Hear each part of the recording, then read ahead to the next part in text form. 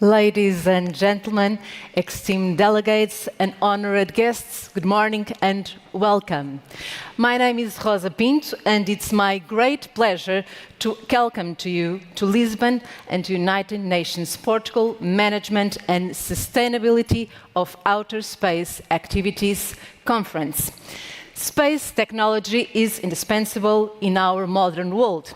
Without satellites, we'd lose global communication, navigation, weather forecasting, and vital services like internet access and healthcare, impacting millions worldwide.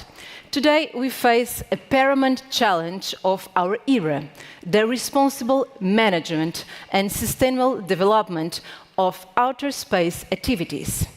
This issue, crucial to our global community, demands our collective attention and action. Before we dip into the conference, we should express our gratitude to the Secretary-General of the United Nations, António Guterres, for his visionary leadership in advancing the global discourse on space.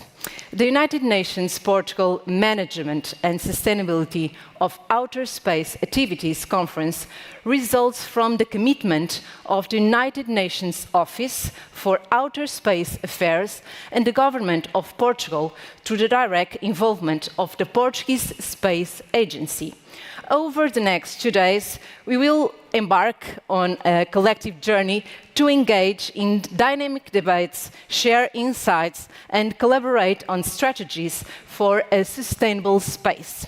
We will explore various topics from orbital debris mitigation to possible ways and means to use space resource. We aim to address current challenges and lay the groundwork for a sustainable and inclusive future in space activities. Let us begin this journey towards a sustainable and prosperous future in outer space. I would like to begin by inviting to stage Arti Olamaini, Director of the United Nations Office for Outer Space Affairs, and Hugo André Costa, Executive Director of the Portuguese Space Agency and the Portuguese representative at the United Nations Committee on the Peaceful Uses of Outer Space. Good morning. Good morning. Thank you very much for your kind introduction. Good morning, everyone in the room. Welcome to Lisbon. And first, I would like to thank you all for the time to travel to Portugal and to participate in this UN Portugal Conference on the Management and Sustainability of Outer Space Affairs. I would like to thank very much to the UNOOSA director for all the work that we have done together, which brought us all here in this room for the next 2 days. What an incredible journey this was. Thank you very much, Arti, to you and all your team. 2021 was the year that all started. Portugal committed to organize a conference to support the discussions of the space track of the Summit of the Future. Almost 3 years later, we sit all here together for this final conference.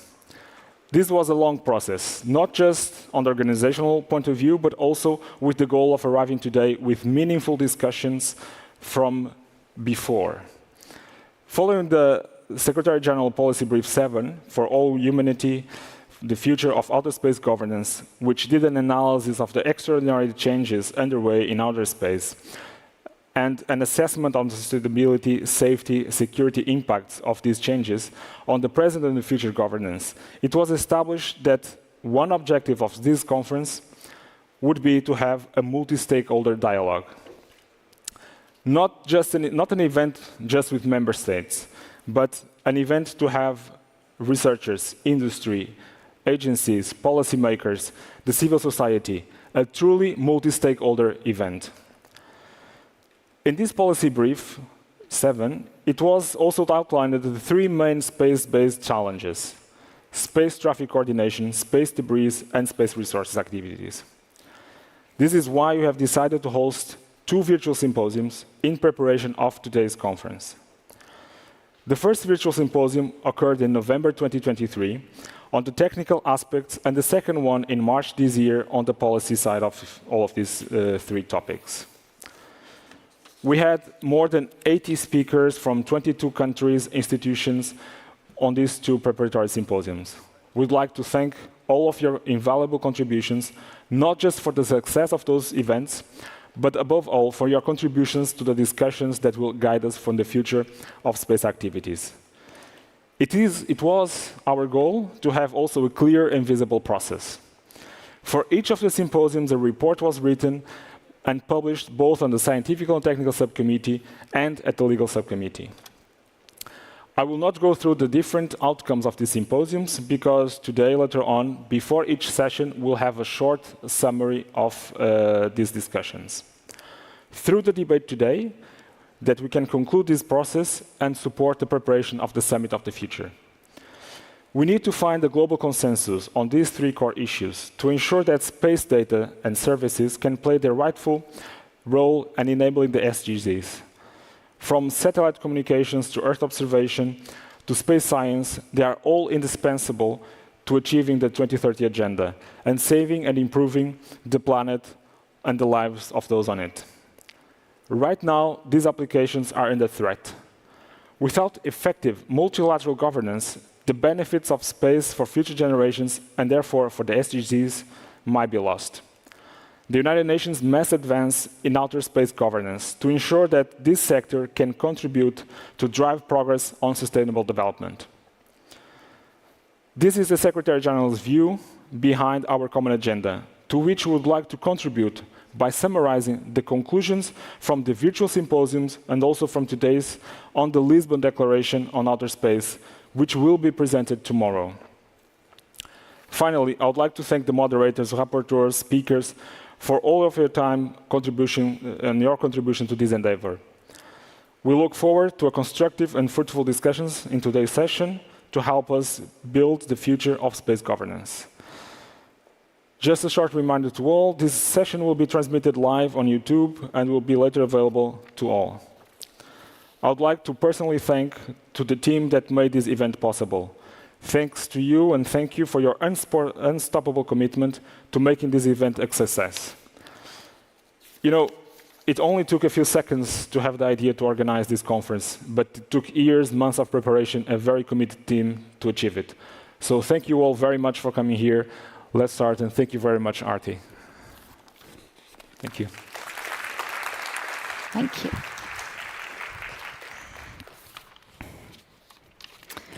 Excellencies, ladies and gentlemen, I'm very, very happy to welcome you here and also to welcome those of you who are joining us online for this United Nations Portugal conference in Lisbon.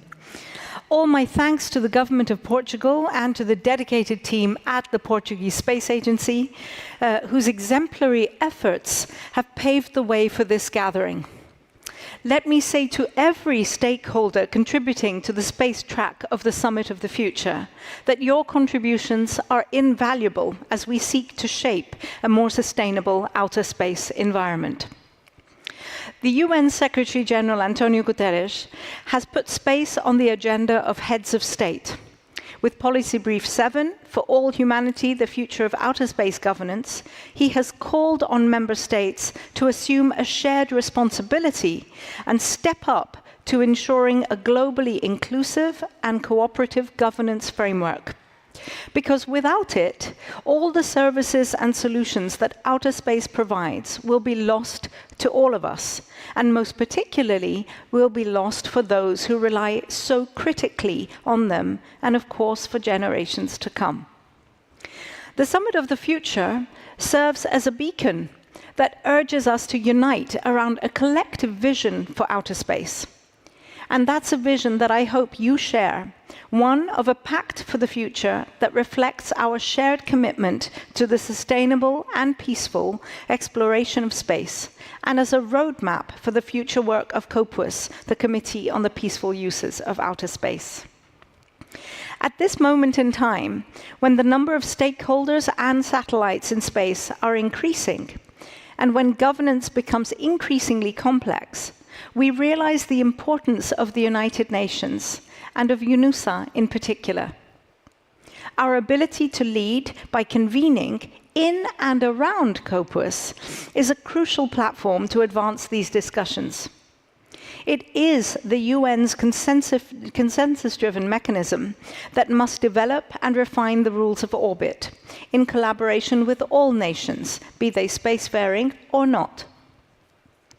And at this particular moment in time, when consensus lies in the balance due to a heightened geopolitical context, the work at this conference is even more important. The multilateral system cannot risk delay or failure. The proliferation of space debris and the sheer volume of satellites and launches all underscore the urgency of our mission here. These challenges require prompt and unified action. Unlike the gradual crisis of climate change, the escalation of orbital debris could far surpass our capacity to mitigate. The UN is uniquely positioned to lead this global endeavor by facilitating cooperation between member states with renewed vigor and with dedicated efforts like those of the Portuguese government, together with their unwavering commitment and contribution to the multi-stakeholder dialogue on space. I'm convinced that we can make comprehensive progress on these critical issues. In Lisbon, almost 20 years ago, European member states convened to renew their commitment to stay together and work collaboratively with a renewed conviction for the benefit of all under the framework of the Lisbon Treaty. Here we are again in this historic city, but now as the United Nations member states. And I hope that we are also here with a renewed global will, a spirit of collaboration, and a true sense of shared responsibility to preserve outer space as a realm of peace, discovery, and shared human heritage. I thank you for coming here. I thank you for bringing your goodwill so that we can progress on this vital journey together. I also extend my deepest thanks to the government of Portugal for their exemplary commitment and support to preparing the Summit of the Future.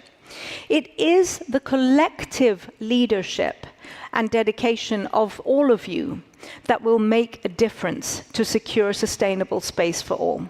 Thank you for being here, and my thanks to Hugo and the team and the Portuguese Space Agency for making this event possible. Thank you.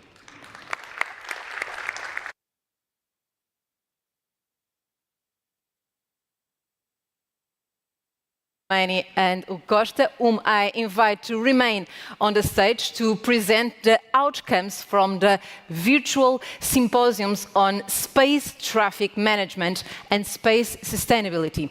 This conference marks the culmination of months of hard work that started over a year ago. We have laid the foundations for today's discussion through two preparatory symposia which featured over 80 speakers from 22 countries and circa 20 international organizations. Hugo André Costa will now present the outcomes from the panels that debated space traffic management and regional approaches to space sustainability, setting the stage for our first panel. Hugo, the stage is yours. Thank you very much. And I promise this is the last time you'll see me today on stage. So once again, thank you very much and good morning to all. I'll be presenting the outcomes of the space traffic management component of the virtual symposiums. As I mentioned before, we held two virtual symposiums, one on the technical aspects and the other one on the policy. During the policy symposium, we also had another one that was on the regional approaches on space sustainability.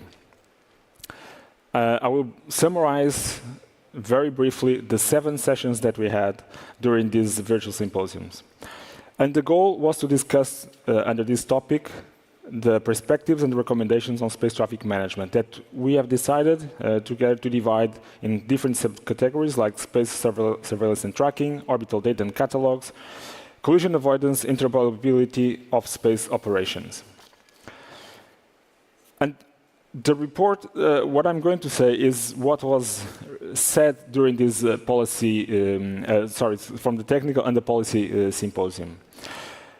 And it took cover of these 4 main issues, and with regards to data, having an abundance of data from different sources and different types creates a major challenge when we need to fuse all of this data and turning this data into valuable information. It was also discussed and highlighted the importance of sharing the data. It was agreed that sharing the result and the methodology is also very important. With regards to conjunction analysis, it is needed to take into account the actions of other satellite operators, but also the interaction between them. It's one major issue. It is difficult to interact directly between different operators, and the methods were not always streamlined, or they are not always streamlined. It was also said and understood that just having maneuverable capability will not solve the growing SSA and STM challenge, and transparency on how to avoid collision and the methodology and how this is calculated is also important. It was stated that the current collision avoidance process, it's not effective, except for certain corridors in LEO where there's more data due to the radar coverage and also due to the drag that is less of an issue.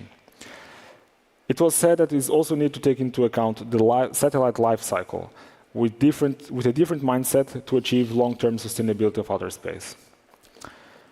The industry expressed that it cannot be waiting for regulation to provide rules of the road, and this should take into account that technology is always faster than regulation. Pressure on operators today keep their mission safe, to keep their mission safe and to preserve the environment around them is already calling for rules of the road. It is needed more coordination around the operators. So if I can summarize in 3 main bullet lines the technical symposium, it was said that from the operator perspective, space sustainability should be seen as an investment and not as an expense. One major overall takeaway is that space traffic management must be global on the regional, and that the regional approaches must come together, and the regulation is needed. So at the technical symposium, one of the main outcomes is about regulation and regulation. From the policy symposium, we also had, as I remember, again, the regional approaches on space sustainability. It was said that COPUS continues to be the right forum to discuss all of these questions at an international level and to reach consensus among states, including on commonly accepted international legal regimes, regardless of some challenges that it may pose. The involvement of the private sector is fundamental, and the challenge is to accomplish and structure this participation at international level. Fast and standardized communication protocols between operators are of fundamental importance, and it could be envisaged that the existence of an authority, public or private, duly mandated for worldwide space safety. It is crucial to situate the broader issues that play together, considering the international cooperation and discussing the space traffic management in the context, for example, of space environment. Again, it is important to reinforce the cooperation between member states and non-states, bring the non-states expertise in the dialogue to support the discussions at UN COPUS regarding STM. The role of observers can be complementary to the whole committee because it brings up new perspectives. While there is a need of some level of international consensus at the core rules about STM, the way that is implemented at national level can be different from country to country. Space traffic management should not be foreseen as a blockade or difficulty for developing nations to gain access to outer space.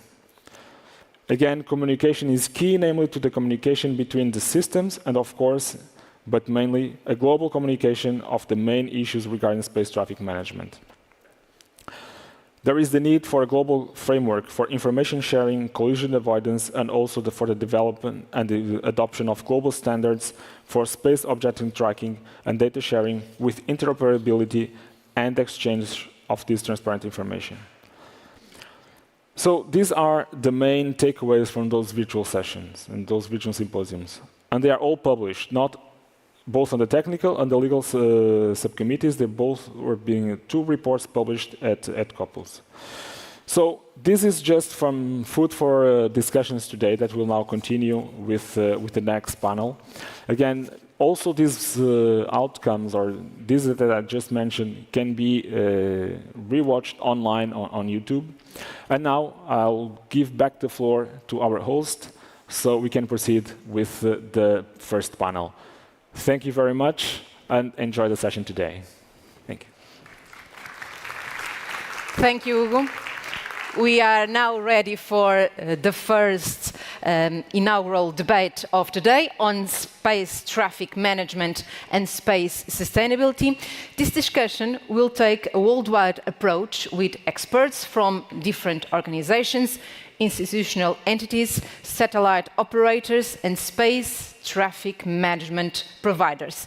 The panel will be moderated by Alexander Suchek, head of the International Law Division at the European Space Agency and the representative of ESA at the Legal Subcommittee of the United Nations Committee on the Peaceful Uses of Outer Space. Alexander Suchek, welcome. Good morning.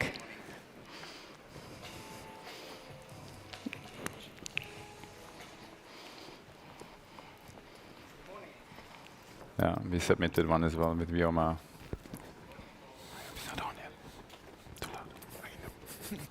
Good. Yes. Do you hear me? Yes, now it works. Good morning to all of you.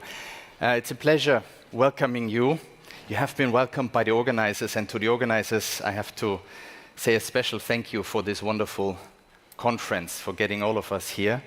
But let me first invite on the stage the speakers of this panel, and afterwards I will introduce to you how we're going to organize this panel and your involvement in that panel.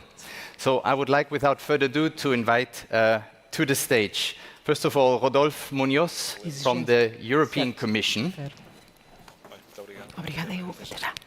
Hello, Rodolphe. Good morning. Then I would like to invite João Bentes de Jesus from Geosat. Good morning.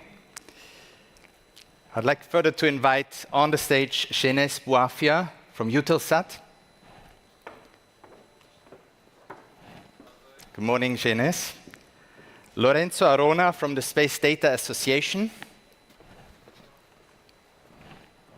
Morning. Morning. And Stefan Frey from Vioma.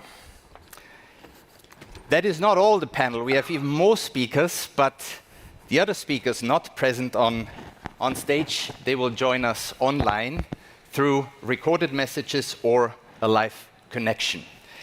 With this, we are ready to start the panel on space traffic management and space sustainability, which leads us right away into one of the core subjects of this conference. And it's really a pleasure to have this panel here, speakers who represent the community, the space community, from institutional to industrial, and who have a lot to say and to share with us this morning. And this is why I also opted not to make a long introduction speech, adding my thoughts, because I'm just the moderator today, and we are eager to hear what our panelists have to tell us. And I would like to introduce the first speaker this morning, who is a speaker not present on stage, we have a recorded video message, but from somebody who is very well known in the community. And it's a pleasure to introduce Richard Del Bello. And I will give you a few biographical notes. And then I would like to invite the organizers to display the video, the greetings that Richard has prepared for this conference. Richard Del Bello is the director of the Office of Space Commerce at NOAA, US Department of Commerce. And in this role, he manages the department's efforts to establish a space traffic coordination system to ensure space-safe operations for commercial and international civil space ventures. In addition, Richard is responsible for regulating US commercial remote sensing industry and for general advocacy across the government for commercial space industry interests. And I shall add, before joining the Department of Commerce, Richard was Virgin Galactic's Vice President of Global Engagement. So with this, I'd like to invite Richard's video introduction, and we look forward to what he has to say to us this morning. Good morning. My name is Richard Del Bello, and I'm the Director of the Office of Space Commerce at the U.S. Department of Commerce. I'm sorry that I couldn't join you in person today for this important conference, but my sincere thanks to Artie Hola, the entire UNOOSA team, and the government of Portugal for allowing me to address you virtually. The Office of Space Commerce is developing a new U.S. civil space situational awareness system, which we call the Traffic Coordination System for Space, or TRACS. But before I tell you about TRACS, let me tell you a little bit about the broader mission of our office. The Office of Space Commerce is a principal advocate for the U.S. commercial space industry within the U.S. federal government. Our mission is to foster the conditions of economic growth and technological advancement in the space industry and to support our industry's competitiveness at home and abroad. With our partners at the Department of State and the International Trade Administration, and in coordination with the White House, we also connect American businesses with their foreign counterparts and lead productive government-to-government dialogues seeking to break down regulatory and policy barriers to commercial space cooperation. In addition to our advocacy role, the Office of Space Commerce is also the home of the Commercial Remote Sensing Regulatory Affairs Division, or CRISRA, as we call it. CRISRA is the federal entity responsible for licensing, regulating, and overseeing U.S. commercial remote sensing systems and activities. CRISRA works diligently to strike a balance between unlocking commercial capabilities and protecting America's international obligations and national security concerns. We coordinate closely with our partners in industry and with our partners around the world to ensure that we fully understand and sensibly regulate this commercial sector. With my remaining time, I'd like to talk about the TRACS program. TRACS is a major effort my office is undertaking to build the next generation civil space situational awareness, or SSA, capability. In 2018, the White House's Space Policy Directive 3 identified the Department of Commerce as the lead agency for civil SSA, transferring that responsibility from the Department of Defense, which has historically provided that service to all space operators. This transfer in responsibility will allow DoD to focus on its critical space domain awareness needs and mission, while DOC can drive spaceflight safety, space sustainability, and international coordination. To that end, my office is standing up the Traffic Coordination System for Space, or TRACS, which will be a modern information system providing basic SSA services to civil and commercial operators free of charge. TRACS is being developed with the needs of the global spacecraft operator in mind. As the number of objects in space continues to grow rapidly, TRACS will provide basic space safety services to spacecraft operators around the world. TRACS will also leverage the global commercial SSA sector. The system has multiple inputs and on-ramps for commercial data, services, software, and innovation. The commercial SSA sector will contribute to TRACS while building more advanced services for the commercial marketplace. Ultimately, this will be a net benefit for all communities. By fostering the global SSA industry, TRACS will create the conditions for a robust, innovative, and competitive commercial SSA sector. We're making steady progress on tracks. Last month, we announced the first in a series of what we're calling Pathfinder programs. The first Pathfinder, known as the Consolidated Pathfinder, is a limited-term effort that focuses on SSA for the low Earth orbit regime. The Consolidated Pathfinder will use commercial radar, commercial optical data, and commercial analytical software to assess industry capabilities to maintain a space catalog for a subset of LEO objects and to provide follow-up tracking data on close approaches among those objects. We're also working to provide public updates regarding TRAC's development on a regular basis, and we're holding listening sessions that provide others, including our international partners, to provide open, back-and-forth input and feedback on issues related to TRAC's development. Most recently, we had a listening session on SSA data standards and accepted written comments as well. I would encourage all interested parties to check out our website, where we strive to ensure advance notice of all of our public activities and where we provide a video archive of past engagements. Of course, to be effective, the SSA mission is bigger than just the United States. Much like other activities of a cross-border nature, the future of SSA will be executed through international partnerships, collaboration, and mutually recognized standards and best practices. My office has released its Future SSA Global Vision. A copy of this vision document can be found on the TRAC's website. We imagine a coordinated system of international SSA providers with national or regional hubs providing SSA information and services to global spacecraft operators. These centers would be supported by a robust network of international and commercial partnerships. We believe that as markets evolve, government services will be augmented by a robust global commercial SSA sector that will provide additional value-added services. There is, of course, much work to be done. As a starting point, we're focusing on SSA data standards, transparency, and best practices for SSA data and information sharing.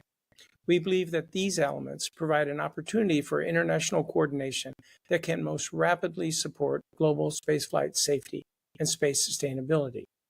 We're engaging with the Consultative Committee on Space Data Standards, or CCSDS, an inclusive international body on the development of these SSA standards.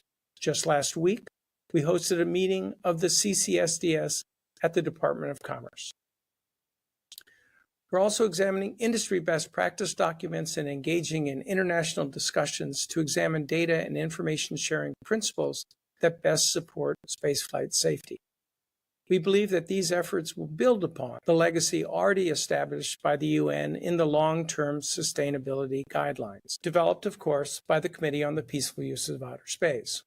We're working to share information with other international actors through publication and through participation in major events to reach a wide range of international actors. We're also engaging directly with UN COPIOs and in other multinational fora.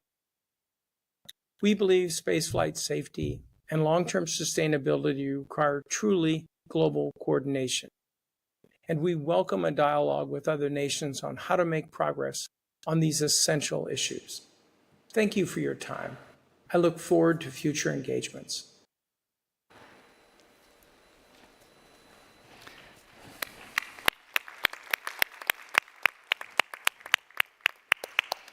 Thank you very much to Richard Del Bello, even if he can't hear us right now, but I think this was a wonderful first presentation, opening the scene, letting us see what efforts are on the way currently in the United States. Before moving on with the second speaker of our panel this morning, let me just add two remarks from my side. One is a thank you. I mentioned it in the very beginning, but I would like to repeat it to the organizers here, and that is the United Nations Office for Outer Space Affairs, represented by Director Ati Holameni today, and the government of Portugal and the Portuguese Space Agency. It's a special venue, and it's a special opportunity, and let's use this opportunity this morning also to listen, to ask questions, and to engage in a dialogue. Second, an organizational remark and hint how we are going to organize this panel. You have seen we have several speakers. We have a coffee break. What we plan is to listen to the first 3 speakers and then have a first round of discussion and dialogue before we go into a short break, and then listen to the other 4 speakers, and then end also with a common discussion, questions from the audience, and perhaps also from the podium, from one speaker to another speaker. That is also allowed. But without further ado, I would like now to move on to our second speaker, and the first one who is present on stage here in person, and that is my dear colleague Rodolphe Munoz from the European Commission. Rodolphe is a lawyer by training, and he has worked for several international organizations, such as the WHO, the OSCE, and EFTA. And he's also teaching at various universities, for example, Sciences Po or the Collège d'Europe in Bruges. For 8 years, he has been at the European Commission in the Directorate General DEFIS, responsible for secure connectivity and space surveillance, and they're in particular responsible for implementing the space situational awareness as a component of the space regulation. And that comprises, as many of you know, space surveillance and tracking, space weather, and near-Earth objects. In addition, Rodolphe oversaw the drafting of the 2022 SDM communication, and he is now following its implementation, and that also includes the development of the EU space law. Rodolphe, thank you that you are here with us today, and the floor is yours. Thank you very much for this introduction. I would like to thank as well, of course, the United Nations for organizing this. I think it's very, very important. And I would like to thank, of course, the Portuguese government for hosting it and organizing this. Indeed, like it has been presented, this is really the result of several meetings that had happened before. So we had a lot of exchanges there. Just one word, I think everybody here agree that there is a need to act regarding what we are facing, but we need to, as well to underline what is coming. I mean, when you look to the states who have registered at the ITU more than 1.7 million non-geostationary satellites, it gives you a taste of what is coming. Of course, not all of them will materialize, but even if 10% will materialize, it will be already huge. So this is very important. What I would like to tell you is what we do at the EU level very quickly. If you are interested, you can have a look to the communication. But more what we would like to advocate at the international level. So at the EU level, of course, first at the UN level, all member states have the competence to act on their own, and this is very important.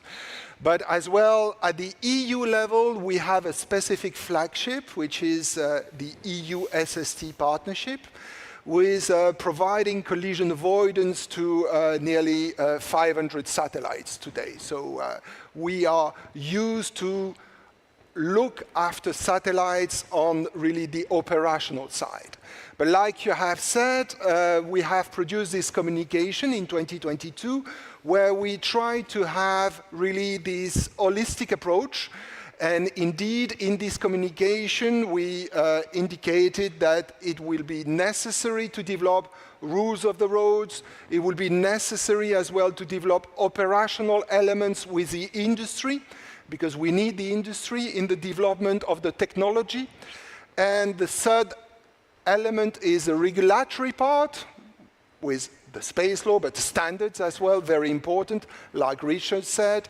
And finally, the fourth leg is the international part. And this is very important. Because whatever we will develop regarding space, I mean, space has no border. Therefore, whatever we will develop, if we don't engage with everybody, it will have no real effect, first. Second, when you engage with the other, you learn from the other. And this is very important for us. Then the question is where to act. You have today a lot of discussions in many fora regarding what to do for space sustainability, space traffic management.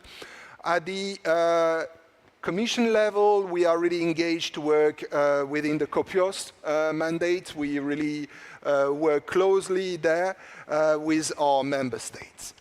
But while waiting that something materialize at the COPIOS level, and with, of course, the help of the very good team of UNOOSA, there, I think what we have in mind is what we can do now and what we can do in order to prepare for tomorrow. So what we can do now for us is, practically speaking, we consider that for some states it might be difficult indeed to have access to collision avoidance. It's why we have opened this flagship program, the EU SST system, to non-EU countries.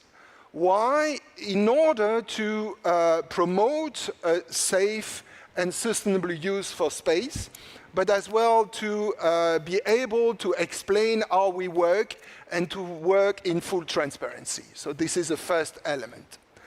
The second element is really the fourth leg of the communication, is the international part. On the international part, we consider that, and we advocate for the development of what we call regional system, but you can call it whatever you want. The idea is when you have SST systems, it would be nice to have a cooperation between these systems. Indeed, we should start even small, like in case of what we call at the EU level high interest event. We should develop some specific contact details in order to be able to exchange data in case of close approach. So we should start by aiming to have exchanges between these SST systems. But this has to be done as well with a member state who don't have SST systems. We have to be transparent, we have to involve them, and we have to make sure that what we do is understood and is, let's say, seen as a way to make sure that we have a safe and sustainable approach. Finally, for tomorrow, what we need to do and what we are committing to do with the help of UNOOSA is really training and capacity building. We are willing to share our knowledge with our member state leading on the EU SST partnership, explaining what we are doing exactly to the state who don't have an SST system in order to be able to, let's say, ensure that everybody is on board. And there I would like to conclude to say that once again, thank you for organizing this event. I think it's a major issue for the future, and I hope we will have good exchanges. Thank you very much.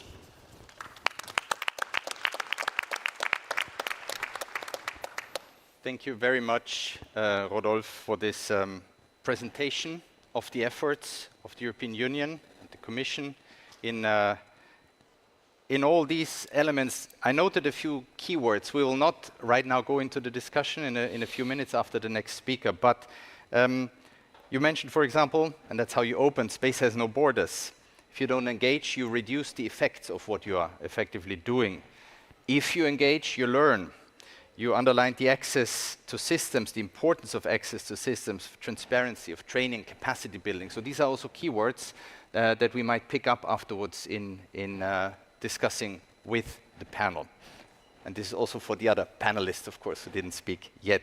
But now I would like to move to a different region, also physically now. We go online, and we hope to connect with Sang-Woo Shin from Korea. And yeah, that looks good. Good afternoon.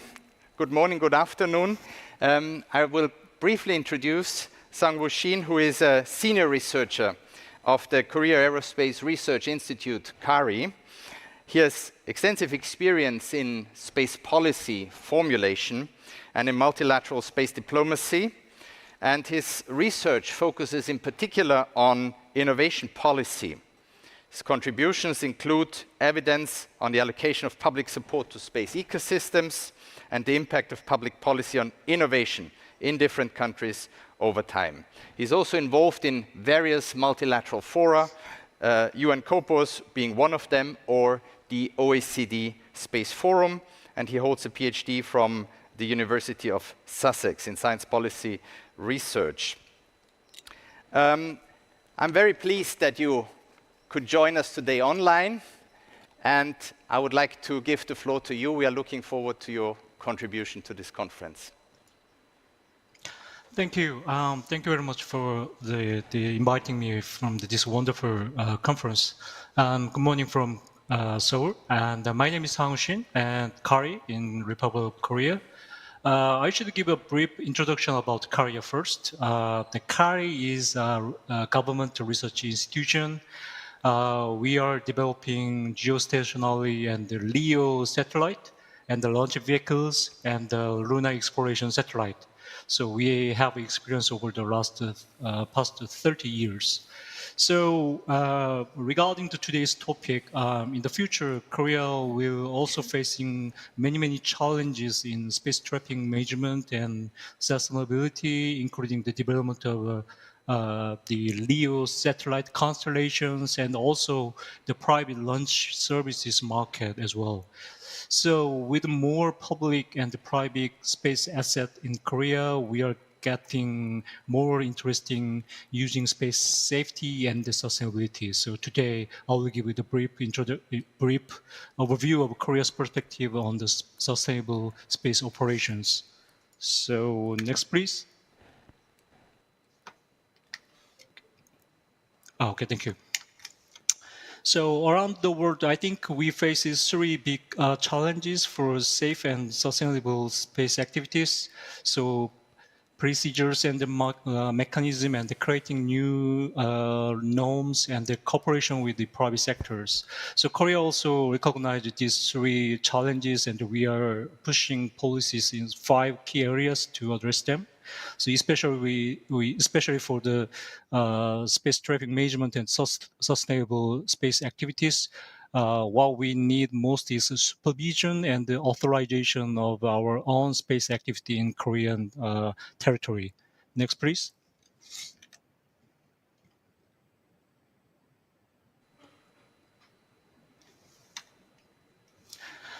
So I think there has been many recent development in Korea, but related to these issues, I'd like to share a few things.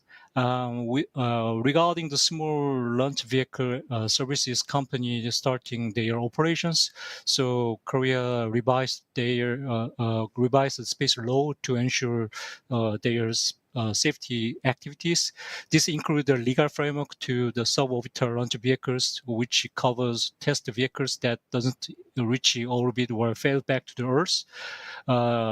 So ensuring that they are safely managed by the government. So we are also set up to renew long-term plans to establish the policy formulations for safe space activities, including space weather and the space dangers.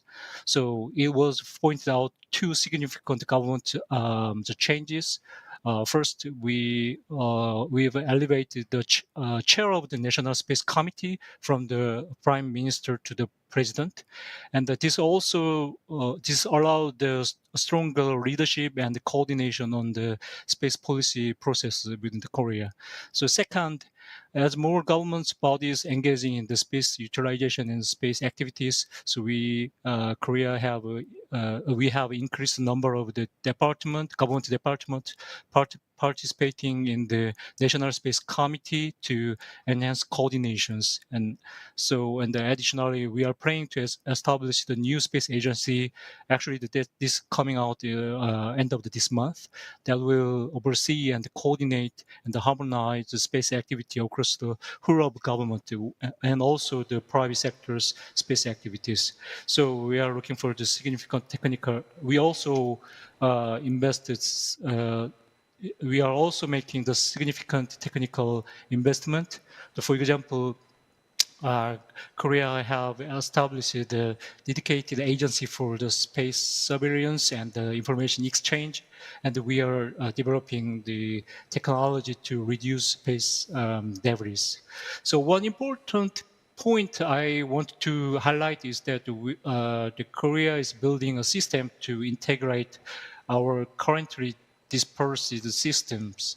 So every the players within the civil side and the defense side, or the the commercial side, they want to build the surveillance or safety systems, but the new agency and the government are looking for the more harmonized system within the Korean territory. So this integration will serve as a foundation of future space traffic management policy in Korea. Next, please. So this diagram represents the concept of the new space agency named CASA. It is scheduled to officially launch at the end of May this month. So I'd like to say the KARI, Korea Aerospace Research Institute, and CASA, Korea Astronomy and Space Science Institute, will continue their R&D under the umbrella of this new space agency.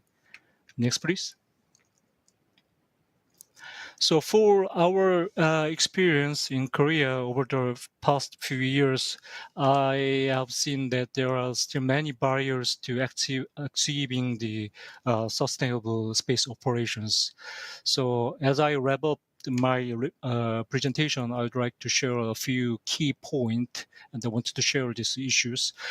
First, reaching a consensus among stakeholders on what space sustainability means has taken a lot of time during the last conversation in Korea.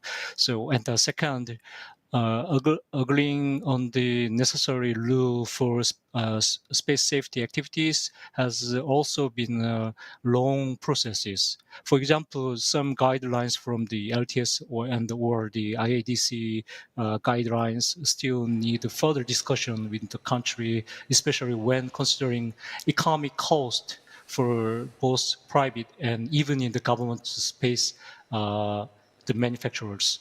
So, and also lastly, it is crucial to have enough and fruitful discussion and the consensus or the dialogue between the government side and the private side, also the defense side. And these are all necessary steps toward effective space traffic management in the future, I think. So I think this is my conclusion. Korea's new space agency is expected to strengthen collaboration within the international community in this area to harmonize sustainability and the commercial space activity as well. So thank you very much for your attention, and I'm looking forward to our discussion in the future. Thank you.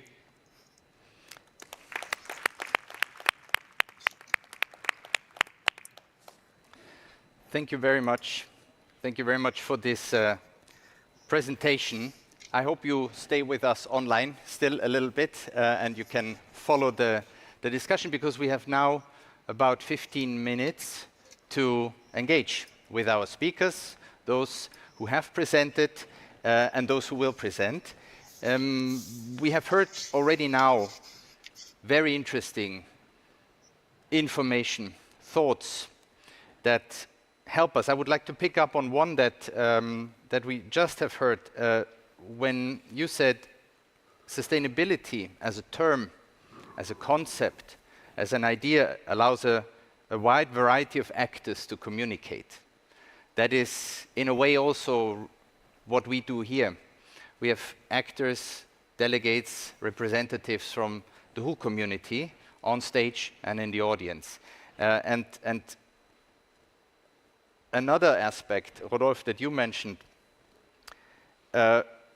institutional and industry, the role of the public, the role of the private, the need for them to work together, to engage. But equally, I think all of you mentioned the technical and the regulatory side of things. that have to work together. And this is maybe something I would like to explore in the beginning before passing the floor to the audience. How do you see, the two of you who are now with us on stage, this interplay between the institutional side and the private side? The role of regulator, governments, the role of industry, how they effectively find together in order to advance in the same direction. If you could just add maybe a few thoughts, maybe if we start with you, Rodolphe, and then we pass on the floor. Well, here first, when a regulator decides to regulate, it's not just for the pleasure to regulate, is to ensure that, in that case here, that tomorrow or even today, we will have access to space. So this is very important. We don't do that just for the sake of having a new law, but we consider on our side that sustainability, if we want to promote it, you need to indeed go as well at the regulatory level or the standardization level, of course, or end, it should be. First. Second, all the issues that you face with sustainability, you will need the industry to develop the new technologies to face all these problems, like shielding for satellites, like removing some space debris, like deorbiting, like etc., etc. So I think it's really a partnership in a way that we work for the development of the future of space, and the future of space is in the hands of the industry. And on the other side as well, in order to implement all what we have in mind, if you think about in-orbit space servicing, for example, you need as well the development of technology, and this is done by the industry. Thank you very much. Sang-Woo, what would you add to these thoughts from your perspective, your personal, your institutional, the Korean perspective? This dialogue among actors, how does that work? How can it be improved? What's the experience that you can share with us? I think we need, from my experience, we need more conversation and fruitful conversation with the private side, between private and the government and the regulatory side. Because during my experience in the last 5 years, when the UN COFUS adopted the LTS guideline, and each country, including Korea, trying to implement this LTS guideline, and I introduced the space company in Korea and even my government about this LTS guideline, the 21 guidelines. So this is very important for the international level. But many of the stakeholders, even the regular policymakers, are not enjoying this importance about the guidelines. So this is one of the this is the first point of what we have to conversation with the private sector. So why this space sustainability is important for your businesses. So this is very first stage, I think. And yes, thank you. Thank you very much. And with this, I'd like to open the floor to questions from the audience. I did the icebreaker question for you. Now the turn is yours. If you would like to ask a question, add a comment, an observation from your perspective. I see a hand raised in the back. I think there are portable microphones that the colleagues will bring, if I understood correctly, because the table mics do not operate today. So if somebody could bring a microphone to the gentleman in the back for a first question. Yeah, almost there.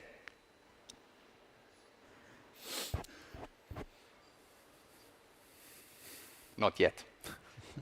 Otherwise we can try without, but that will be a challenge. And I can repeat if I hear it from the stage. Here we go. So please introduce yourself briefly and then...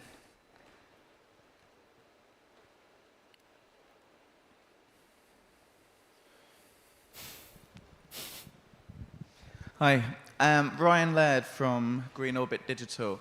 So I guess the comment and question really is, what lessons can we learn from the likes of the Copernicus program? So there you have EUMETSAT do a lot of the training. You have various kind of what we call DAS, the data access, with like the likes of Sentinel Hub. And the capacity building, so all of the public-private partnerships, there's the services, and then the various companies that are providing those services. So I guess it's like really what lessons can we learn from existing models out there to use for here. So.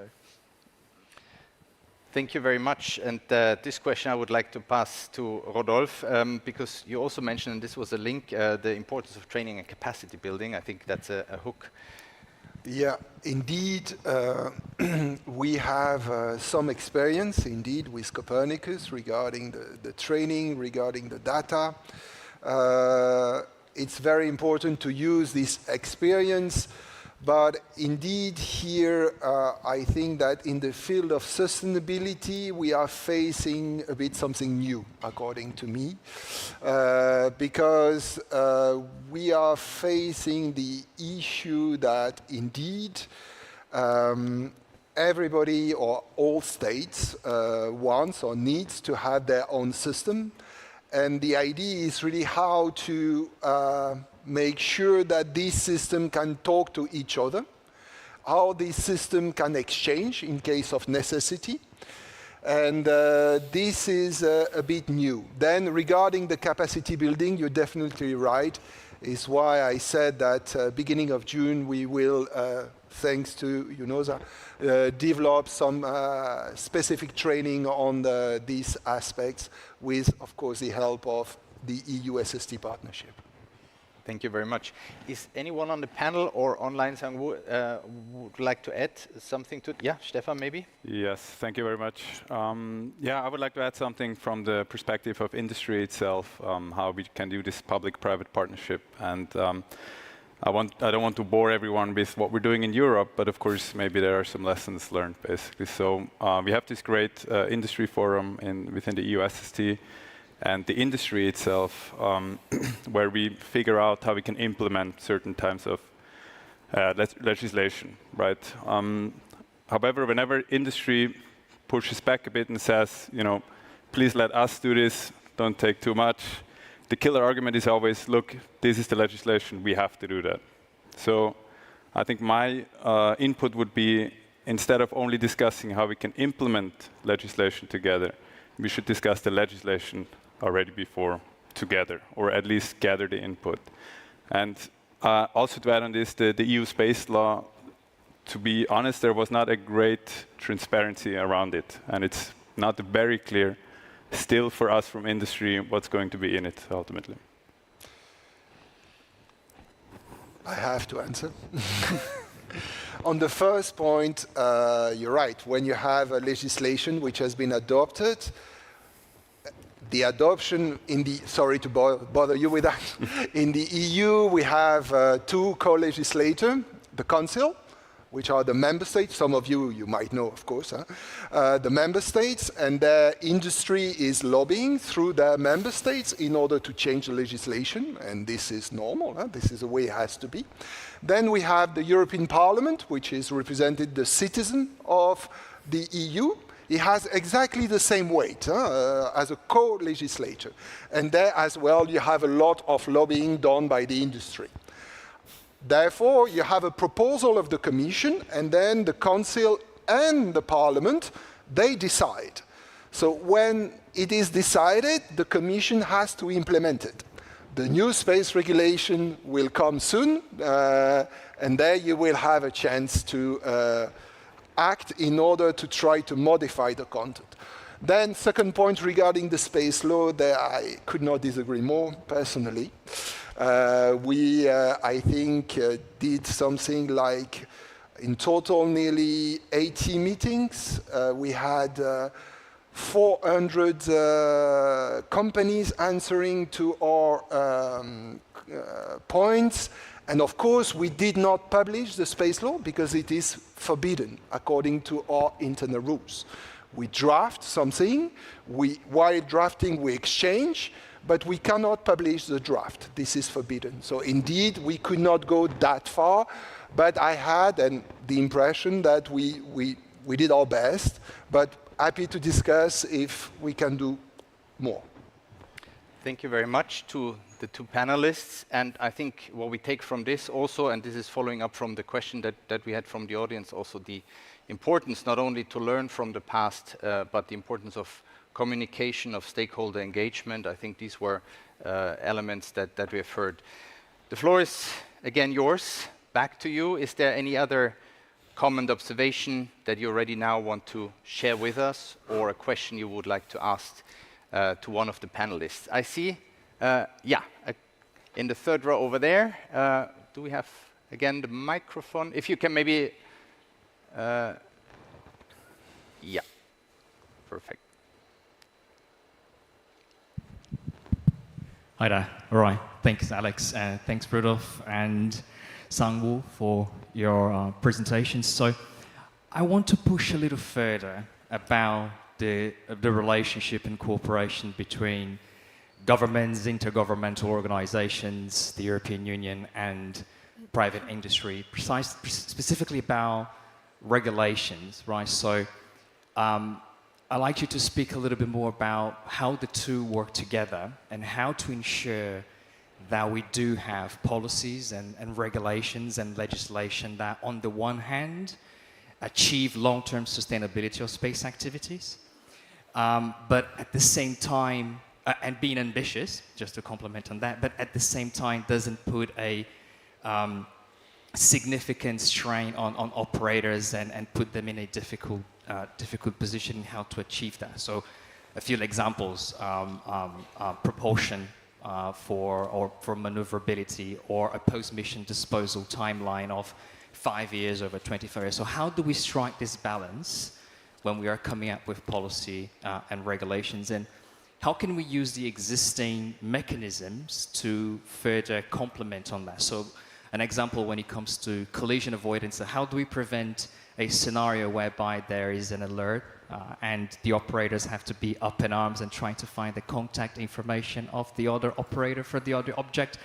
Can't we use the existing mechanisms? Can't we look at the long-term sustainabilities and registration, for instance, of space objects? And how do we complement the existing mechanisms, and how do we ensure that the regulation is not insufficient, but we don't cross the line and over-regulate and put the operators at a difficult spot without the necessary incentives, of course. So if you want to over-regulate and you implement the necessary incentives for that, then I don't see a problem with that. But I'd like to explore that a little bit more, and maybe use the opportunity that we do have some representatives of industry sitting up that, maybe hearing their perspective as well. Thank you.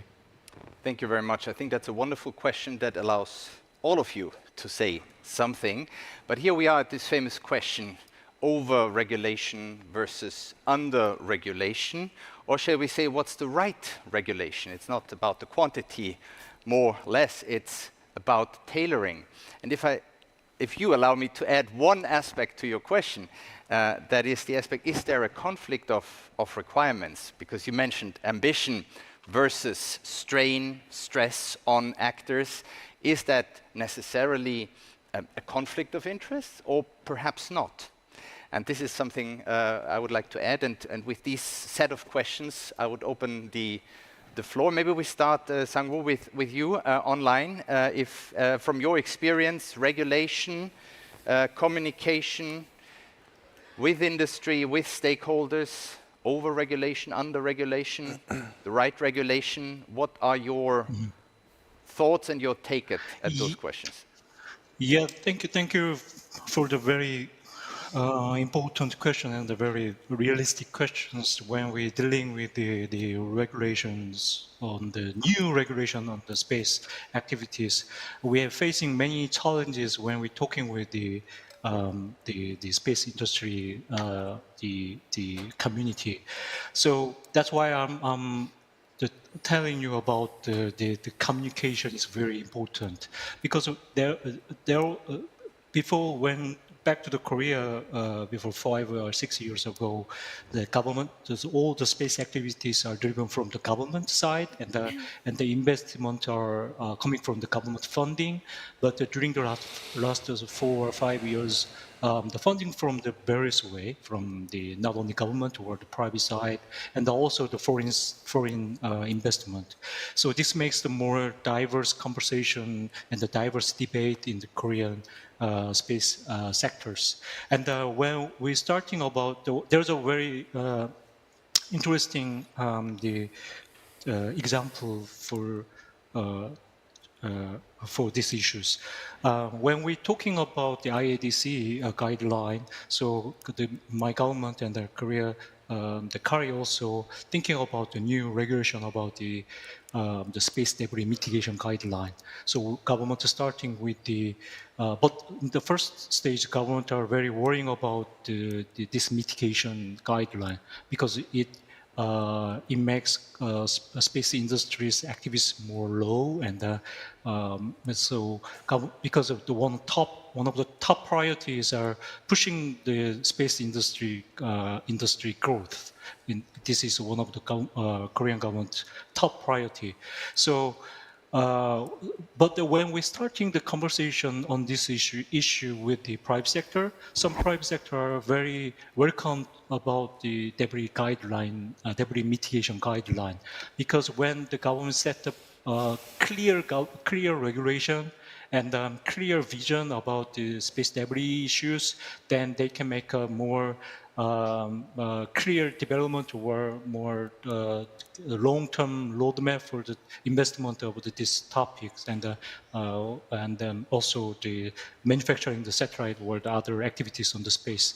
So we learned that during the last 4 or 5 years, this is really important. The communication is very important, and also when the regulation is sometimes important for their businesses. So LTS guideline is also similar. So I try to push my government to the regulation is not only to regulate the activity of space, also the promote of the safety use of the outer space for the aerospace industry. So this is one of the key experience from the Korean side. Thank you very much. So regulation is also an opportunity, we can summarize. And this is maybe a summary that I would like to pass on to you. We don't have much time before we go into the break, but I would, if you are ready to give a short contribution, each one of you, about 30 to 60 seconds, just your take at the question that we have been asked. What's the right balance, and what is your requirements from your perspective? Maybe shall we start with, I don't know, Shenes or Joao? Yeah, sure. Yeah. I mean, Vinny's question is not only extremely relevant, especially in this context, but it is something industry has been feeling for a long time. So I'm happy to touch upon it, and then we can take it to the next session. Maybe one thing about the bottom-up approach, because this is what we are actually talking about. It's often overlooked, but it's also extremely precious in the context of developing regulation. Bottom-up approach is probably the best way to come up with regulation that is clear, sound, and enforceable. A regulation that is actually pragmatic and that will ensure a safe and sustainable outer space environment. Oftentimes, regulations tend to overlook industry I would say, requirements. And that leads often to non-realistic provisions that may then also induce costs. Because one thing about regulatory constraints is that regulatory constraints do have a cost for operators. And this is something that should be taken on board in the reflection in the context of drafting or coming up with policies and regulation. And I will maybe finish by saying that outer space is a multi-stakeholder environment. And in that sense, the conversation should entail all stakeholders, including industry. Thank you very much. João or Lorenzo, you would like to add something? Yeah, so thank you. My personal view, this is a very complicated subject, and on actually drafting laws and drafting regulations, of course, a bottom-up approach is obviously the best one, but it's not an easy process whatsoever.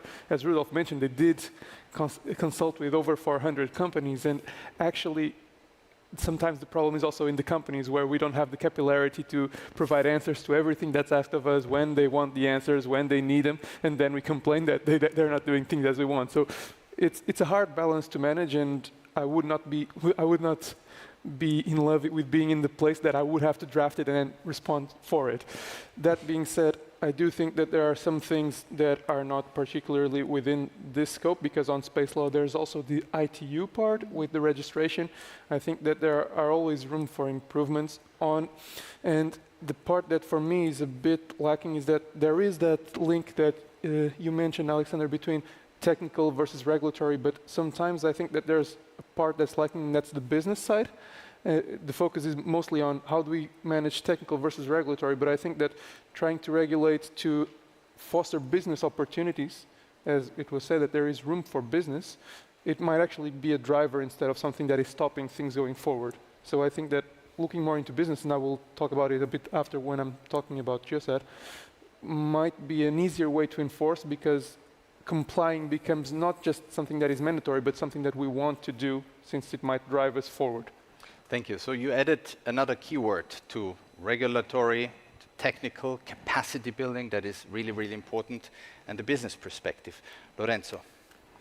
Yeah, I would like to go back indeed to the question, how do we avoid over-regulation or under-regulation? I think there's an aspect of timeline there.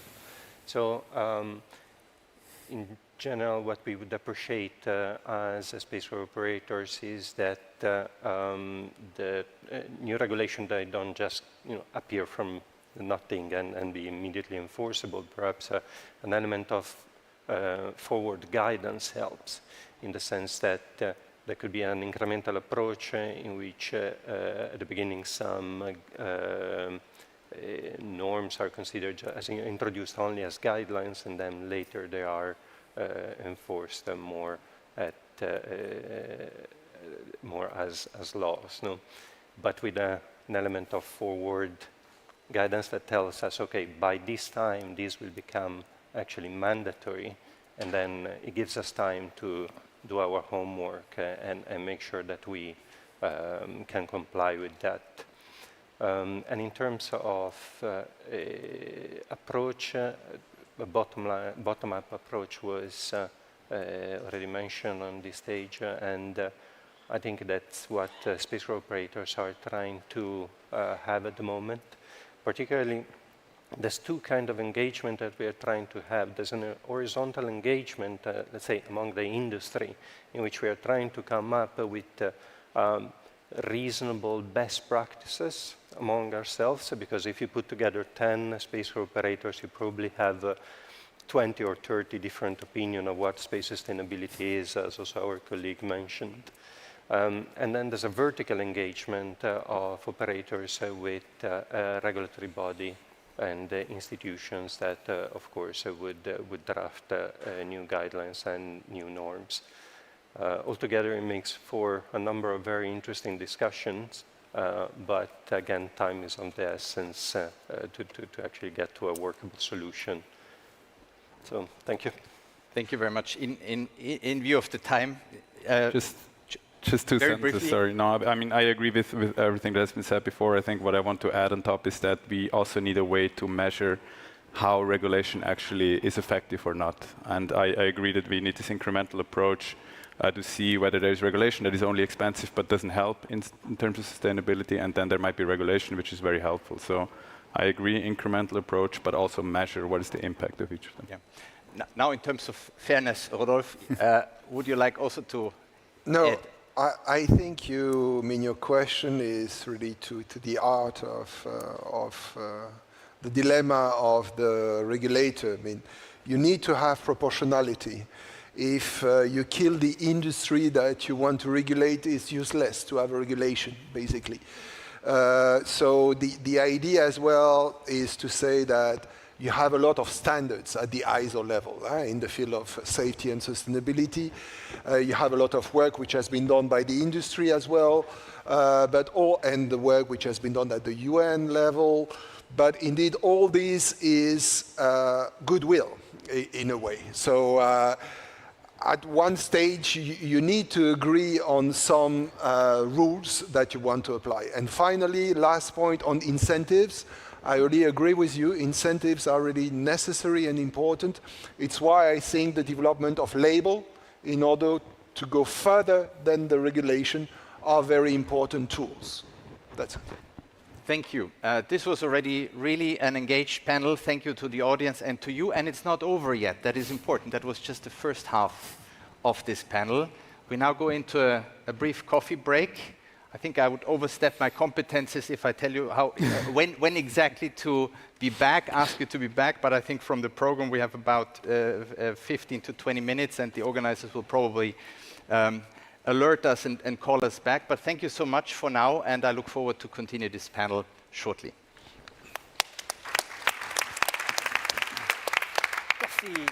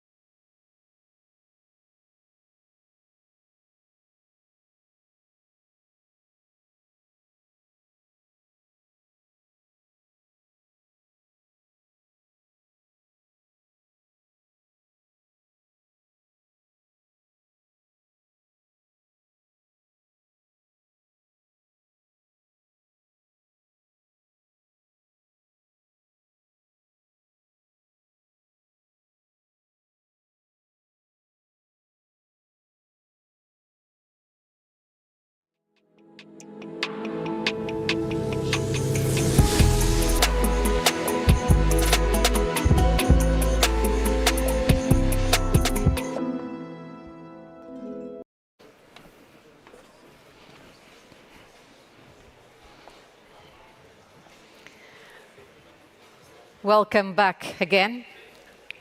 Let's continue with the debate, moderated by Alexander Suchek.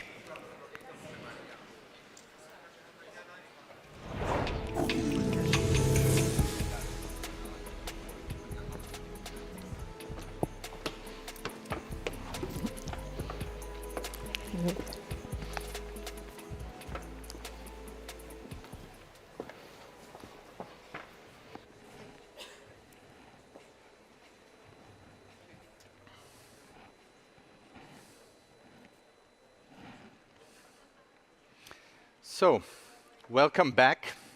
We give it a few seconds for you to take your seats, and then I'm happy to start the second part of our panel.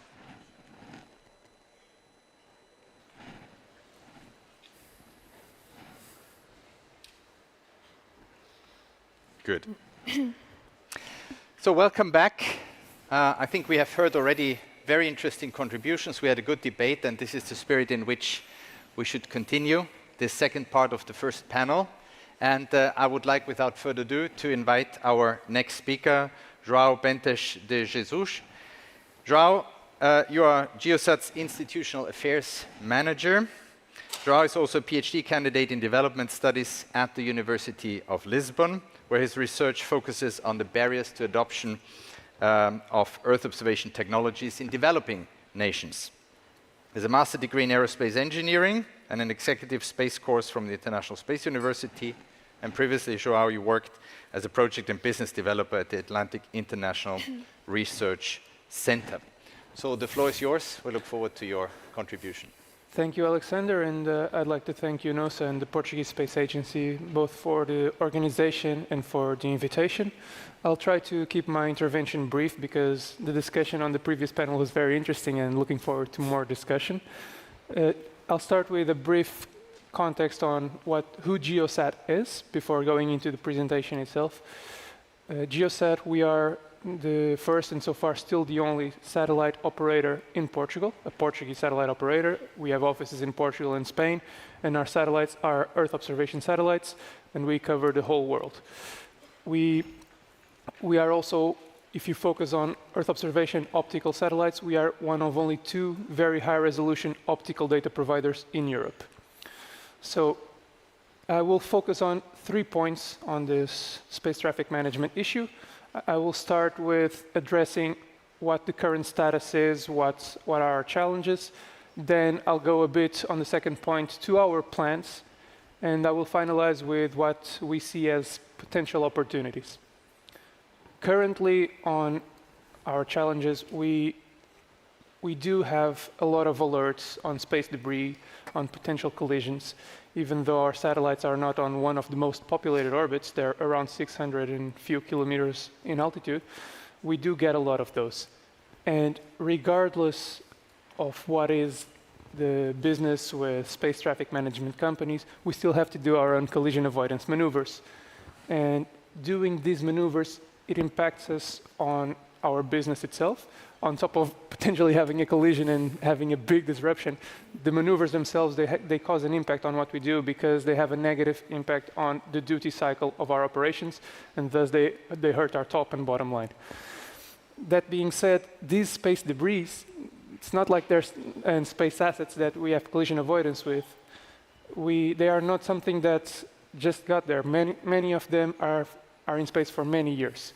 And that brings me to my second point, which is our plans, what we are trying to do. Even though we're a small to medium-sized company, we're not one of the biggest operators out there. I bet many of you hadn't heard of Geosat before. We are trying to be a responsible satellite operator. With this, I mean that we are designing our next satellites, our new satellites, to have rapid deorbiting mechanisms on them, that capability. And this is something that we see as fundamental to preserve access to space and, well, space sustainability in general.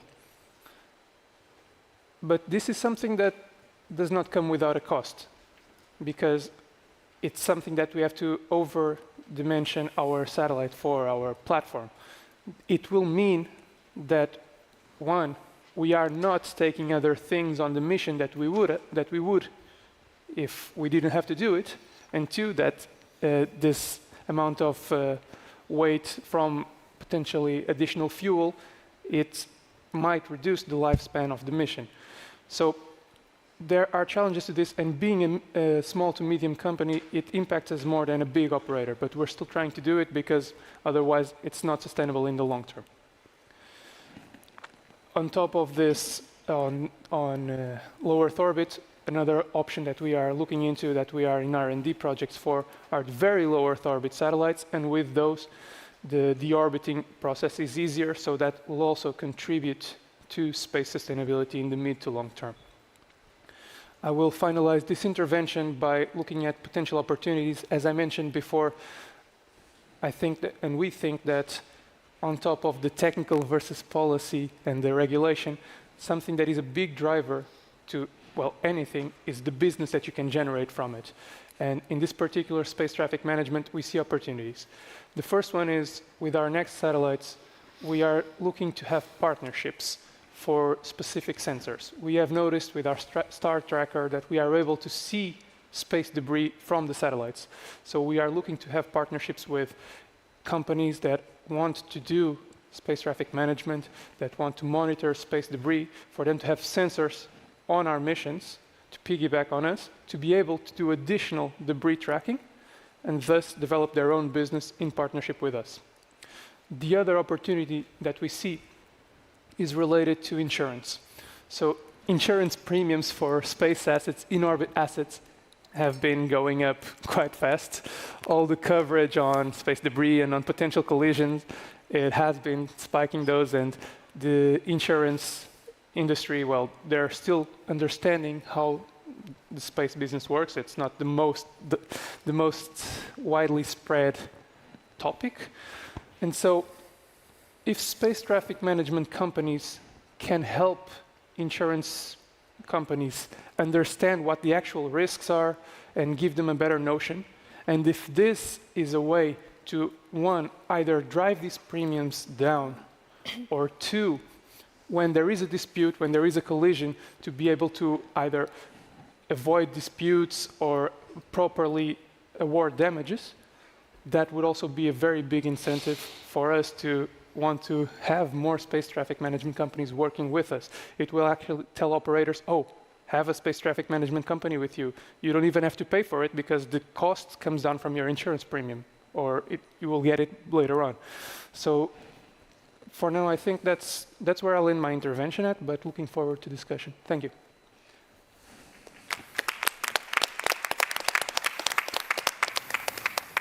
João, thank you very much. The perspective of an SME, but if I should summarize your intervention in 3 words, it's sustainability as an opportunity. Yeah. And that's a very interesting addition to what we have discussed before. From João, we move on to Shenes. Shenes Buafia is the Manager for Regulatory Affairs, Space and Telecommunications at the Eutelsat Group. In addition to her responsibilities for telecom regulation in the context of the company's activities, Shenes is also in charge of matters related to space law and to space policy, in particular compliance with the French space law. And Shenes also leads the Eutelsat Group's reflection on political and legal developments to address the new developments we have been discussing so far here on the panel, including space traffic management, constellations, in-orbit services. I shall also add, Shenes previously worked in a law firm and at the European Space Agency's legal department, where she was the Executive Secretary of the European Centre for Space Law. We've been working together in that capacity, so we're very happy to welcome you on stage. Thank you so much, Alex. And of course, allow me to thank the Portuguese Space Agency and the United Nations Office for Outer Space Affairs for extending this kind invitation. It's an absolute pleasure to be here, and I really, really look forward to the fruitful discussions we'll have over the 2 days discussing the important topic of space sustainability. Before we start, I will perhaps briefly introduce Eutelsat Group, so the company I represent. because most of you may know Eutelsat, others may know OneWeb, but perhaps you are not up to speed on the recent news, which is that the two companies, Eutelsat being a geostationary satellite operator, a pioneer in the field for over 45 years, recently combined with the OneWeb UK-based constellation to actually combine the two forces with today a combined fleet of 36 geosatellites, as well as 634 satellites operating in the LEO orbit. So that makes Eutelsat Group the first GEO-LEO satellite operator in the world, but also the largest fleet of satellites in Europe. Our goal, briefly to touch upon also because we are in the UN context, and I know this is part of the SDGs goals as well, that our goal is to connect the unconnected by providing broadband and broadcast services across the globe. That being said, space sustainability has been part of Eutelsat DNA since the beginning, and we did understand very early on the concrete impact it may have on our business. So much of what we do actually on Earth depends on the infrastructures in space. And so protecting the space environment is crucial for Eutelsat Group to ensure the safety and sustainability of our activities. Eutelsat Group also sets very high standards for its activities, both as part of a long-standing, successful and effective practice as a responsible space operator, but also as an operator subject to one of the most stringent legal frameworks applicable, which is the French space law, the French Space Operation Act. And so this framework being one of the most comprehensive, back then Eutelsat had already put in place all the internal policies and plans to be up to speed with the law when the law came into force in 2008. By the way, the law is currently under revision, and the final version of the revision should be coming up in the coming months, hopefully. But space sustainability is also an integral part of Eutelsat corporate social responsibility policy, as it constitutes one of the 4 main pillars of our company's internal policy. And so space sustainability is definitely an element that also guided us in our decision to acquire the first generation of the OneWeb constellation. Just like Eutelsat, OneWeb already been leading a responsible space approach and is committed to drive sustainability within the space industry, avoiding harming the LEO environment while developing this new frontier of connectivity. The constellation is subject to the UK national space law and follows a leave no trace approach that was integrated already in the design of the first generation of the constellation, aiming for high reliability. For Eutelsat, STM is a key enabler to ensuring a safe and sustainable space environment, and our approach of STM is a very practical one. Our operational experience hopefully gives us some insights that I would like to share with you today. I mentioned earlier the French space law and the UK space law, to which Eutelsat as a group is subject to. But the reality is that the regulatory landscape is highly fragmented. While most countries have actually not yet enacted this national space legislation, other countries have a national space law which simply does not set adequate conditions related to space flight safety. Perhaps due to a lack of monitoring capabilities and regulation enforcement means, those laws merely address debris mitigation plan and remediation plans. The low level of development and effective implementation of regulation, specifically targeting space flight safety, highlights the importance of the discussion we're having today. Likewise, the lack of agreed-upon definition of space traffic management in my personal opinion, hinders the establishment of international framework and mechanisms on the subject. Another key component of space traffic management is space traffic coordination. Just like for regulation, the current state of the industry practice is a fragmented patchwork of frameworks and best practices taken by various entities. While several operators have voluntarily formed consortiums for data sharing and to safeguard their space assets, a standardized, universally recognized mechanism for operational and timely exchanges of information is yet to be established. From a satellite operator perspective, this creates some gaps and some challenges. At Eutelsat Group, we do have 24/7 contact information in our conjunction data messages, as well as 24/7 email and phone lines publicly available on our website. Our constellation system flags a close approach with any other operational or active secondary. And typically, we will take over maneuver responsibility because we do consider that we are very nimble in our operations. But this is proactively coordinated with the other operator, and the mitigation maneuver are shared well in advance so that the other party can actually verify that they are satisfied. But here, proactive communication is key to ensure that all actions are undertaken safely. But you also see that conducting collision avoidance maneuvers actually relies mainly on inter-operator exchanges in the spirit of cooperation and goodwill. Is that sufficient?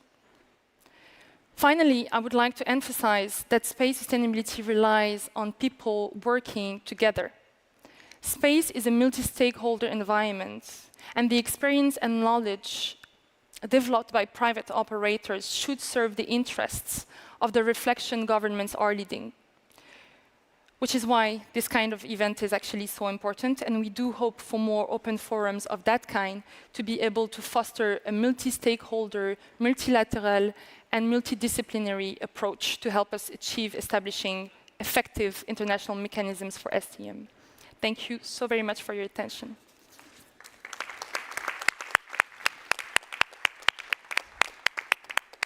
Jeunesse, thank you very much for this intervention. You highlighted both practical aspects, a practical approach, but also very fundamental considerations. I don't even want to call them theoretical, but you spoke about the fragmentation of the regulatory landscape, the need, the essential need for coordination, information exchange, working together. So thank you for this contribution, and we will take that up then during the discussion.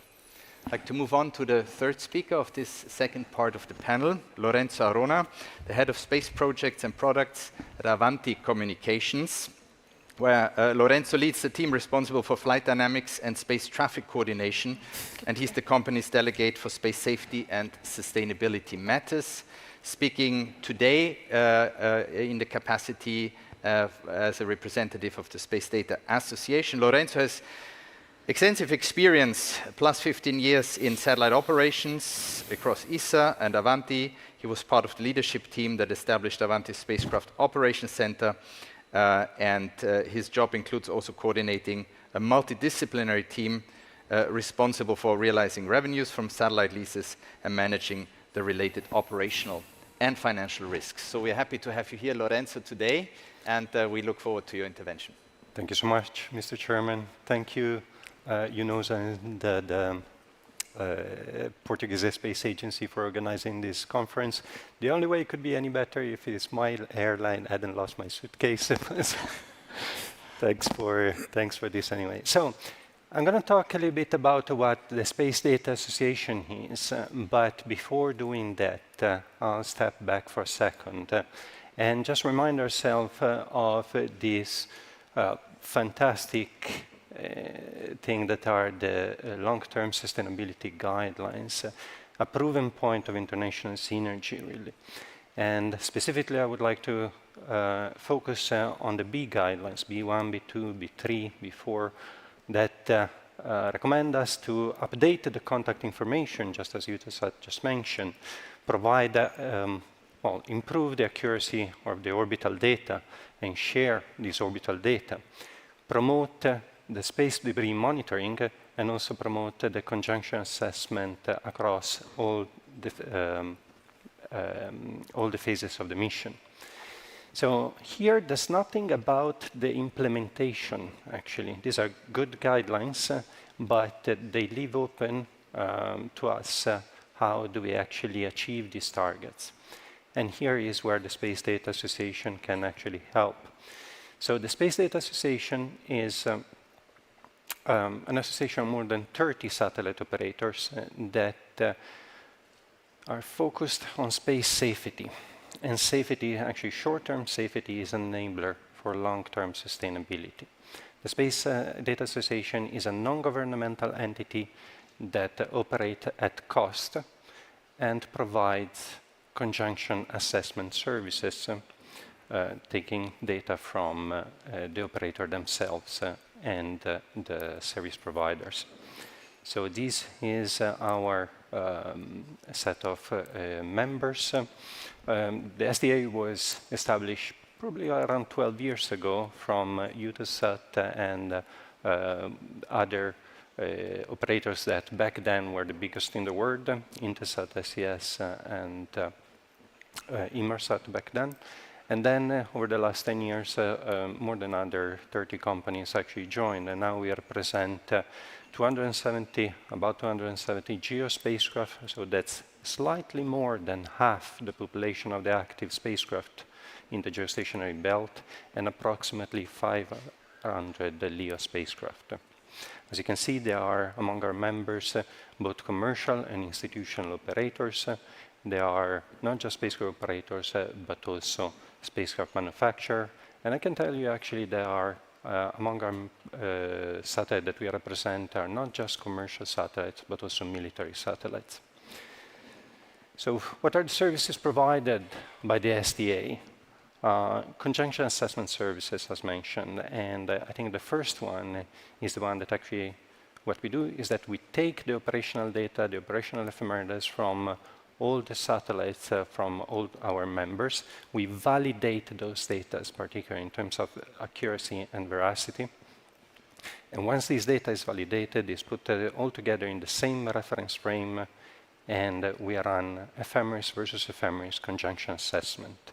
At the best of our knowledge, we are still today the only entity that actually provides ephemeris versus ephemeris conjunction assessment. Why that is important? Because essentially, we can have the best sensors, we can have the best orbit determination process, and get the best understanding of where a satellite is, the best estimate of its state vector. But then, as soon as we extrapolate that and we try to provide conjunction assessment based on extrapolation of this knowledge, that is not as good as we would like it to be. Why? Because we know as operators that our satellite perform maneuvers, and the effect of these maneuvers will not be included in this extrapolation.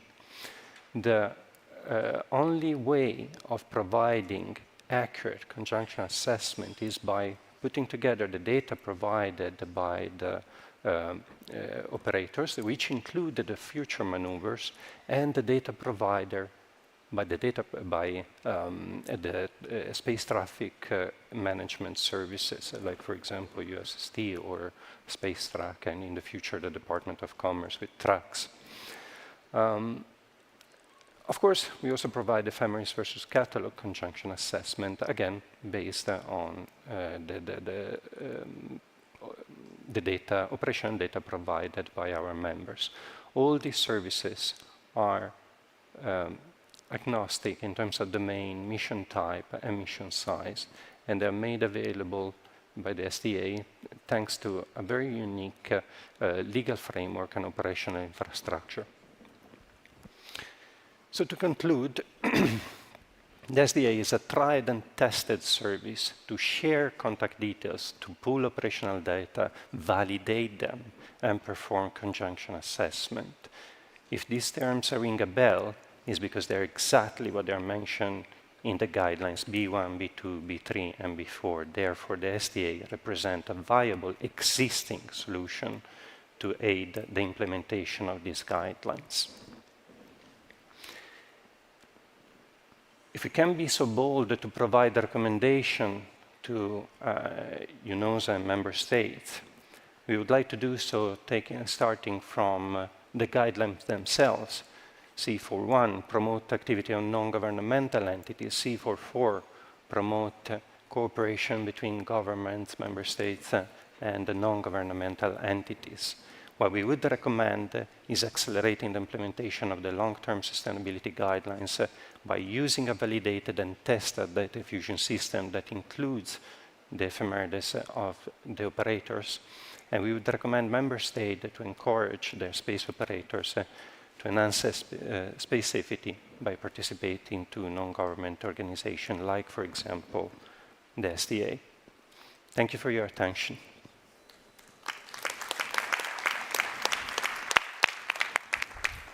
Lorenzo, thank you very much. First of all, for introducing here also the long-term sustainability guidelines, which you call the proving point of international synergy.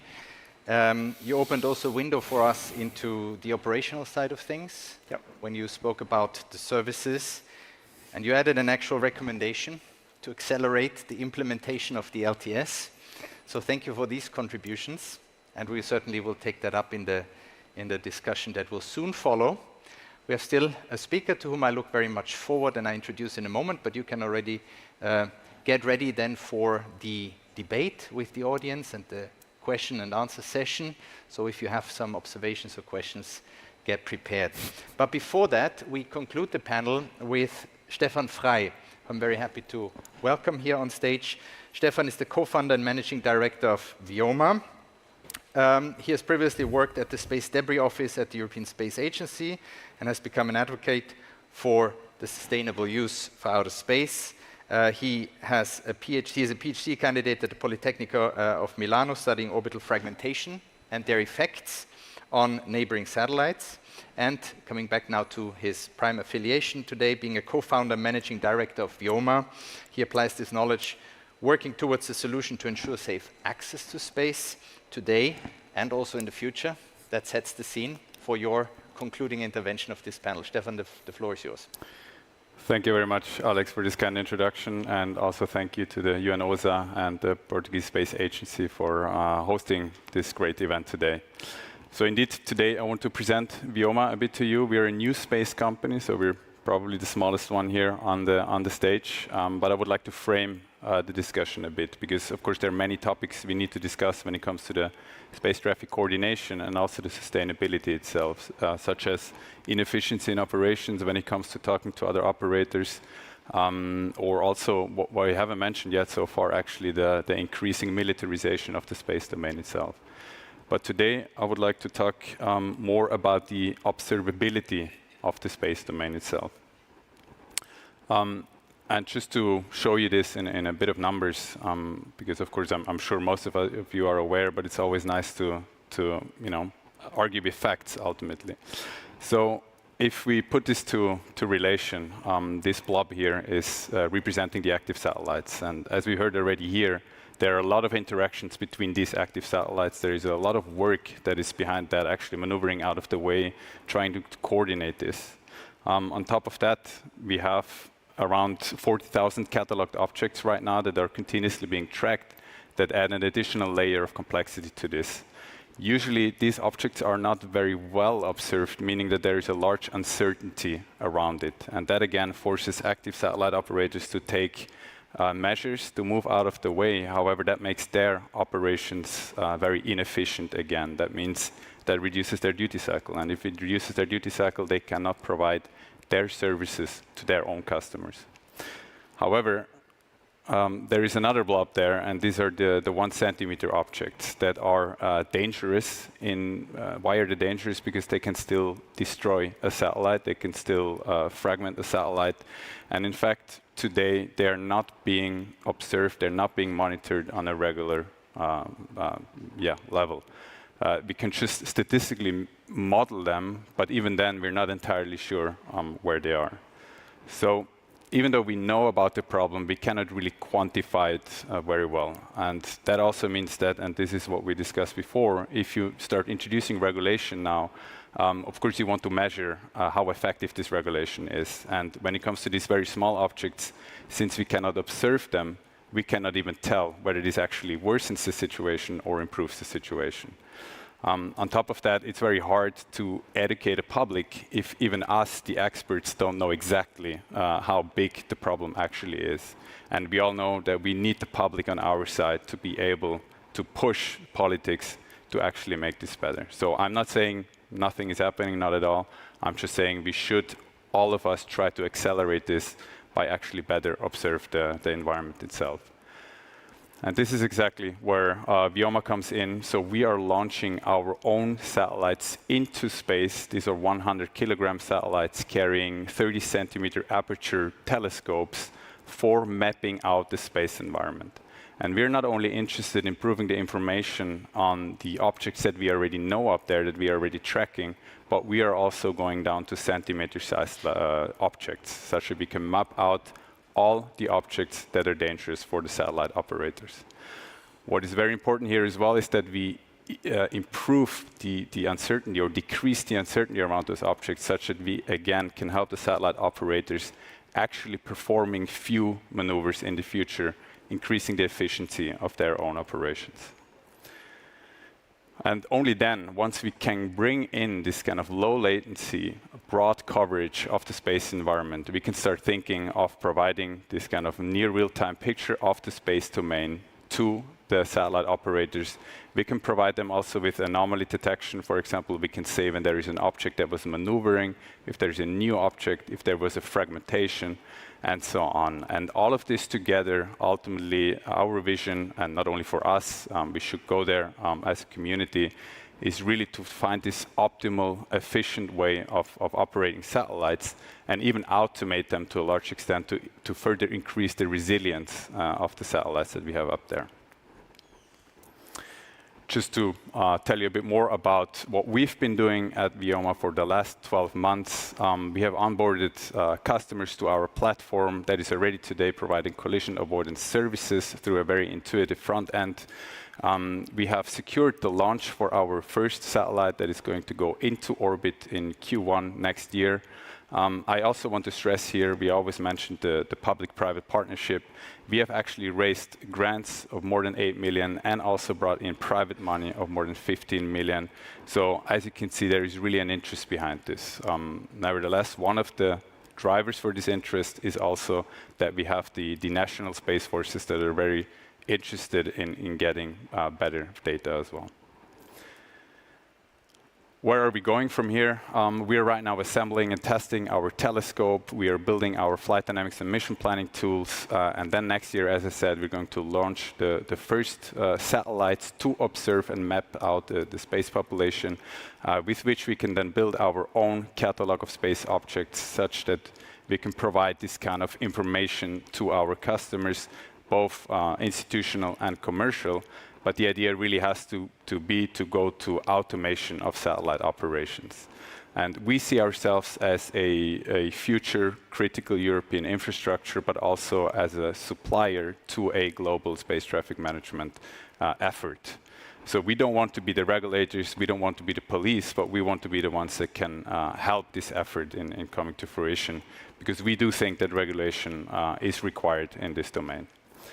And of course, why stick around Earth? Humanity, wherever we go, we trash everything. So also towards the moon, around the Mars even, there is already debris flying. So why not map out this as well? Let me conclude with just briefly introducing the team. So as I said, we're still very small. We're only 30 employees so far. But what really drives us, where we're actually coming from originally, is this sustainability thought. So we really want to make sure that we don't box ourselves in onto the Earth without any way of going out from here again. So yeah, let's together make sure that we can keep space sustainable. Thank you.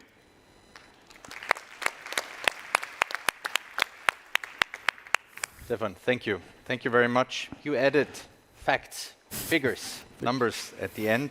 You spoke about statistic modeling, the effectiveness of regulation, or the need for effective regulation. And an interesting quote, you say, it's hard to educate the public if even the experts don't have the full picture. That's a quote I noted here. Last but not least, you look ahead to satellite launches as of next year. Thank you to all the panelists. That concludes the interventions, and I also recall that we had already a first part of the discussion, but it would be wonderful to continue this discussion, this debate, with your questions and your contributions. So the floor is open. Again, we have to do it by show of hands and microphones that will be brought to you. So who would like to be the icebreaker for the second part of the panel? There is one. Wonderful. I see hands up, and mic is coming. Good morning, everyone. Thank you for the presentation and being interested in space for such a long time already. It's good to know that somebody is doing something very, very important about that.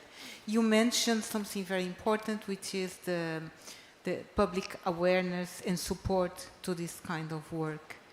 The question is, will you make data available, for instance, for public to support your work, to do some citizen science project, or maybe to deliver some power to students in schools that maybe can help you in your work? Because I imagine the amount of data that you acquire is huge. And AI probably cannot really support you in 1 centimeter object. So my hope is that you are already considering some kind of education and outreach efforts. Thank you. That's a wonderful question, and that leads us to this important topic of education, public outreach, education, capacity building. And I believe that's something where all of you would like to contribute with your thoughts. So maybe we're starting with you, Stefan, and we make our way. What are your replies to the question from the audience? Well, first, thanks very much for this question. Indeed, we will have a big repository of data. In terms of operations, this data gets old very fast. So a 1 day or 2 day old data is not so interesting anymore for operators. And that means for us that we can make this data available for universities or everyone that is interested in actually studying how you could improve, for example, orbit determination, or how you can find better ways of doing the cataloging and so on. So yes, indeed, we have the intent of sharing this kind of data that is historical for us. Lorenzo? It's actually trickier than it seems, because the data for commercial entities actually quite often they get considered IP by the lawyers, not by the people that are actually doing operations. So just to give you an idea, I mentioned that the Space Data Association was set up 12 years ago.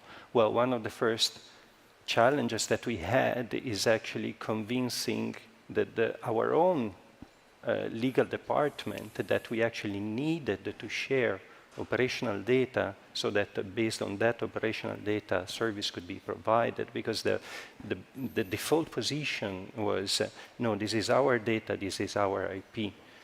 We came a long way from there, but there's still, there is still some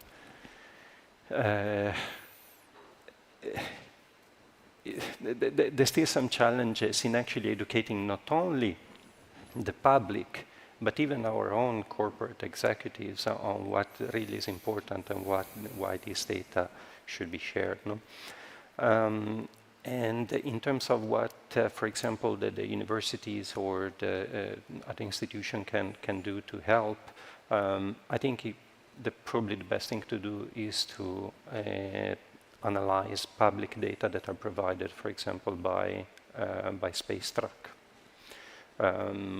We can add on that, but it's usually more complicated than it should be. Still working on it. Thank you. So you added the aspect of data rights, actually, and also an interesting concept. Education is not only one directional to the public, it's also backwards, inwards, in the corporate area and probably also in the institutional domain. Jeunesse. Yeah, I mean, from an operator's perspective, the more data, the better, I guess. Just because obviously we need it for our decision-making process.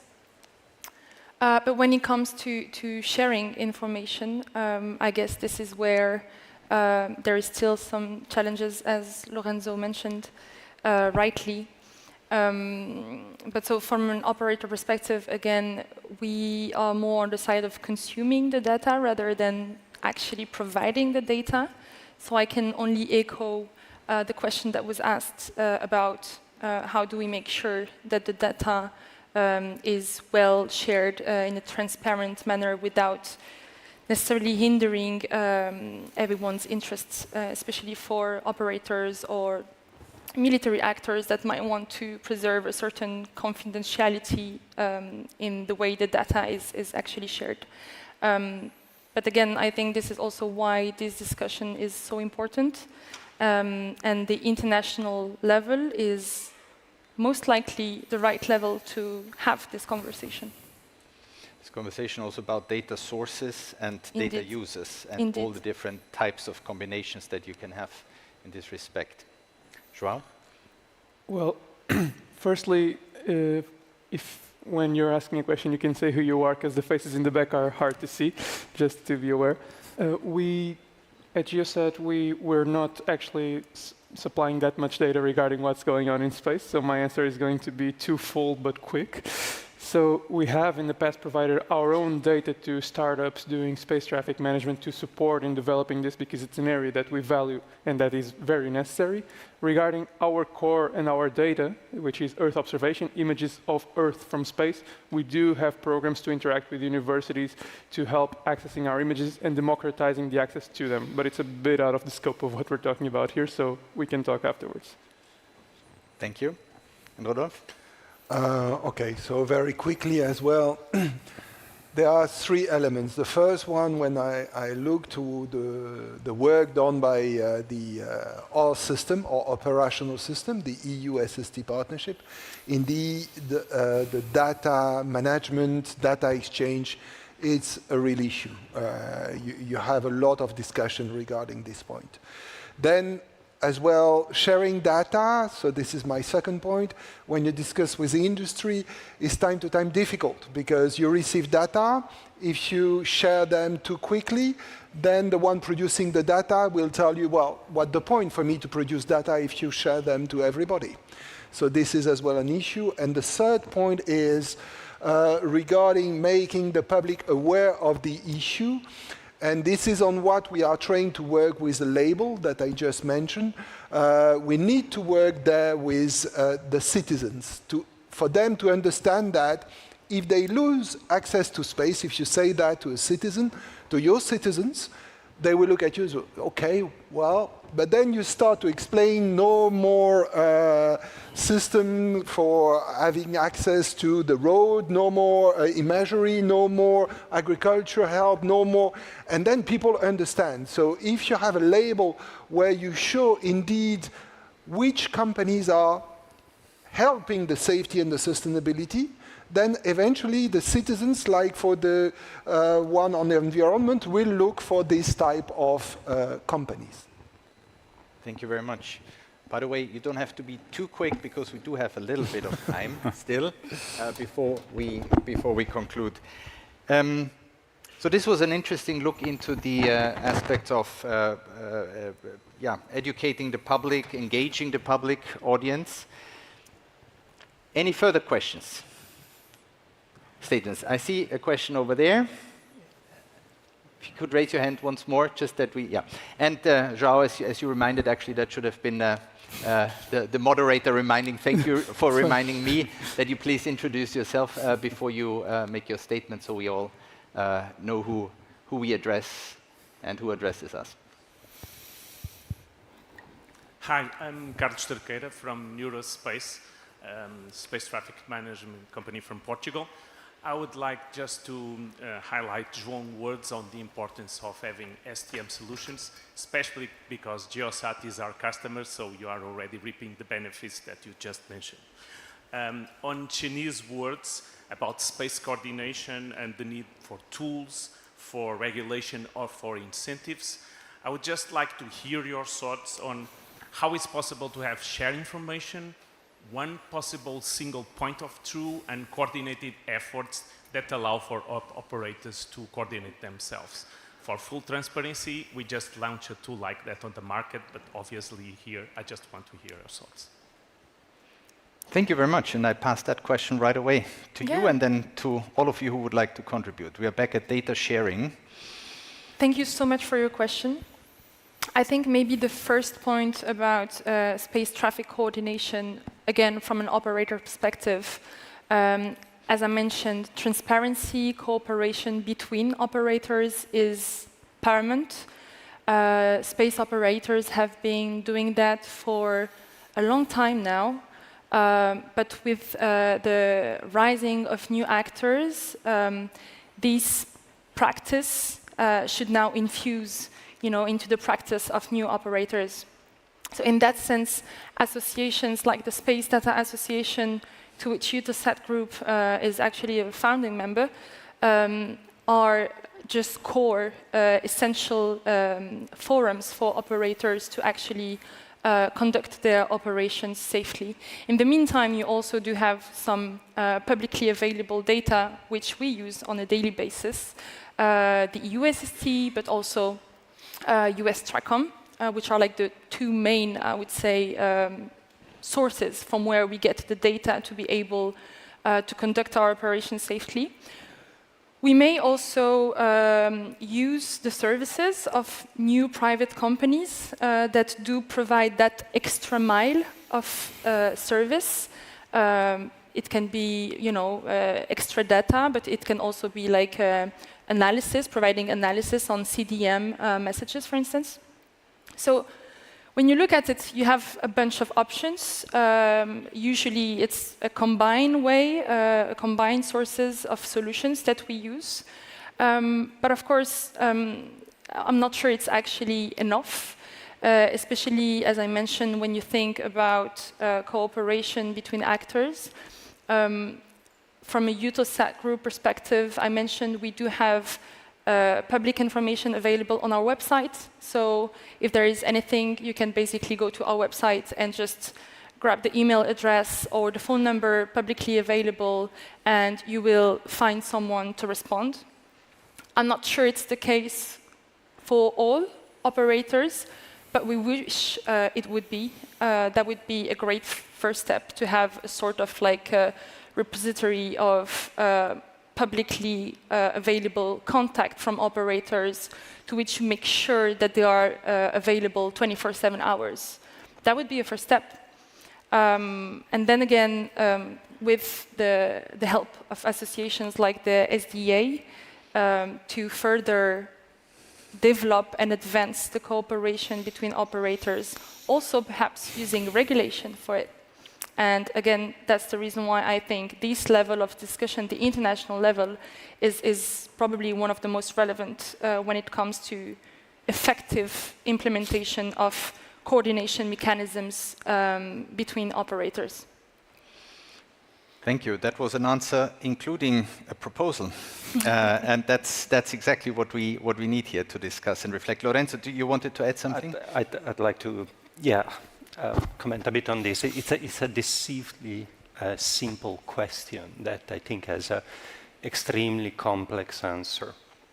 You mentioned essentially provider of space traffic management data and systems, and services. So there's an operational point there, and I believe there's also a geopolitical point. The operational point is that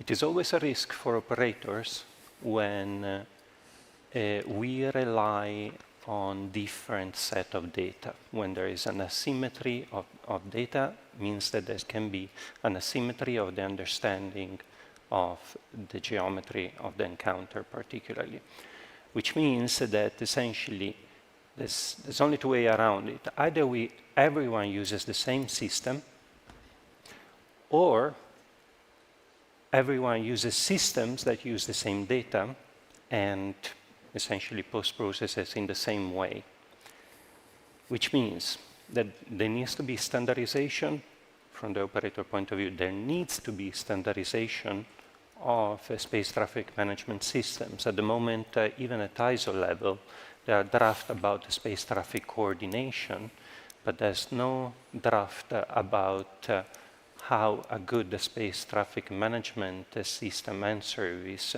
should look like for us to be able to trust it.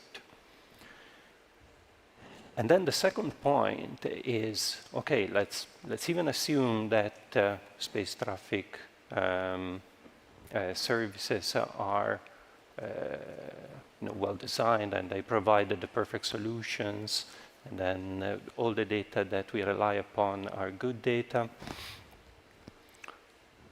Then the politics enter. Because, so if we are, well, can we imagine that given the complex geopolitical environment that we currently have, the operators of different countries will like to rely on one specific system?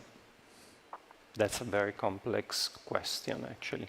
At the moment, we don't see that. We see quite a fragmentation in terms of services. And what we would like to see as operator is actually a system of systems. So a system of space traffic management that has a European leg. The USST is a fantastic service. We would like to see also the Department of Commerce, as Richard Del Bello mentioned, to get to the point in which they will provide similar services. And then we need to see services provided by other legs, like, for example, in the Asian world. No? And all these systems somehow need to be interoperable, need to be able to share data, ideally, and provide solutions that are coherent so that operators do not have asymmetry of an understanding of the situation in orbit. Just very quickly to conclude that the SDA at the moment is trying to plug a gap because this system doesn't exist yet. But we will do whatever is in our power to support the USST, to support the Department of Commerce, to support whichever other system is developed in the world, so that eventually we might get there. Thank you. Three important keywords: system of systems, interoperability, and the symmetry of understanding. That's an important notion. And thank you also for having made this bridge between the very technical operational world and the world of politics, seemingly different areas that, especially in the area of space traffic management, but also more broadly, space sustainability, come together. They are very closely interwoven. That's something we have to consider. Further questions? I see a hand over there. Please, yes. Two, actually. So we'll start with, yeah. Hi, my name is Captain Marta Santos. I'm from the Portuguese Air Force. I would like to give your congratulations for your excellence panel. And I want to ask you a question regarding this, the time we are living in a very complex and very congested and disputed time in space. And now the roles between the government, military, civilian side is also getting a bit blurred. We are finding ourselves with a difficulty distinguish between what is a military asset, what is a civilian asset, what is a governmental asset. And what I wanted to ask you is, how do you see the future going forward, in what is the positioning of the defense in this scenario, and how do we protect such a complex environment? Thank you. Thank you. An excellent additional dimension. A space object is a space object, but then again, there are very different nuances to that. So who would like to take that question and provide some elements? Civil, governmental use, dual, multiple use, military? Yeah, indeed. I mean, everything in space is inherently dual use. And I think the point in time where we could still come together and say, let's not militarize space, I think we already passed that. I mean, we see a lot of capabilities being built up around the world. So this is a reality we have to live with now. In our opinion, the way we can maybe improve this situation a bit better is transparency. So we need to know what everyone is doing, such that there is never the doubt that there is something aggressive happening. And indeed, this is also what we want to do at Vioma. We want to give you an update every 45 minutes on all the objects that are relevant to you. For some objects of interest, even more often, even continuous observation if that is required. And this can be our contribution to at least try to avoid the potential of conflict through misunderstandings. Thank you. Anyone else to add a short Yeah, very briefly. Yes? I just think it's an excellent question, especially in terms of capabilities. We've seen in the recent years governments calling up for more and more commercial and private capabilities to actually serve their own interests.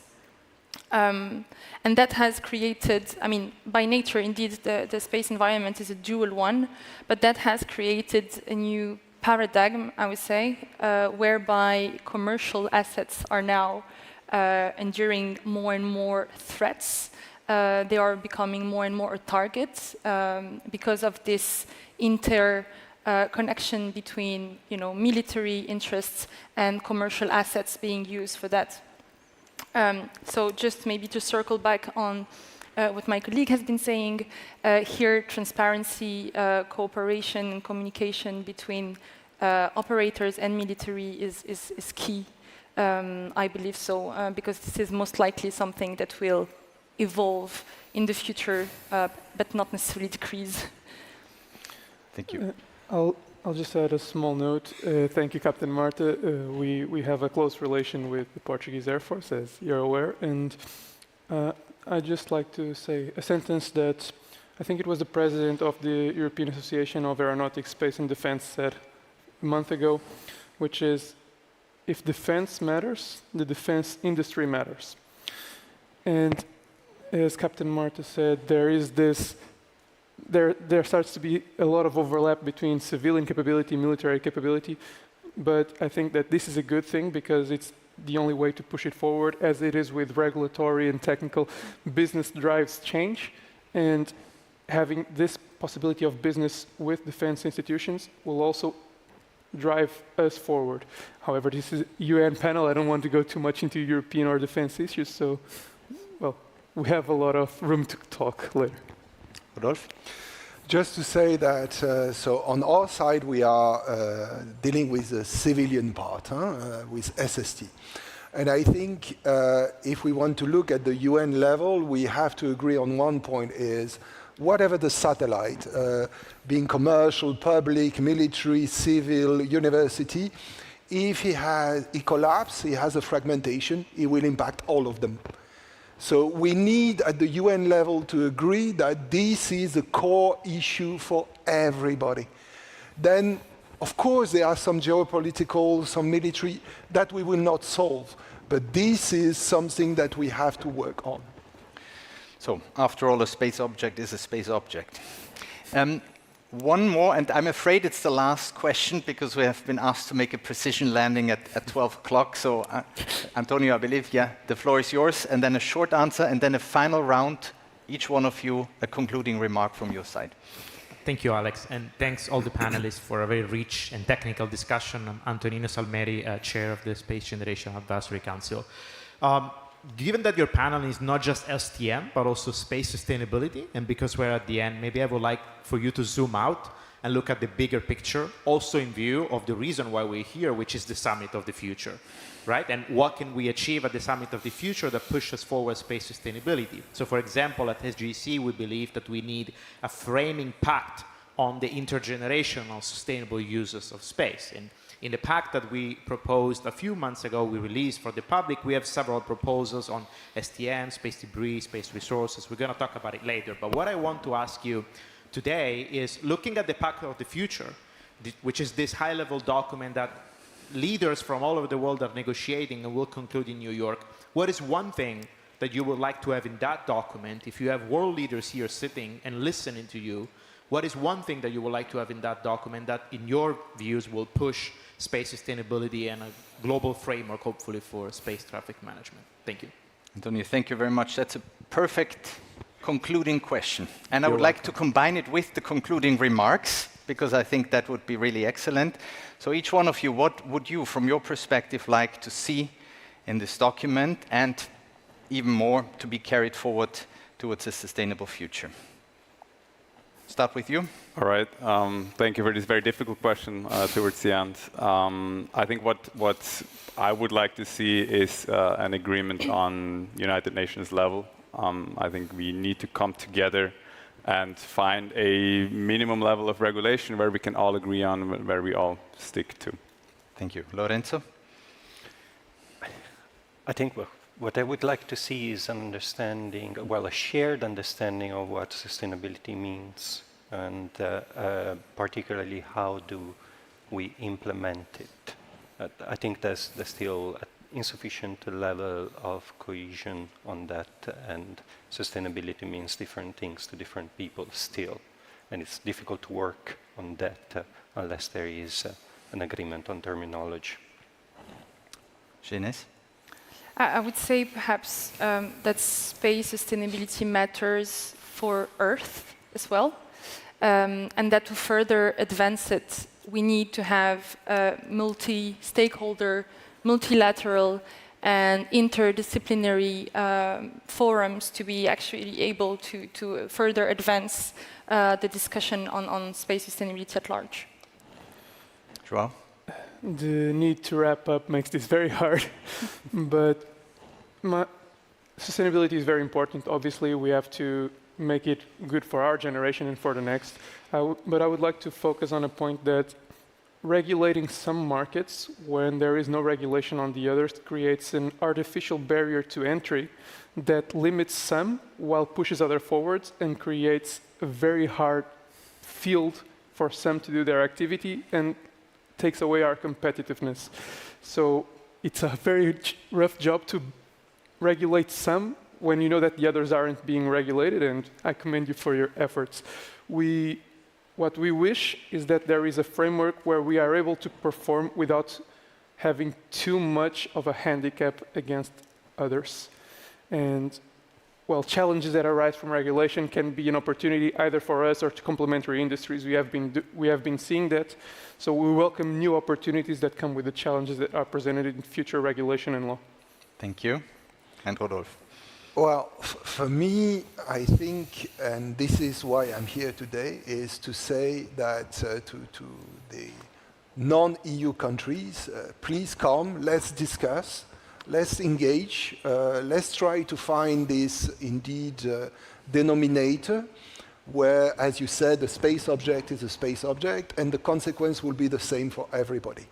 So it would be great if we can have this engagement where we decide at least to have, as I said, what we call this regional approach, but whatever you want to call it, where you have at least exchange of information and to know who to contact in case there is a major issue.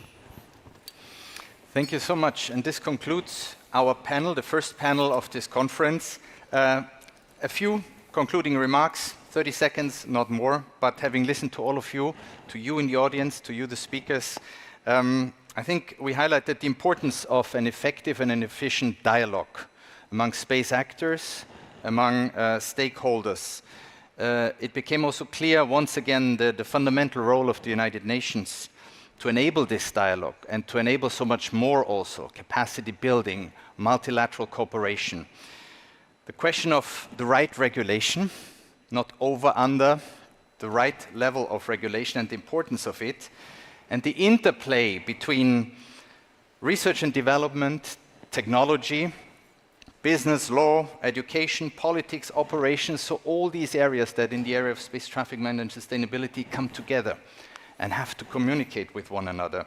And last but not least, our collective responsibility to act towards a sustainable future in space and on Earth, and the challenges and prospects ahead of this. Now, if there's such a thing, then an almost precision landing, we made it with 4 minutes over time. I thank all of you once again. I hope this panel set a bit the scene for this conference. This conference has just started, it's not over. And we have plenty more opportunity to discuss, to engage, also over the lunch break and then in the next panel. And I wish all of us a successful conference and many more interesting thoughts. Thank you.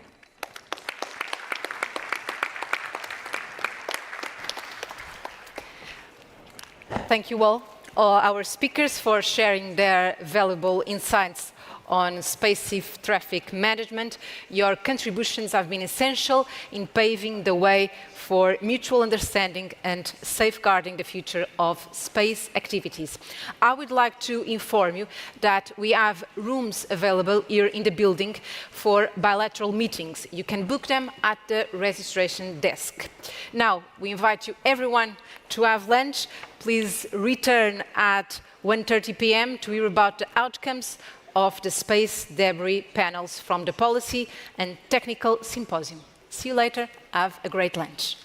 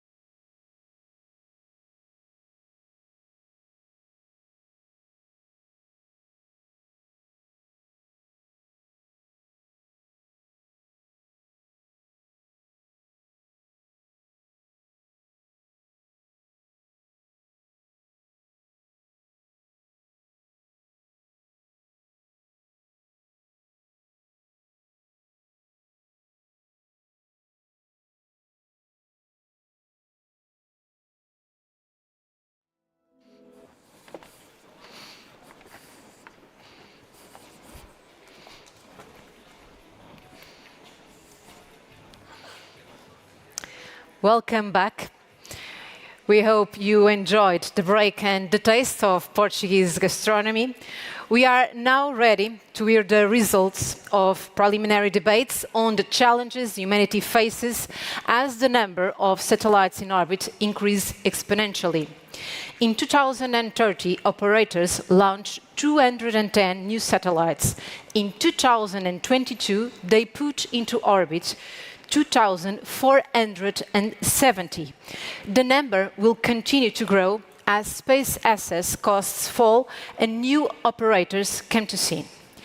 Many benefits come with democratizing access to space, but there are also challenges, and those benefits might be at risk.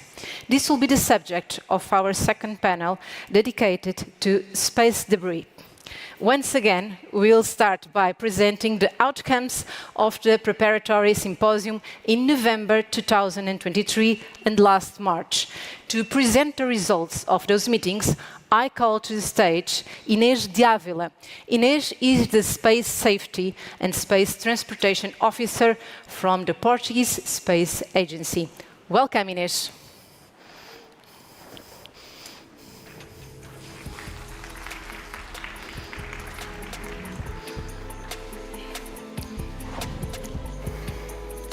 Dear all, good afternoon.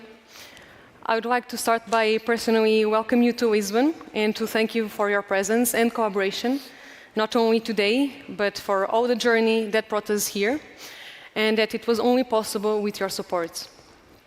We just heard some numbers on the amount of objects put into orbit in 2022.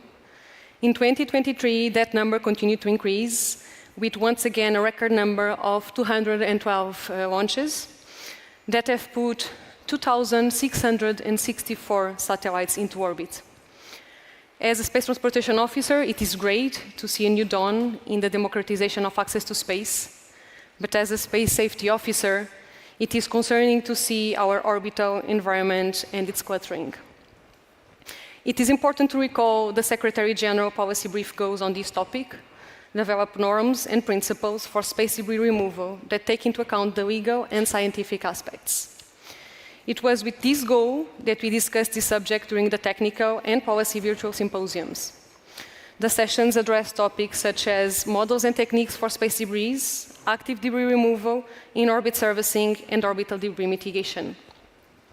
It was made clear that satellites play a vital role in today's society, being it applications, helping us understand climate change, or answering scientific questions.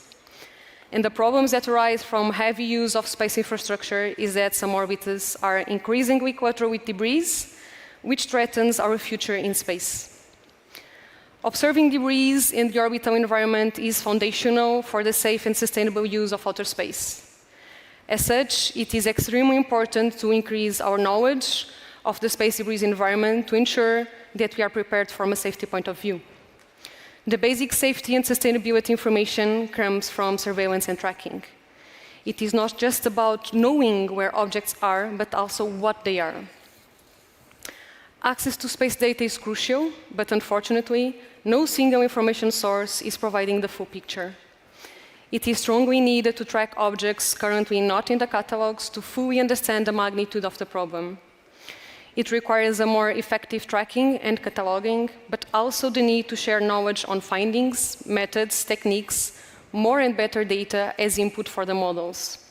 No one can solve this problem alone. A global effort on tracking is needed. Hence, it is required to ensure international capabilities to enable support of object tracking, predictions, and standardization. It is needed to have the right information on the right objects. There is a growth in commercial SSA, which is more agile and quicker than government-funded structures. So it is important not to ignore commercial solutions, being needed more investment in civil and commercial systems for traffic control. And despite both in GEO and LEO, the commercial SSA coverage is increasing, a problem still remains: persistence of observations and correlation between them. On one hand, the management of the space environment needs observations, but also statistical population and evolution models. But on the other hand, it is also needed an ecosystem that provides and uses more data rather than just relying on modeling and simulations. Our current focus lies on LEO, MEO, and partially also on GEO, but soon it will also have to take into account the cislunar orbits, for where humankind returns to the moon. So a crucial question to ask is what are the most important measures to mitigate and reduce space debris? The main priority should undoubtedly be preventing the creation of more space debris.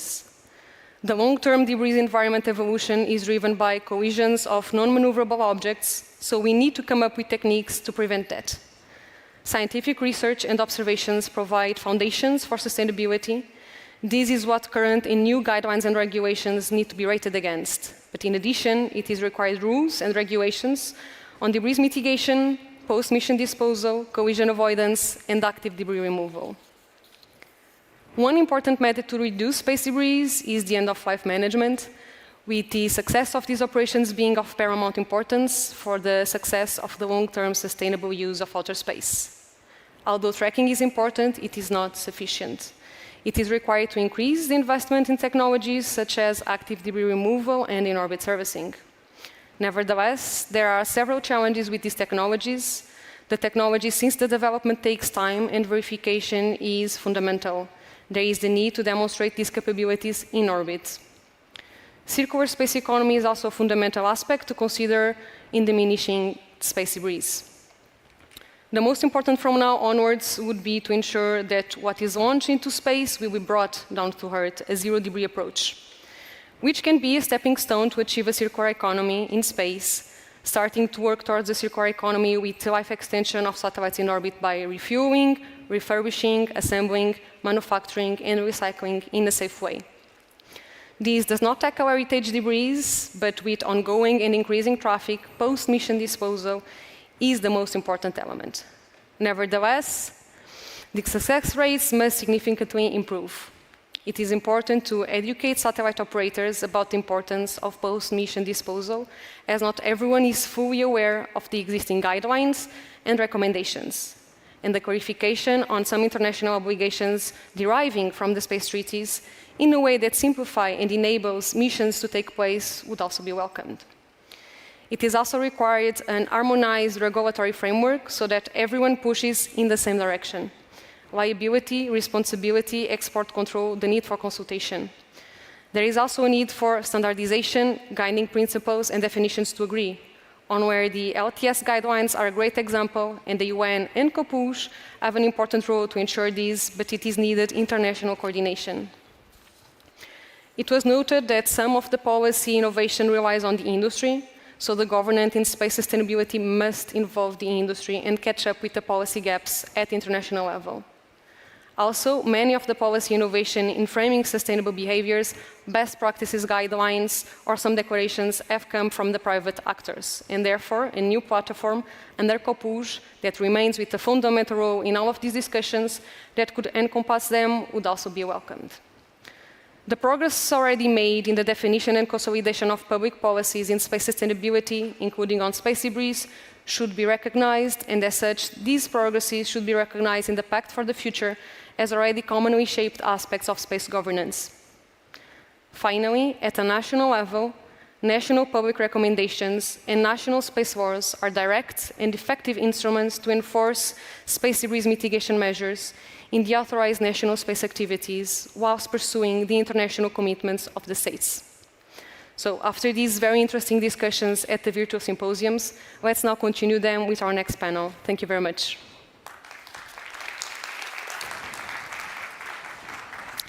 Thank you, Ines. We are now ready for the debate, the second one of the day, the debate on space debris. Once again, we are honored to have a distinguished panel of experts featuring specialists from NASA, the European Space Agency, and the Japanese Space Agency, among others. Without further ado, I invite Ryan Guglietta, the lead Foreign Affairs Officer at the Office of Space Affairs of the US Department of State, to moderate the panel. Thank you very much. Welcome. Good afternoon, everyone. Before I just kind of give some very brief opening remarks, I'd like to invite our panelists to come out and take a seat.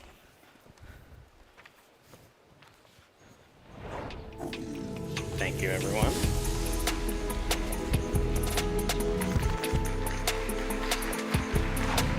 Wherever you'd like. Sarah is first. So you're first? Sure.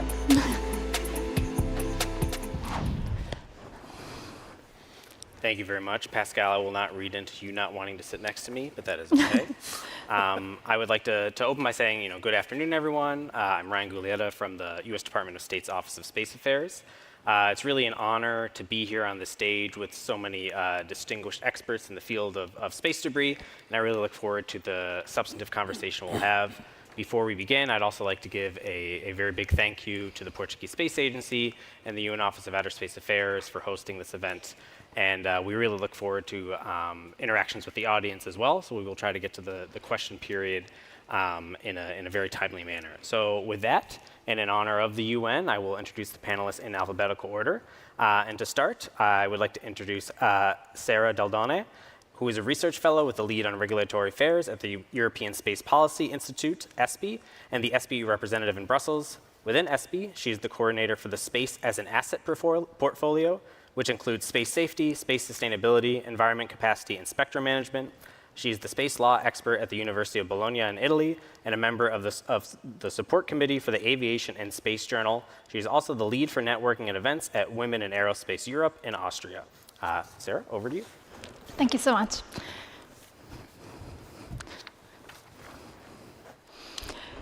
Thank you for the introduction, and again, thank you so much for the invitation. It's a great pleasure to be here. Thank you to the organizer, to the UN, to Portugal Space, and to the Portuguese government. Ryan briefly say a few words about myself. I would like to briefly also introduce my organization. It's the European Space Policy Institute. We actually are a space policy think tank based in Vienna, and what we do is really providing short to medium to long-term policy vision to policymakers as well as the broader audience in terms of really understanding the benefit of space for economy and for society. We approximately have 20 members, including governments, National Space Agency, industry, and we also collaborate with in partnership with academia. We have published several reports related to space safety sustainability, and in particular focusing on the aspect of space debris mitigation, remediation, and active debris removal. And what I would like to do really in the next few minutes is give you a brief overview of the trends that we have perceived in terms of space debris challenges, and then try to draw some conclusion, at least from an European space policy perspective. So in terms of trends, what we have seen is really a policy momentum related to space policy. We have produced a mapping overview of space policy, focusing on ESA and EU member states, and we have looked at keywords related to space debris, and there is a huge increase and a huge policy momentum related to this type of challenges. There is also a proliferation of space initiatives. We, of course, are aware of all, but what is interesting when we look at those proliferation of space initiatives is the changes in governance. We have discussed a lot of the share of responsibility between public and private actors, and what is relevant is that with the type of initiative we are looking at, a really bottom-up approach have been already discussed in the previous panel, and this also means that there is a huge gap that should be better address between the national space policies that we have seen, so this type of policy momentum, and the type of initiatives that are more bottom-up driven with a huge engagement from the side of the private actors. We also have seen something really interesting, which is the presence of space debris challenges within the high agenda at the international level, in particular in the framework of the G7 and the G20, which is absolutely unique in this sense. And the G7 Minister Communication on Science and Technology is an example of that. And on the other hand, actually a deterioration of international cooperation due to some geopolitical challenges. So to conclude and try to draw some major aspects related to those trends, is really the fact that we have a global shared commitment related to space debris, but this is also related to parallel initiatives with a fragmentation not only in terms of of top-down to bottom-up approach, but also in terms of actors that are involved. It's really difficult to find initiatives that really have a quadrilateral involvement where government, agency, NGOs, industry, and academia are considered. So really looking at the different perspectives and the different necessities and objectives to be taken into account. Then if we also look at the mechanism, in particular the soft mechanisms such as grants, ambassador programs, and so on, we see that those are present, but what we are maybe lacking is really the incentive to really go to concrete action. I'm talking mostly about market creation and financial incentive. And then, if you allow me, I also would like to then focus on Europe and see that even though we see different mechanisms that are implemented at the European level, and we have key examples between the speakers today, maybe we should really better exploit mechanisms such as the one of economic diplomacy, looking at the use of that for bilateral cooperation, but also for the embedment of those provisions within policies and strategies that are related to the market creation for the European industry within the foreign markets. So really the importance of regionalism, really the importance of focusing on regionalist approach, for instance, the European approach, in the sense of really incentivating then international cooperation. To what we are looking like, it's really a policy type of dimension that it's, in a sense, a step-by-step approach. I will conclude here, and I'm looking forward to the discussion. Thank you, Sarah, so much. And I think you raised a lot of great points, kind of similar to what we heard in the STM panel about the many different initiatives going on and how we can coordinate them so they complement each other rather than duplicate those existing efforts. And with that, I'd also like to introduce our next panelist, Pascal Fauché, who has more than 20 years of experience in CNES and has been the chairman of the European Union Space Surveillance and Tracking Partnership, or EUSST, the co-chairman of the European Union Industry and Startups Forum on Space Traffic Management, and the chairman of the Space Security Committee of the International Astronautical Federation. He is also the French delegate to the program board of SSA at ESA and the EU Space Program Committee and SSA Configuration, as well as the EU STM Stakeholder Mechanism Main Group, the Administrative Board of USPA, the Steering Group of the Interagency Space Debris Coordinating Committee, and the representative to the United Nations Committee on the Peaceful Uses of Outer Space. And believe me, I cut many things out of Pascal's bio. He has many in there. And with that, I would like to turn it over to Pascal. Thank you very much, Ryan, and good afternoon, everyone. Thank you for your kind introduction and for moderating this great panel on space debris. Please allow me also to warmly thank the Portuguese Space Agency and its brilliant team, Hugo, Carolina, and Ines for hosting this meeting together with the United Nations Office for Outer Space Affairs. I'm going to focus my remarks today on the topic of space situational awareness, and as usual. And in my remarks, I would like to address two important messages here. First, the access to a public collision avoidance service is a global responsibility in support of capacity building. I will detail that idea in my remarks. And second, better space situational awareness requires better international coordination between existing or developing SSA systems in the different regions of the world. It has been a topic already discussed this morning by Richard Delbello and Rodolphe Munoz from the European Commission, and I think it's an important topic that needs to be further discussed. First, let me recall you that the situation in orbit is evolving rapidly. For instance, today in LEO, in our statistics, nearly 60% of our risky conjunctions involve two active spacecraft, and it's 51% against a large constellation. Imagine that 2 years ago only, the situation in orbit was very much different, and most of our risky conjunctions in LEO were against space debris in 95% of cases. So within 2 years, we have witnessed a paradigm shift in space. So today we are facing a very fast-changing space environment, which is increasingly challenging with complex space operations where risk of collisions are increasing very much, and therefore the question of space situational awareness is of utmost importance.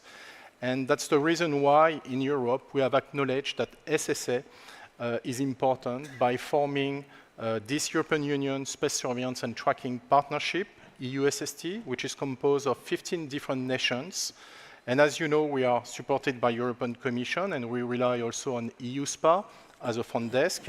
And all together, we seek to humbly contribute to space safety and space sustainability. We provide public services 24/7 in collision avoidance, re-entry, and fragmentation analysis. We rely on our industry, of course, to do that. And totally, we already have 8 years of experience of operations behind us. Within this partnership, we have set up a unique model in the world of routine SSA data sharing on a daily basis or upon request, depending on the type of sensors. And this legacy of data sharing between nations has enabled us to build and deepen trust over the years. So this is an important achievement for all of us in Europe. Access to a public collision avoidance service is a global responsibility. Remember, we all want to avoid a catastrophic collision in space that would affect all space activities over the long term. All of us would be impacted. And in this direction, we provide at EUSST a public collision avoidance service open worldwide to all spacecraft operators since January 23. Today, we have 65 different operators which have registered their satellites. We protect nearly 500 satellites in all orbit regimes. 2/3 come from EU countries and 1/3 from countries outside the European Union. We believe that it is particularly important to focus in priority on small spacecraft operators from developing and emerging spacefaring nations that are unable to perform conjunction assessment or to afford a commercial service. For instance, we are very pleased in USST to protect some satellites from Malaysia or the Republic of Djibouti, and more countries will come.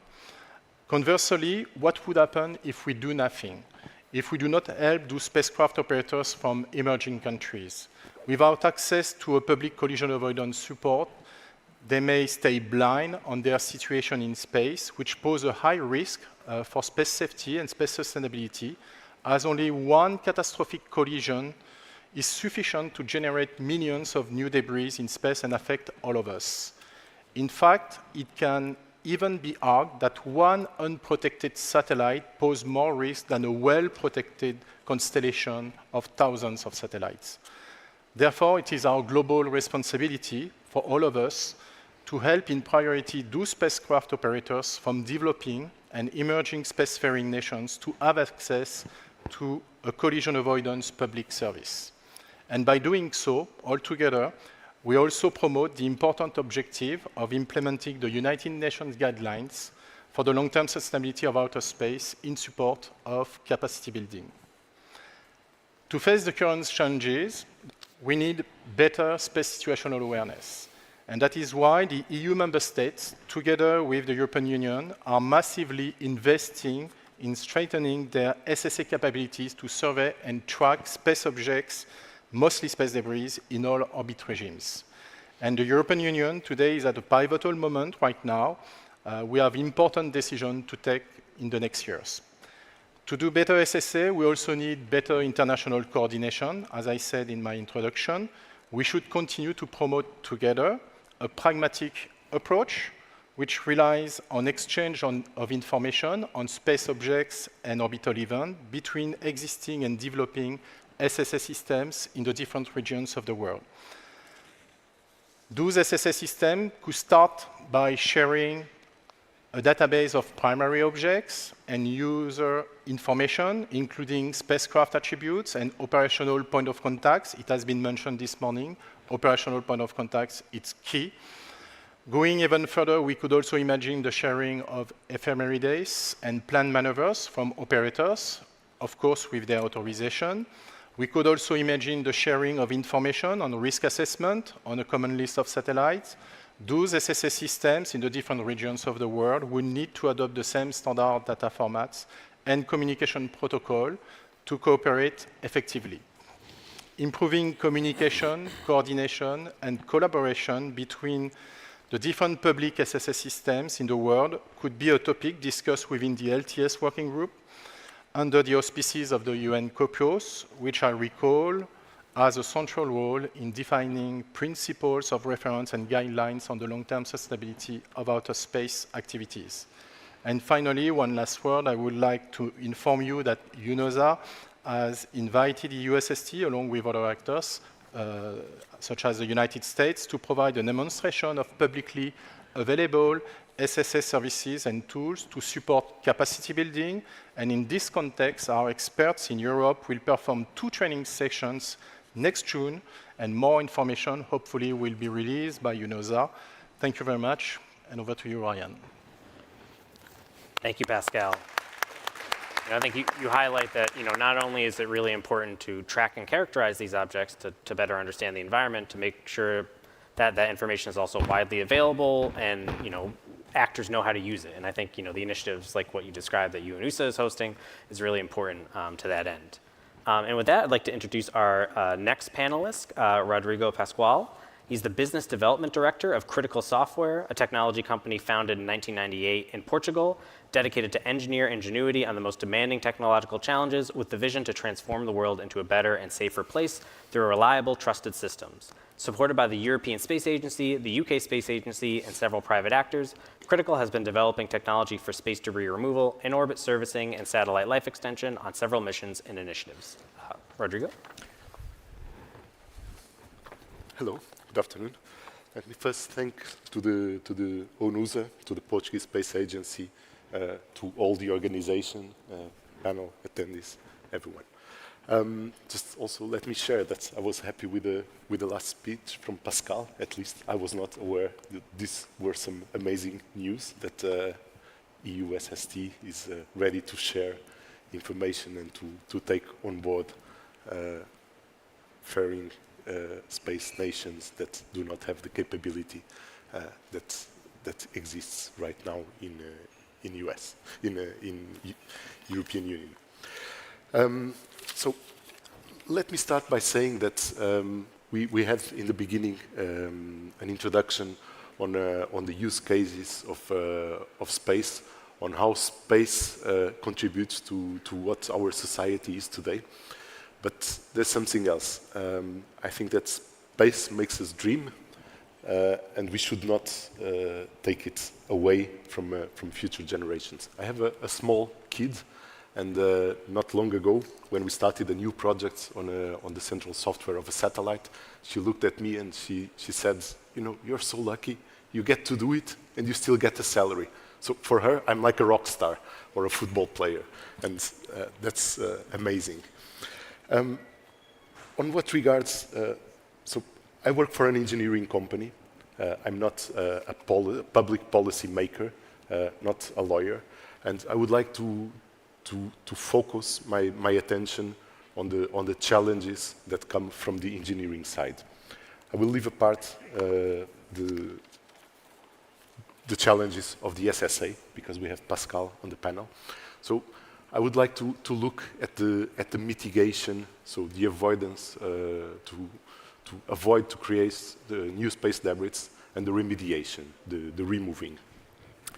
And honestly, from the engineering point of view, the mitigation, it's not so hard.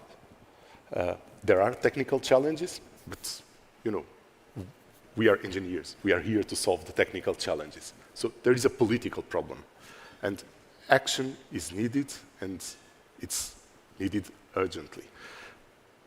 It was also mentioned that there is a bottom-up approach, and this bottom-up approach doesn't appear just out of nothing. It appears because it starts to be also an economic problem for the companies that have business models based on space. It might be seen as difficult to have regulations, to have standardization, but as a company that works on critical markets, let me tell you, there is no critical markets that are unregulated. You cannot just build a power plant or a chemical plant without following into regulations or standards. There is no railway or automotive without regulations. So why should space be different?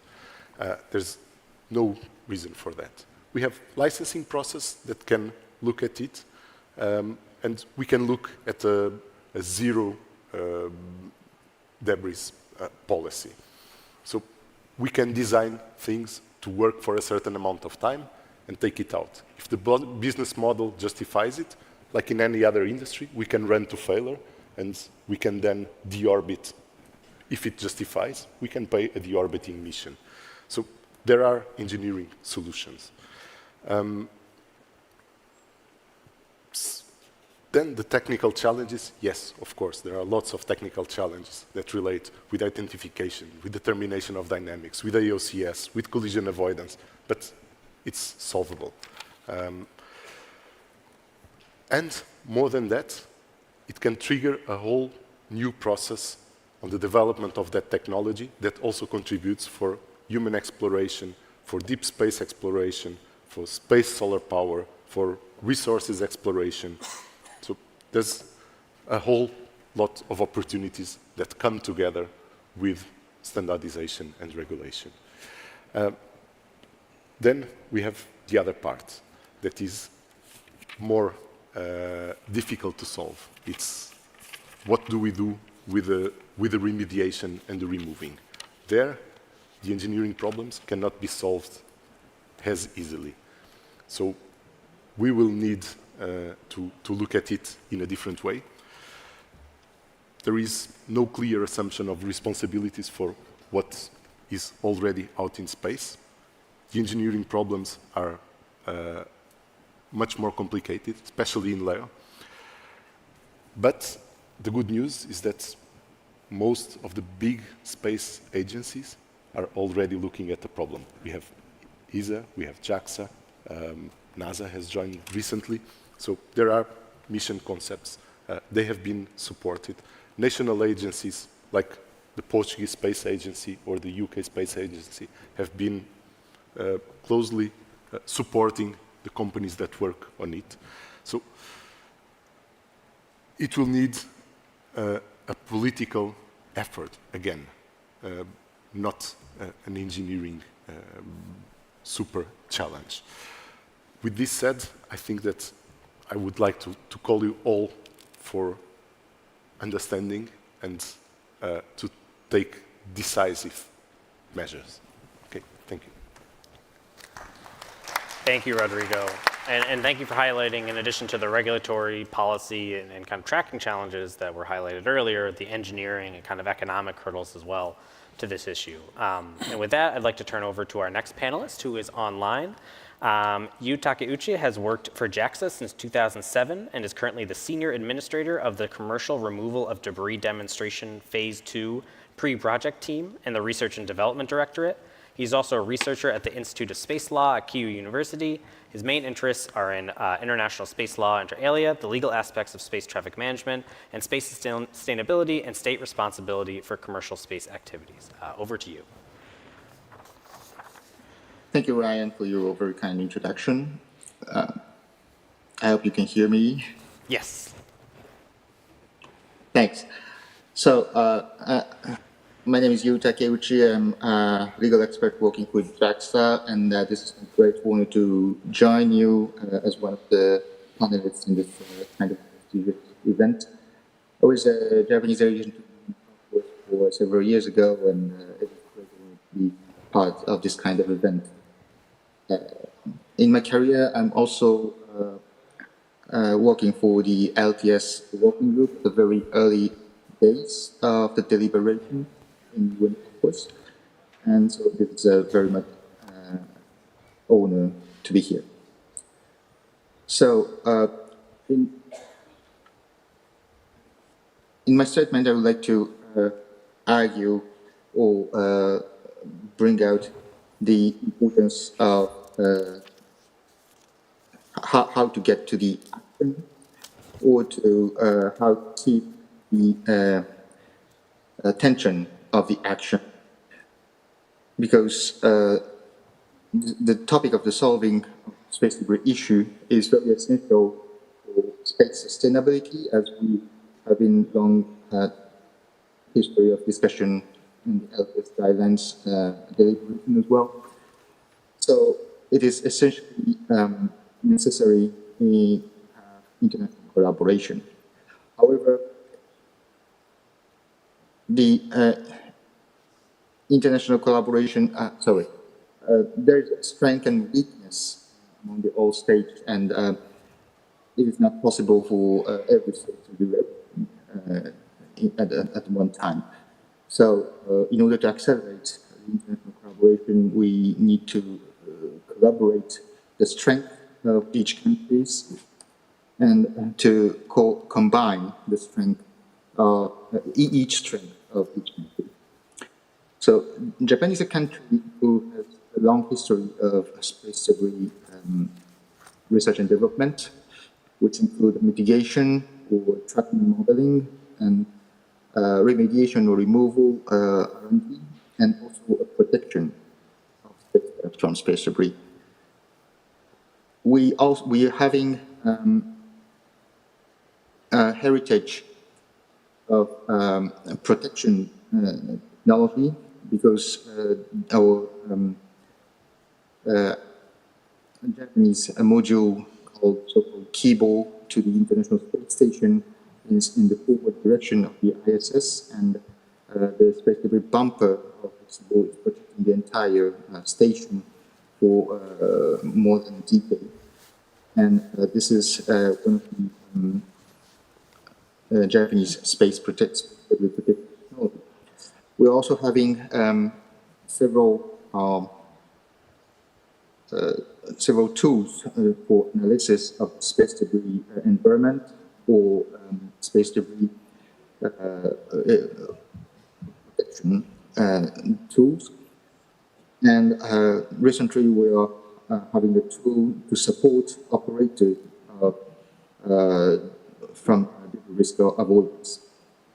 So we have many contributions, and including the international delegation, we are also founding member of the IABC, and those contributions, we are confident ourselves that those contributions are significant in the community. However, several years ago, we realized that in order to start or engage into the space debris removal or remediation, it is much more necessary to have a demonstration mission.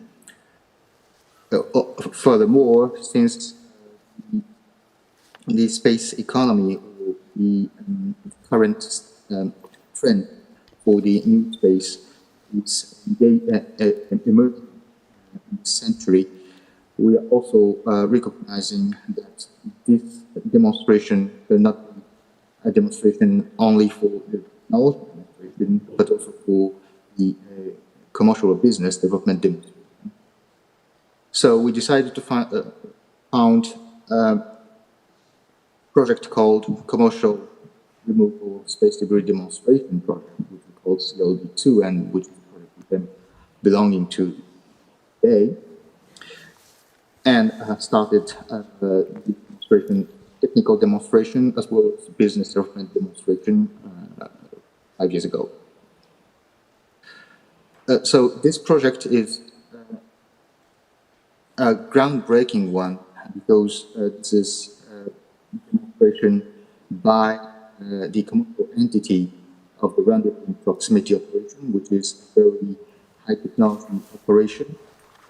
But also it is a significant project, because in terms of the product management and the procurement of JAXA as a governmental entity.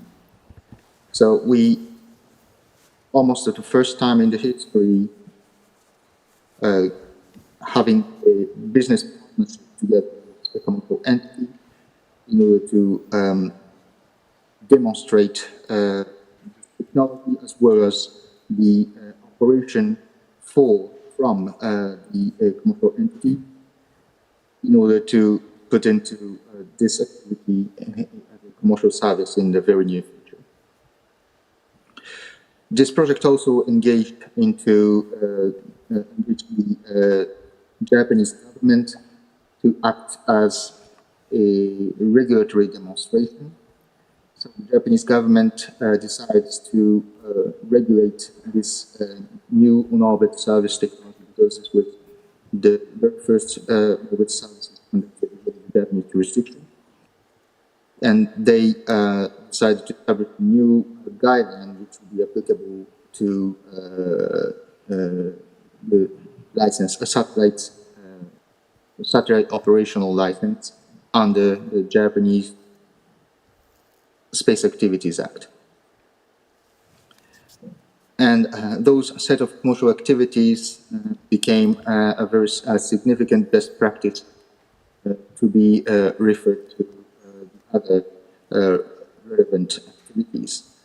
The satellite now is in operation right now, and still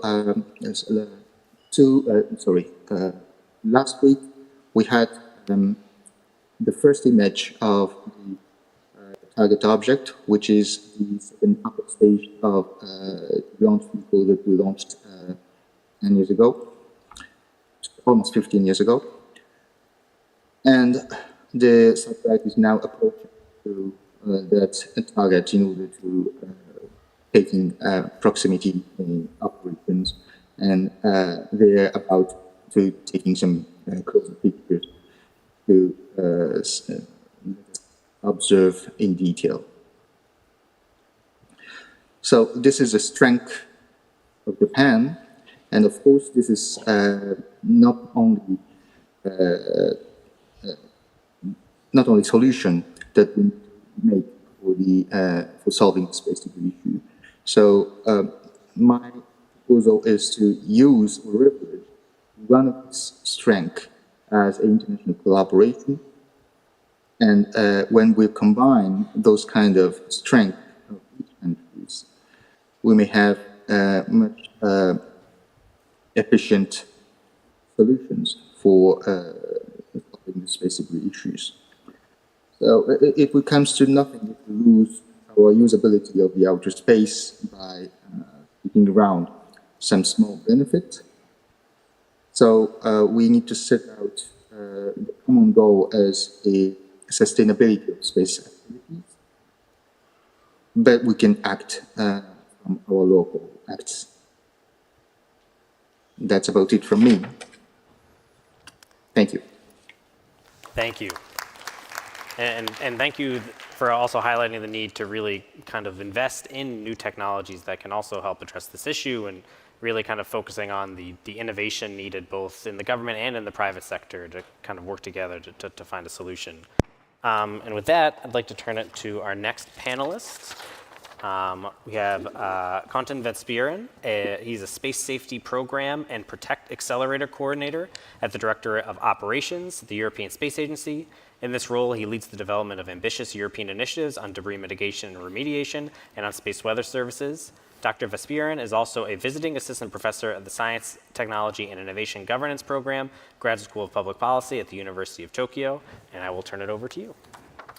Thank you very much, Ryan, for the introduction. Hello, everyone. First of all, thanks to UNOOSA and the Portuguese Space Agency for inviting me to share ESA's experience on a recent initiative that we have been developing called the Zero Debris Approach, involving the community and hopefully a lot of you. So you surely know that ESA has always been at the forefront of space safety and sustainability and has been advocating for stronger actions in this realm.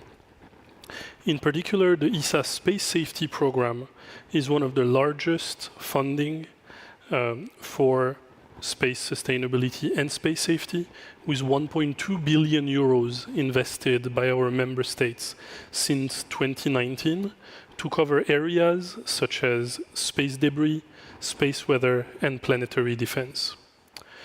But even before the start of the space safety or its predecessor, the SSA program at ESA, debris has always been a core business of the agency.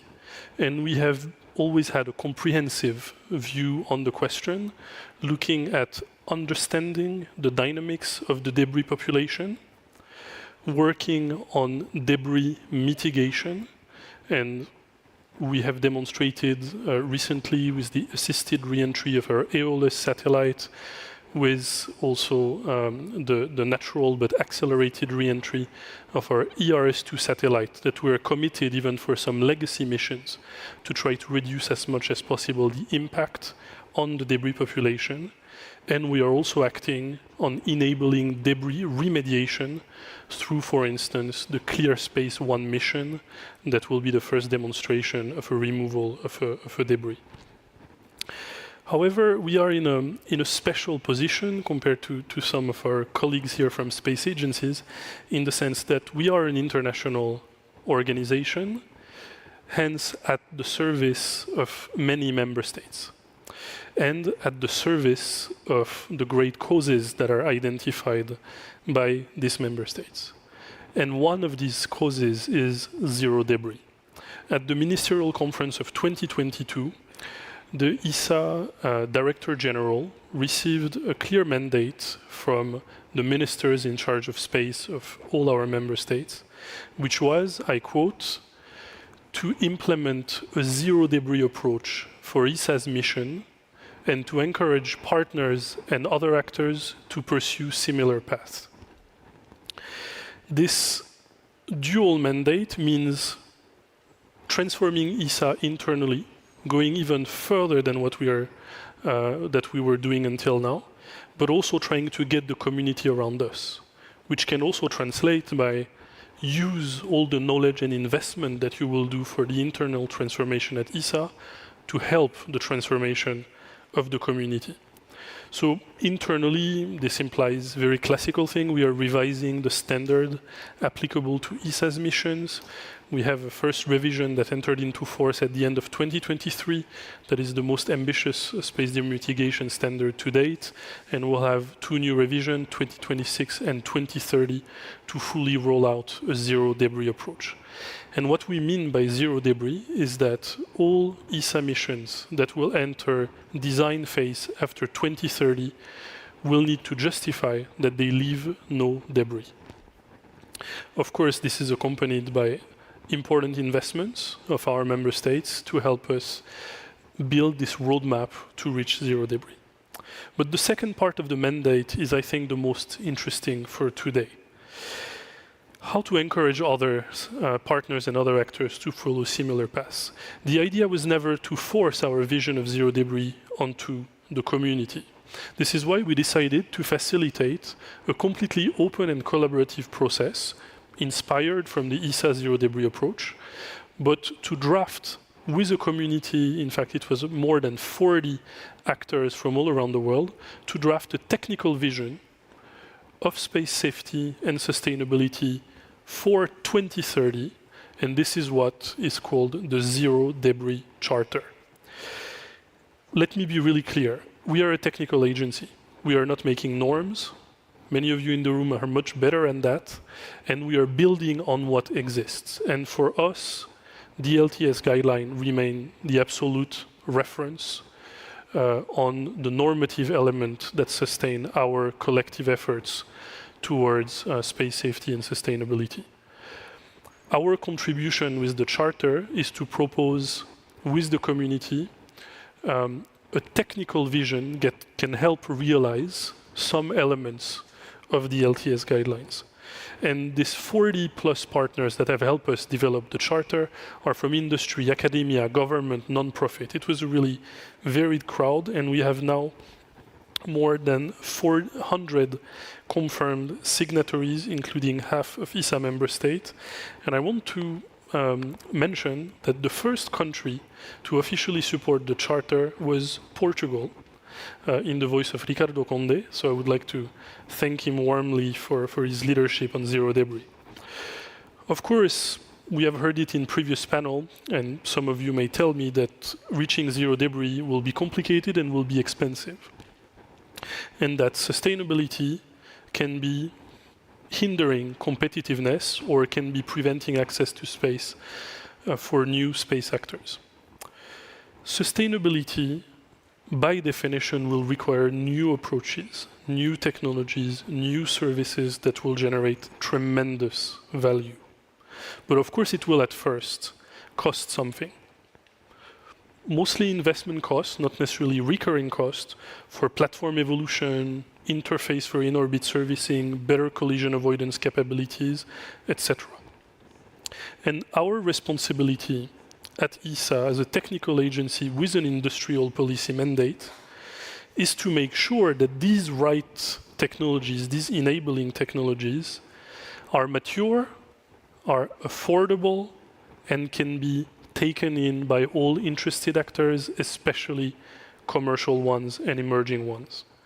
So to conclude, I would say that our vision of zero debris, that hopefully is the vision of a lot of people in the community, and many of you may want to join us in that, contributes to the achievement of this beautiful instrument that is the LTS, and is about using at ESA our ambitious internal commitment, not just to be proud of ourselves, this is meaningless, but to get the community to go in the same direction while ensuring a smooth transition to space sustainability that both preserves industrial competitiveness and ensures access to all.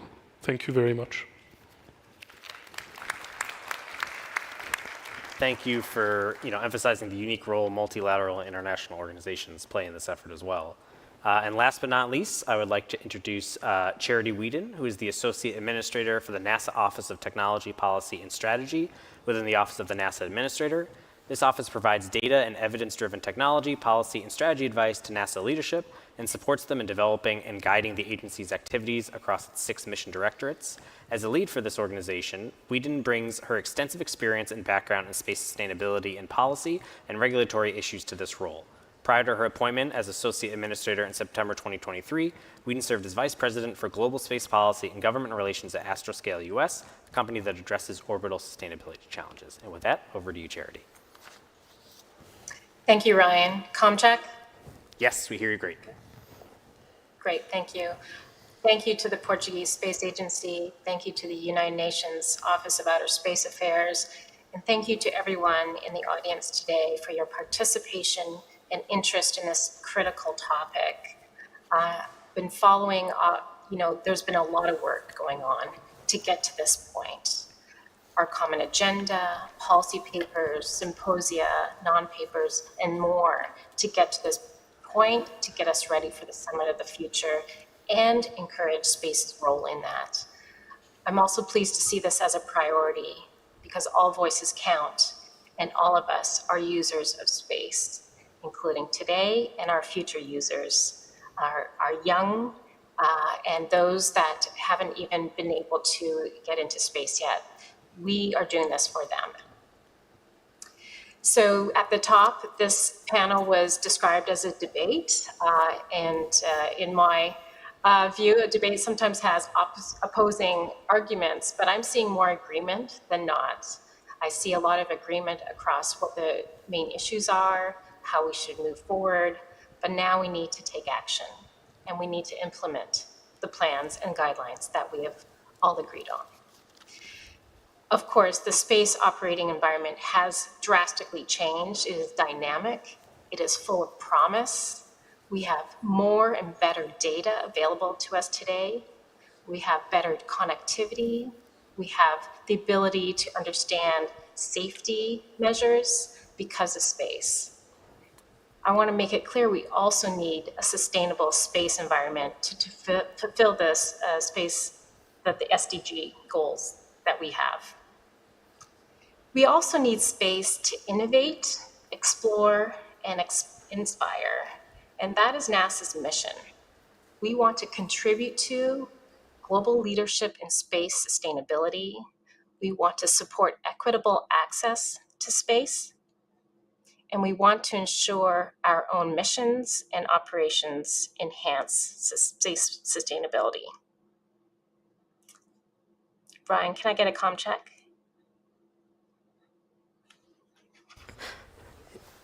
Yes, sorry, my microphone's off. Yes, we can hear you great still. Okay, something went quiet for a minute, so I wanted to make sure. Thank you. So innovate, explore, inspire, and space sustainability is fundamental to be able to do that.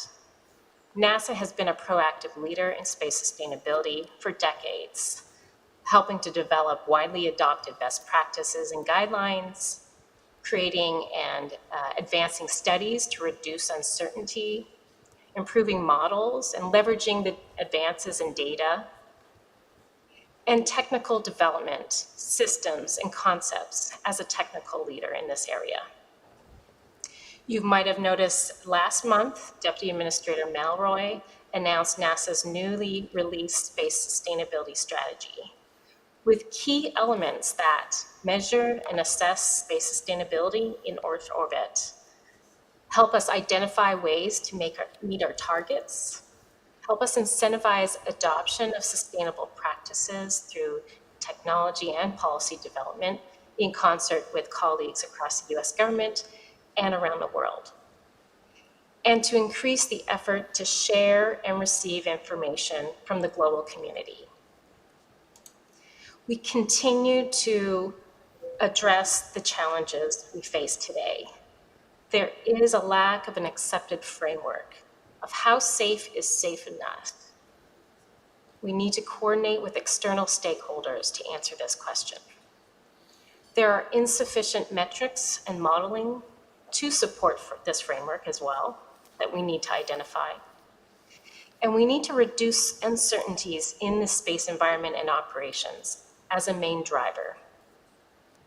We also recognize that sometimes space sustainability efforts can be in tension with mission interests, but we need to keep the goal in mind for a long-term sustainable future. So the space sustainability strategy has several goals. The first being to develop this single and shared framework. The second, to identify and minimize these critical uncertainties. The third is to leverage that information to identify targeted new technology development. The fourth is to update policy needs, both internal to NASA and externally, and to support a coordinated multilateral response. Lastly, we need to have across NASA someone that can coordinate across the agency and be a front leader in talking about the issue of space sustainability. So we are hiring a director of space sustainability at NASA to perform this function. I look forward to your questions, and thank you for being here. Thank you, Charity. And thank you to all our panelists. I think your point about the importance of debate is well taken. And I think with that, I should probably just open it to the floor first to see if we have any questions for our panelists up here. Scan the audience. I see one hand back there. If we could get a mic. Right. Perfect, thank you. Hi, thank you to the panelists. It's Ryan Laird here from Green Orbit Digital. So first I wanted to highlight the role of science communicators. And I think it's really important given the different stakeholders and especially over terminology. So when you talk about sustainability, it seems to mean different things between whether you're talking about upstream or downstream. And from an outside perspective, sustainability, it doesn't seem that like burning satellites in the atmosphere is truly sustainable, and the impact that maybe has. I mean, I know there's research going on. So yeah, can we try to align with what we mean by sustainability? Are we being truly sustainable? And yeah, just trying to sort of coordinate better on the use of these terms. Does anyone want to jump in on that one? Rodrigo, please. I can jump on it. Probably I'll leave it up to you afterwards. Why not? I understand what you mean, and I perfectly agree. Yes, it's not sustainable to just burn down satellites down to atmosphere. It's the best we have. But the good news is that there are parallel initiatives where we are looking at the way that we build things, on the way that we do engineering, at the materials that we use, at what is their impact on the re-entry. So there are parallel initiatives, and I think we all agree it's not the best practice just to burn it down the atmosphere, but you know, one step at a time. So yeah, to continue on that, I think on the sustainability of space activities, again, we come back to the LTS. We pretty much understand what long-term sustainability means in that context. Now to open to the other meanings, that's things that we are working on, because there is also the sustainability of the space sector. And so at ESA, we have all this drive that we call Clean Space that also tries to look at the full life cycle assessment of space system. Because, of course, that's critical not to generate debris, but you don't want to be damaging the Earth's environment by developing space product. There is the very specific question that you mentioned, that one of our main solutions now to avoid creating debris in LEO is deorbiting, but this generates potential pollution in the upper atmosphere, and we have to be studying the impact of that, and that's something that we want to be looking at. But then I also want to mention that, so at ESA we have this vision of zero debris by 2030. That will imply that we'll deorbit a lot of things. But we are already starting studies. This is more of a 2040 kind of horizon to look at a circular economy in space. Because you're paying a lot to launch things in space. What a pity to burn them in the atmosphere after they end their mission. So looking at reusing the material in orbit manufacturing, that's extremely complex, that's much longer term, but will be important both for the sustainability of the activities themselves, space sustainability, and the sustainability of the Earth's environment. So we are working on that, and we are not the only one. Thank you. Any other questions? Do I see any hands? Yes, right in the back there.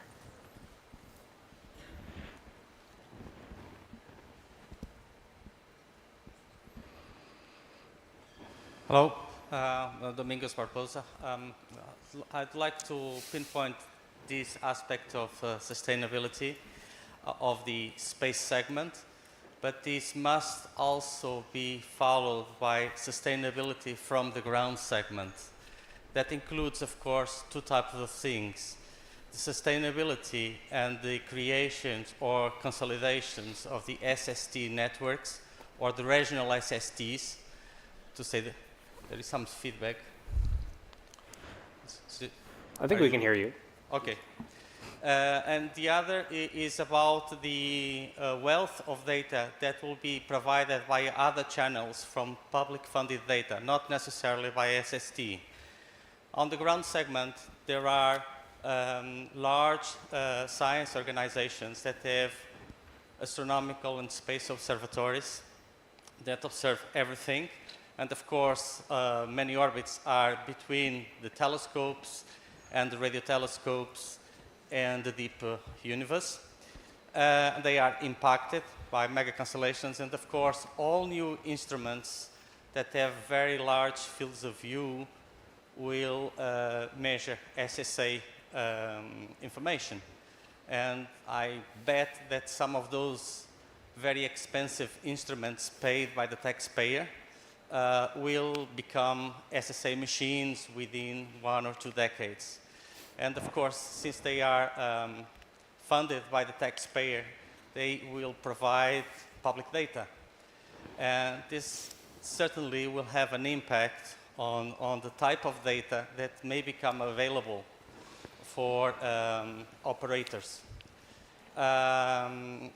Astronomical observatories, and in particular organizations like the NOIR lab that will operate the Vera Rubin Observatory in the United States, which is a very large field of view that will every week observe all the sky, and the ESO in Chile are taking some steps to measure the impacts of mega constellations and also space debris.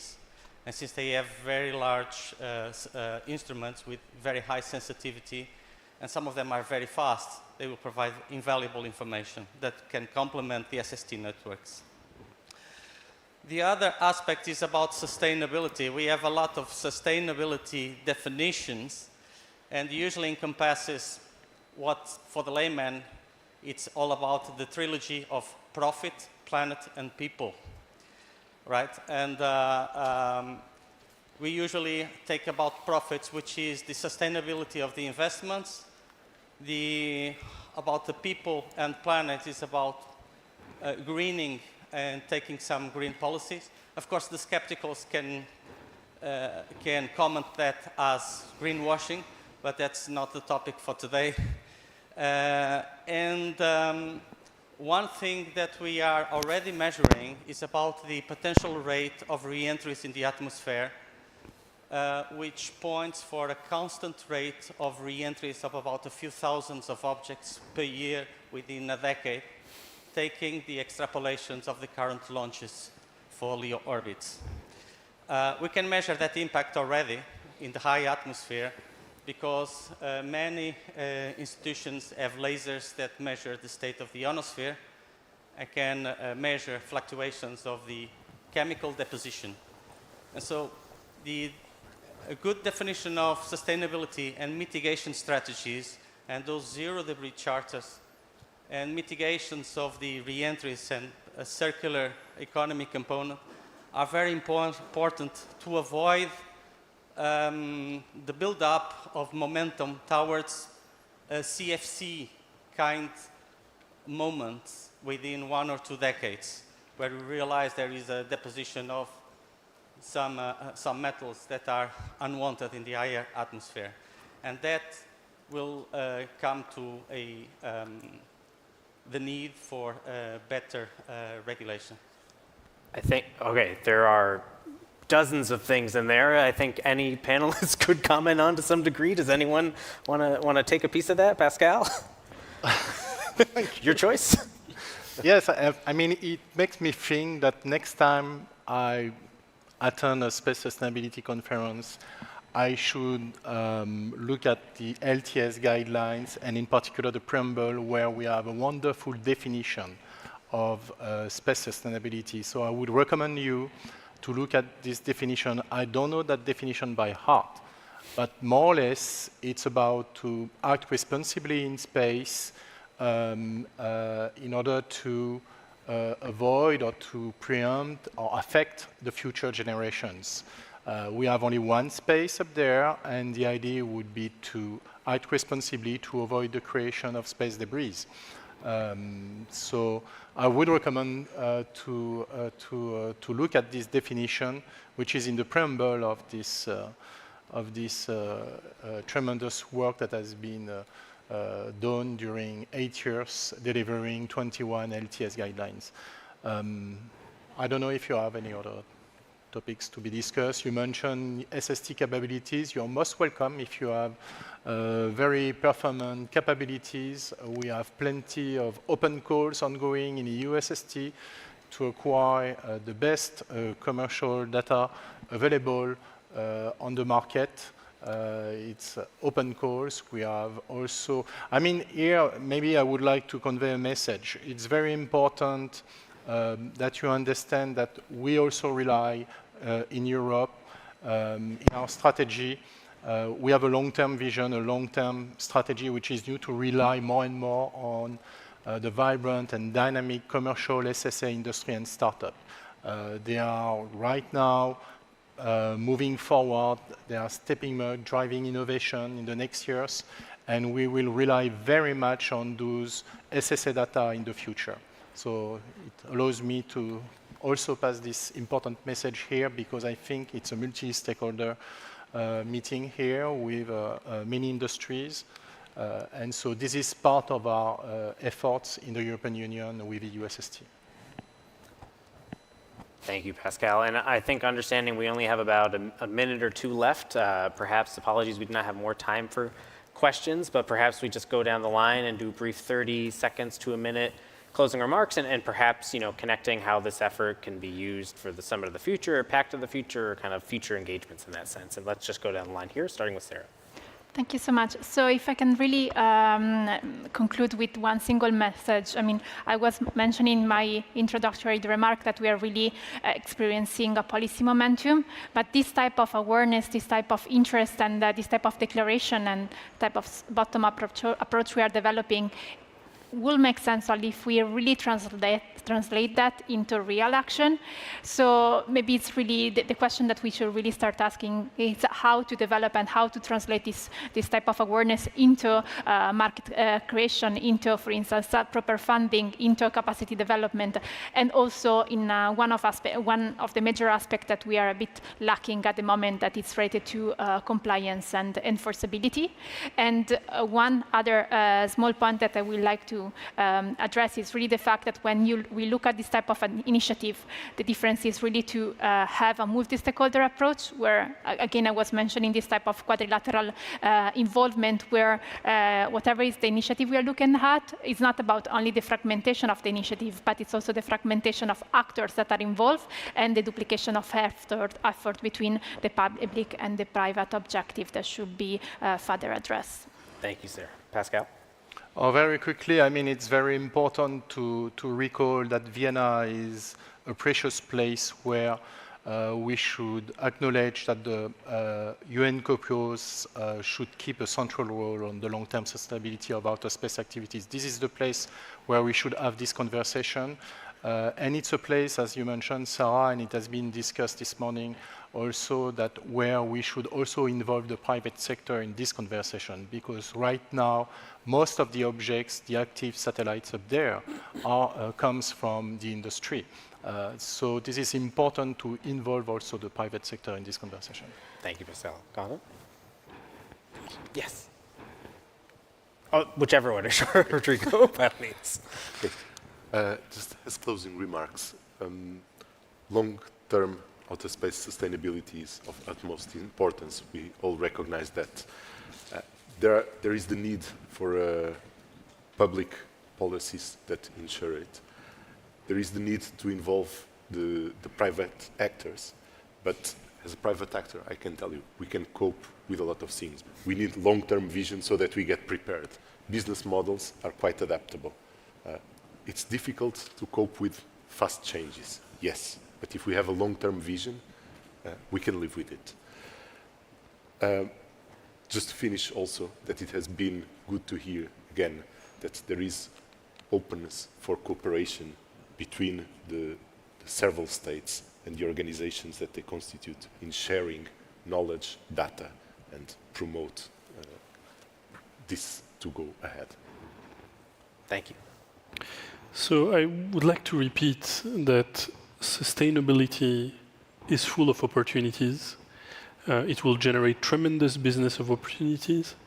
It will help enhance competitiveness if we take the right step now, if we make the right investments now, and public technical agencies have this responsibility to help have a smooth transition towards this state of opportunities and competitiveness thanks to sustainability. Thank you. Thank you. You, if you can hear us, if you'd like to do 30 seconds or so. Thank you. So I guess that I was focusing too much on the removal issue, but I would like to say that we're tackling a complex issue now, and we need a comprehensive approach, as the other panelists told. It is not only about the removal, it is not only about modeling, it is not only about mitigation or modeling, but we need to tackle as a set of solutions. It is not only about the government, it is not only about the commercial entities, it is a combination of the regulation and technology development. So, and in order to tackle the solution, we need international collaboration for sure. So I think that it was a very unique opportunity to handle this issue, and I believe that our collaboration, our continuous collaboration to the future, it will make the sustainable space activities for the next generation. Thank you. Thank you so much. And Charity? With 3 words, that's holistic, collaboration, and action. When I talk about holistic, we need a multidisciplinary approach to this. The economics of space debris has not necessarily been the forefront of this issue, and we need to move out on studying that element. It's a multi-stakeholder issue. The private sector obviously needs to be part of the conversation. And it's greater than just the lower orbiting environment, as many of the audience members have noted. There is a transfer of risk from orbit to on Earth and vice versa, and even in the cislunar activity as we go out to the moon and be active there. When it comes to collaboration, we need transparency, and we need to have a spirit of sharing information and collaboration, and let's all take action from here on. Thank you. Thank you so much, and thank you to all our panelists here today. We really appreciate the substantive conversation. Thanks, everybody.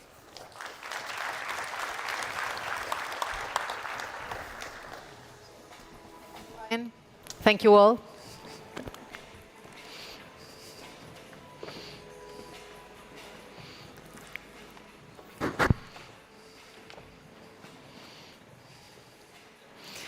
Space resources were flagged by the United Nations Secretary General, pointing out that there is not an agreed international framework on space resource exploration, exploitation, and utilization, or a mechanism to support its future implementation. The recommendation is that member states can develop an effective framework for the sustainable exploration, exploitation, and utilization of the Moon and other celestial bodies that could include binding and non-legally binding aspects. Carolina Rego Costa, legal officer at the Portuguese Space Agency, will present the outcomes of space resources of the preparatory symposia. Welcome, Carolina. Obrigada.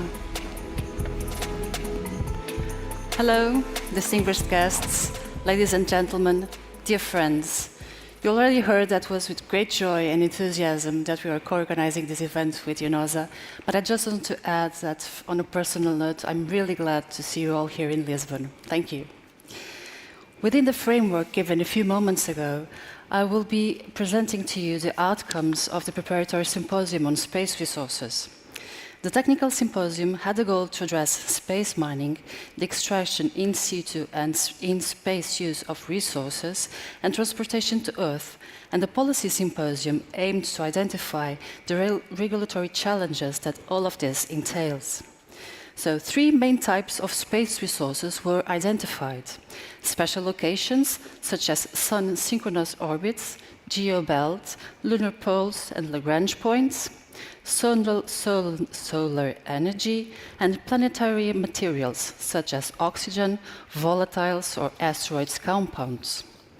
In situ resource utilization can provide the basis for human activities on celestial bodies and can reduce space missions' mass and costs, increasing the safety of crews and enhancing missions' capabilities and its duration. For all of this, space resource utilization must be responsible from an end-to-end point of view. As a framework for in situ resource utilization, 4 steps were identified: development, prospecting, in situ testing, and validation and implementation. The focus of in situ utilization is the production of water, oxygen, and propellant, and in the long term also manufacturing. It was mentioned that in situ resources utilization should be considered more as a space commodity rather than space consumables, and attention was also brought on the evaluation of site requirements, not just in terms of the existence of space resources, but also on power availability, terrain features, and the ability to support infrastructures, among others. One of the most important reasons given to do in situ utilization on the Moon, where several missions already existed or been completed, was the ability to produce oxygen. Better said, the ability to extract oxygen from rocks, since some of them have it in around 40%. This oxygen could be used either on the Moon or beyond, for instance, for astronauts' life support or as oxidizer for fuel. Each region of the Moon has its own characteristics that are relevant for exploration. The Earth-facing side has a basalt region. The far extreme temperatures and its variation range in the dark side, or the possibility to extract water in the moon's southern pole and the immense scientific interests of mining operation in that region. Regarding Mars, it was underlined the importance of science as a component of space exploration, also influencing our life on Earth. Mars has characteristics that make it simpler for resource utilization, since its thin atmosphere contains a bit of oxygen, and there is an in-situ system already operating there with the current missions on the planet. The question is how to scale it up. The first step on Mars exploration should be water extraction, followed by hydrogen and oxygen production. Going to the transportation of crews to the Moon and Mars, we see that one of the decisive and critical needs for human living on celestial bodies, as much as food and shelter, is the access to electrical power, and in situ technology can be used to provide power sources for future space activities. But human missions on celestial bodies, as exciting as they are, must be preceded by robotic missions. Establishing a refueler station on a celestial body would be a great step in the first exploration phase. A summary on the main legal aspects related to in-situ resources utilization was made, mentioning the Outer Space Treaty and the fact that it does not specifically address issues related to in-situ space resources, and also to the Moon Agreement, particularly to Article 11, and the consideration of the Moon as a common heritage of mankind, and the future establishment of an international legal framework to explore and use the Moon. The fact that there are already national space laws addressing in-situ space resources utilization was pointed not as an ideal path to be taken in the future, since it may lead to fragmentation, but as a very useful kick-off to the international debate on this topic and a trigger to the short to medium-term discussions on it. Mention was made to the fact that the outcome will clearly have to be an international legal framework agreed by all, and that naturally COPUS should be favored as the main forum to discuss and approve this regime. A reflection on ways forward led to suggestion to start with a small set of principles in a somehow adaptive governance that can reflect some international consensus and work to the medium term to achieve a comprehensive legal framework. Regarding the idea of ownership of space resources, the Moon Agreement was viewed as one of a very useful instrument, at least concerning extracted resources. And one of the topics identified both as important and insensitive was deconfliction, namely the quantification of constraints by multiple users, for instance in special locations, and the possible set of safety zones. And now a word relating to private actors.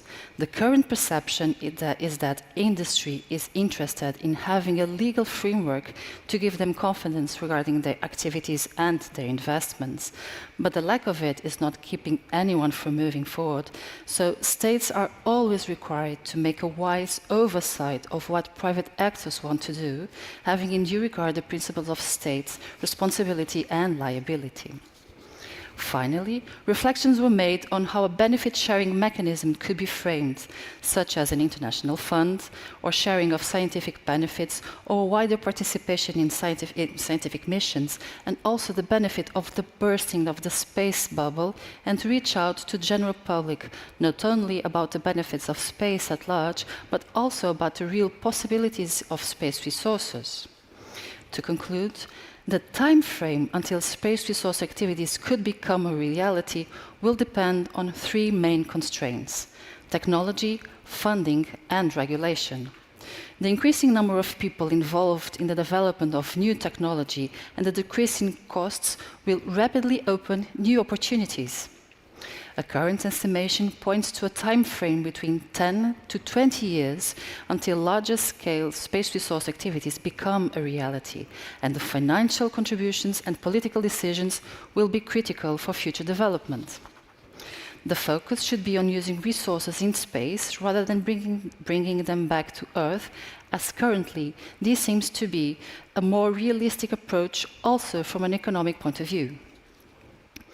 From the technical perspective, we are at the verge of a big transformation with industry actively moving forward and at the speed that needs to be matched by regulation.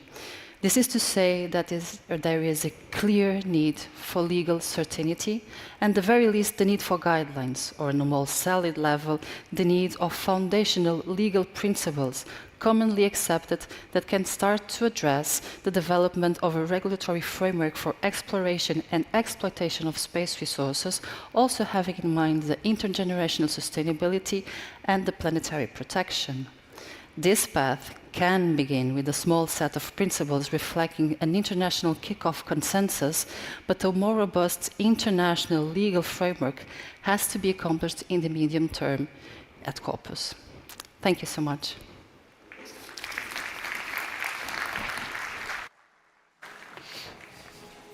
Thank you, Carolina. We now move to the debate, and I call Natalia Archinard, the Deputy Head of Science, Space and the Arctic at the Federal Department of Foreign Affairs of Switzerland. Natalia is also Head of Swiss Delegation's United Nations Committee on the Peaceful Uses of Outer Space and served as Chair of the Corpus Scientific and Technical Subcommittee for the period 2020-2022. Our next panel will bring to the conference the experience and knowledge of private companies, civil and academic organizations, and space agencies.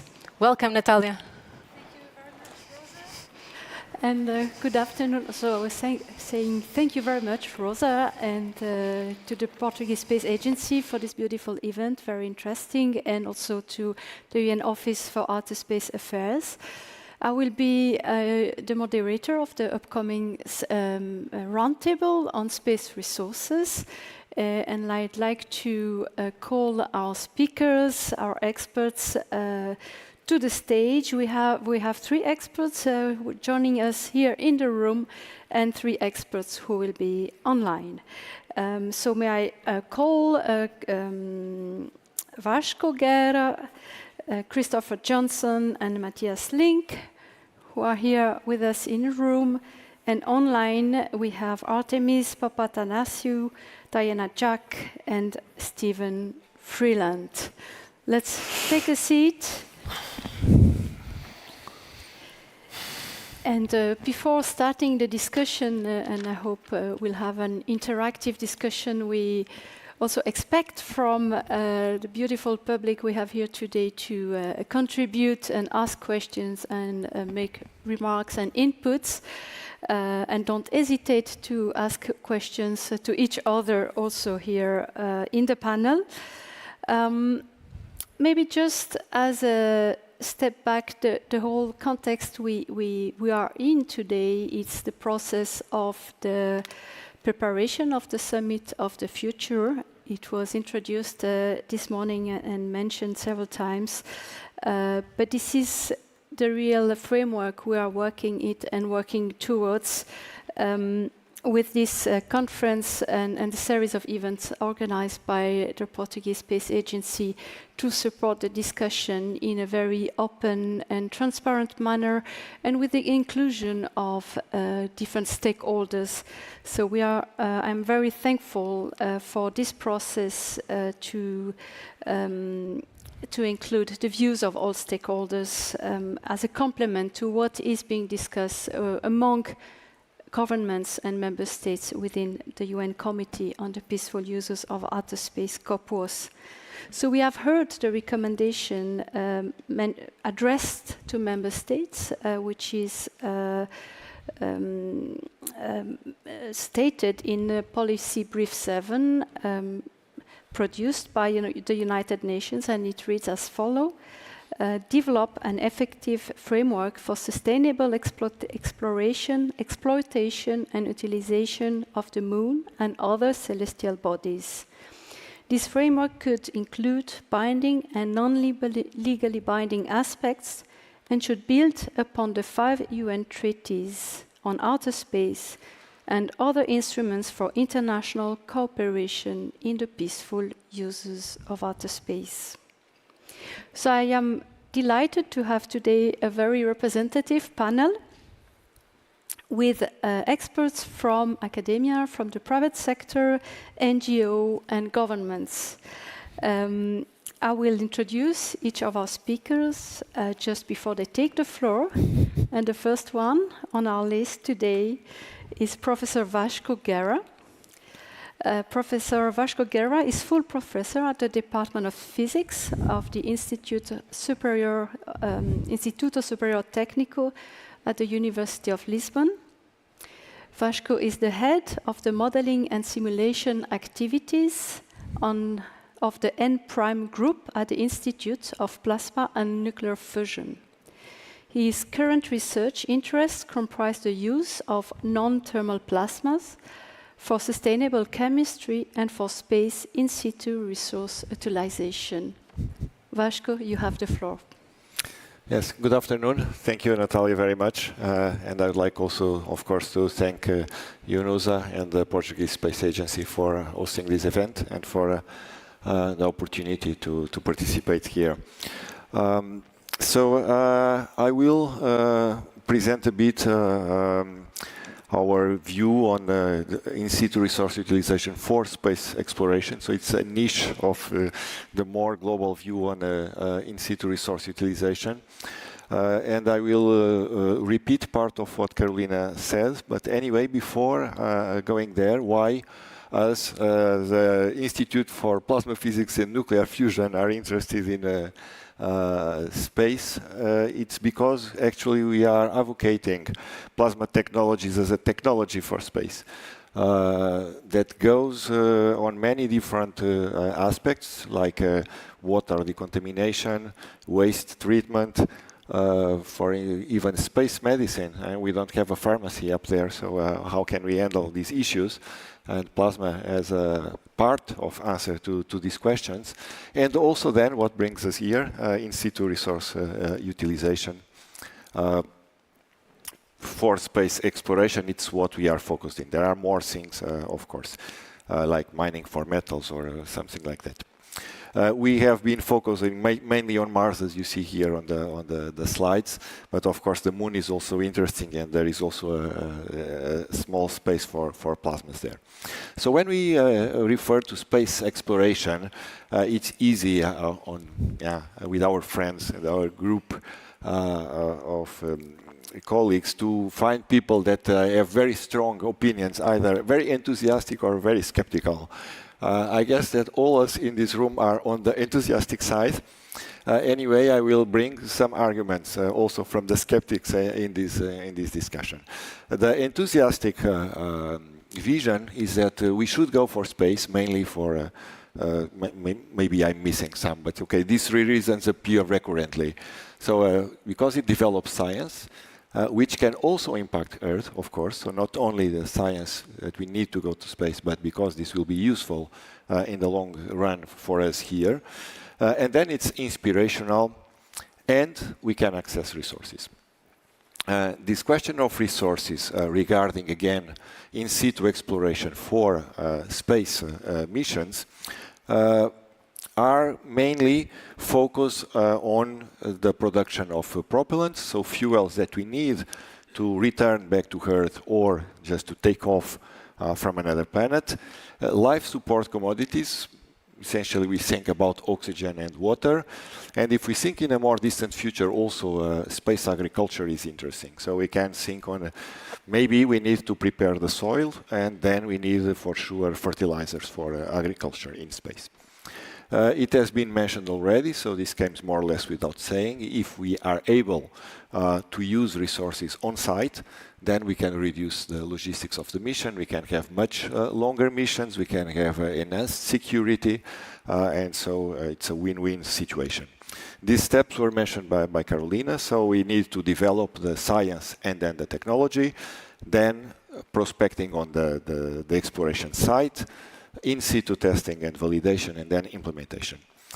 We focus a lot on the first parts, the development of the technology. We should not undervalue the prospecting, The transportation, because maybe the resources exist in a place that is not where we want to consume them. So the same question with the renewable energy on Earth, waste treatment, and so on.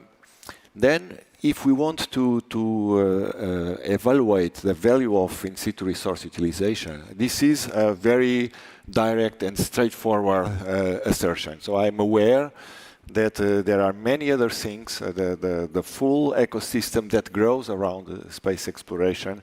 So this is only one part of the problem, but okay, if we isolate everything and just focus on what makes in situ resource utilization valuable, a simple criteria would be that the mass of the product supplied by our in situ exploration should be much larger than the mass of the systems that we need to make this exploration. Otherwise, it's better to take everything from Earth.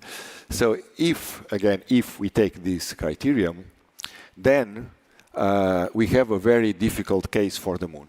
So the Moon, the resources are very difficult to access. Oxygen is okay, it's on the regular, it's very energy intensive and in very small amounts. The water is even worse. To extract the oxygen, very likely we need to bring hydrogen from the Earth. And then it's relatively close. So if we think, and I think this is quite plausible, that the costs for space transportation will decrease and we will be able to make space flights more efficient, then it will be even, this balance will be even more unequilibrated towards bringing the resources from Earth than to produce them locally, directly on the Moon. Of course, there are many positive things still if we have this more pessimistic view that I'm presenting here, that the Moon can be a very nice spaceport, and at least, again, I'm simplifying a lot, but it's a perfect place for practicing, because it's, again, nearby. We have a possibility to return if something goes wrong. And from the scientific, this inspirational point of view is really, really very exciting. Mars is more or less on the other extreme, because to produce the chemicals that we need to survive, we need very few atoms. We need oxygen, nitrogen, hydrogen, and carbon. With those, we build everything. And those are available and widely distributed on Mars. Also, Mars is far away. And so this argument that space traveling is close is not so valid if we think on a more distant planet or asteroid or whatever. Why these elements are available on Mars? But they are, most of them, already in the atmosphere. So atmosphere is 96% CO2, carbon dioxide. So you have the oxygen there. The nitrogen is also there. With the oxygen, we can produce, with the oxygen that we extract from the carbon dioxide, we can produce propellants. We can have oxygen for breathing. And also this scheme that I will not detail on the figure, it will also be the same that we need to produce synthetic green fuels on Earth. So from CO2, produce, let's call gasoline. Then, okay, if you really are looking carefully on this picture, you see on the right-hand side the hydrogen that is coming. So hydrogen, the water, is also available on Mars. That's the biggest unknown at the moment, how difficult it is to use it. But if we do that, we can actually not only go for oxygen and liquid fuels for the rockets, but also for the usual fuels that we have on Earth. And then we can have the carbon and the nitrogen. So the other two atoms that I mentioned that are essential to produce fertilizers for agriculture. For instance, we can produce organic molecules, we can manufacture carbon structures and do many other interesting things. So to summarize or conclude a little bit this teaser for this question of in situ resource utilization, I just note that the requirements for transportation of crew to the Moon and to Mars are very different. Again, the question of distance. So for Mars, there is no abort option. Yeah? So if something goes wrong, we are not returning immediately or sending a rescue crew very quickly. So all things must be have a much longer lifetime, much more robust. All life support systems, environmental control units must really be very, very robust. We don't know yet how they survive really for a long time, microgravity, radiation, all these type of things that we should worry. Still, the Moon is of course very interesting and can give us many lessons if we want to look beyond the Moon, but we should be careful on what is similar and what is different. So we should not exaggerate on what we learned from the Moon. And finally, it's the topic of this conference.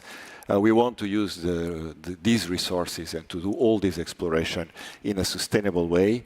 And it has been already emphasized this morning several times that, okay, sustainable is a very broad word, and maybe we should ask two questions. First, what do we mean by sustainable exactly? And second, once we define it, can we do it, this exploration, in a sustainable way? Thank you.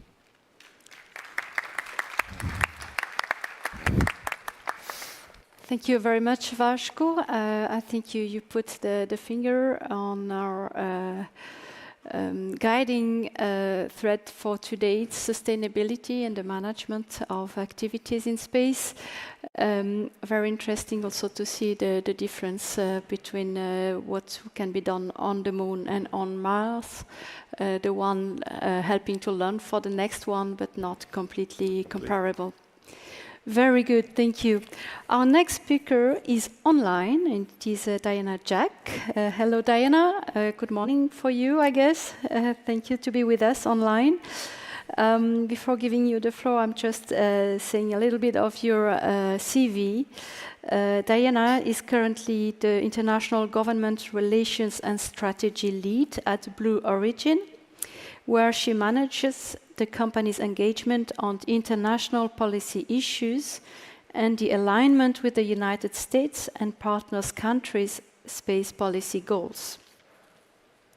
Diana has previously held position at the Council on Foreign Relations, the United Nations Economic Commission for Europe, the Geneva Center for Security Policy, and the United States Council for International Business.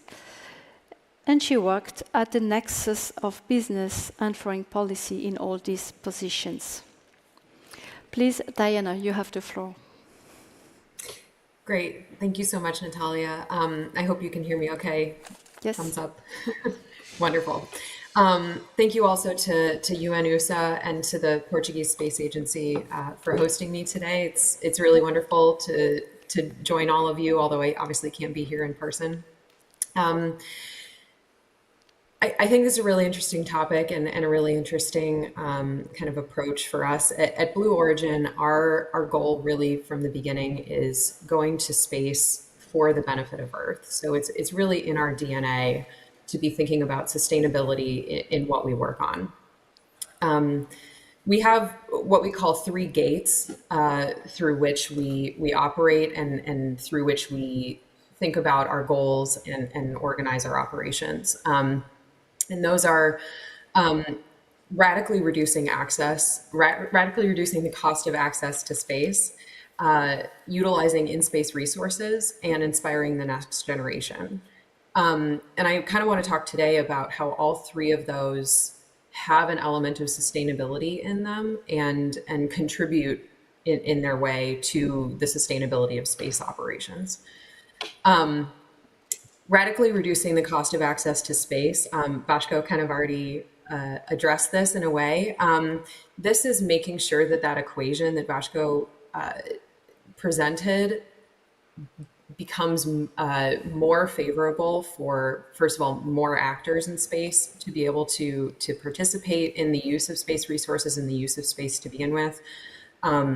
It also involves being able to more readily and more economically exploit space, again, for the benefit of Earth.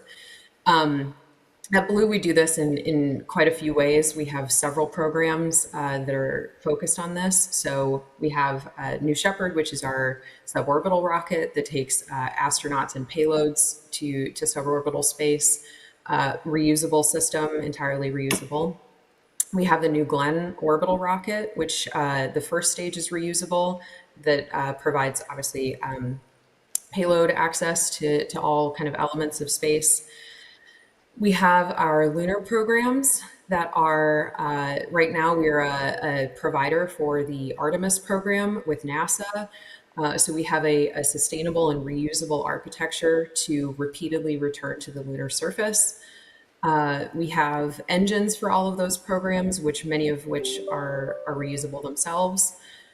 We have our orbital reef space station concept. I realize this is many things. And then we have also our space resources capabilities. And this is obviously for this panel what I want to focus on. As I said, the second gate for Blue Origin is the idea that we need to go and utilize and take advantage of resources in space that allow us, obviously, to be able to exist permanently in space, but then also benefit Earth kind of on the back end. We really think about this in three different ways. Primarily, when we go to space and we want to use space resources, we're using them in situ, right? So to be able to develop propellant, provide oxygen, Vashko already gave a really good, much better overview than I can of the sort of chemical benefits of space resources. But then we also want to think about how we can move heavy industry and production that is polluting Earth off of Earth and use the resources that we have in space to remove that process from Earth's surface and then return it kind of energy-wise back. Secondarily, we think that the technology that we will develop and that our partners will develop in order to both exploit in-space resources and in order to get there will benefit users on Earth. So obviously the ability to provide solar panels on the lunar surface, or the ability to more sustainably mine or drill on the moon's surface, all of those technologies can be brought back to Earth and benefit those still on Earth.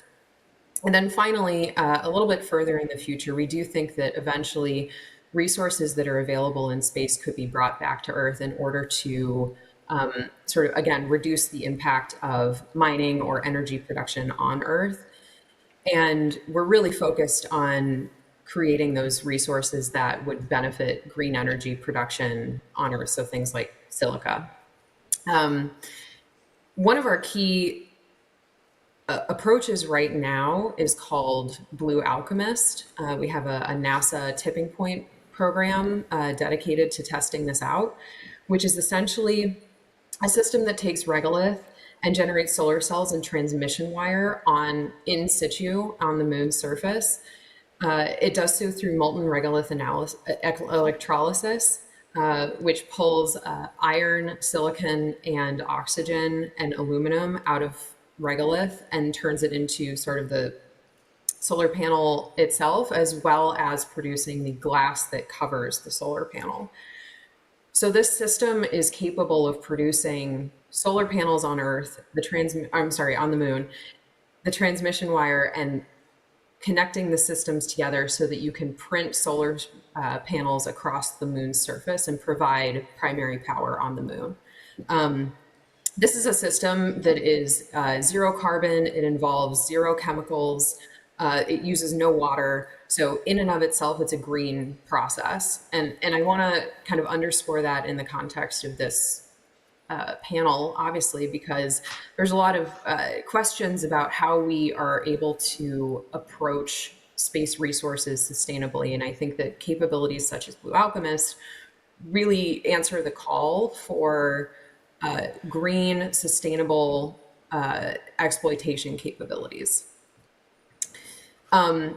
I want to kind of underscore that here because we talked a little bit about, obviously the space for SDGs is a major topic and something that I think is really, really important.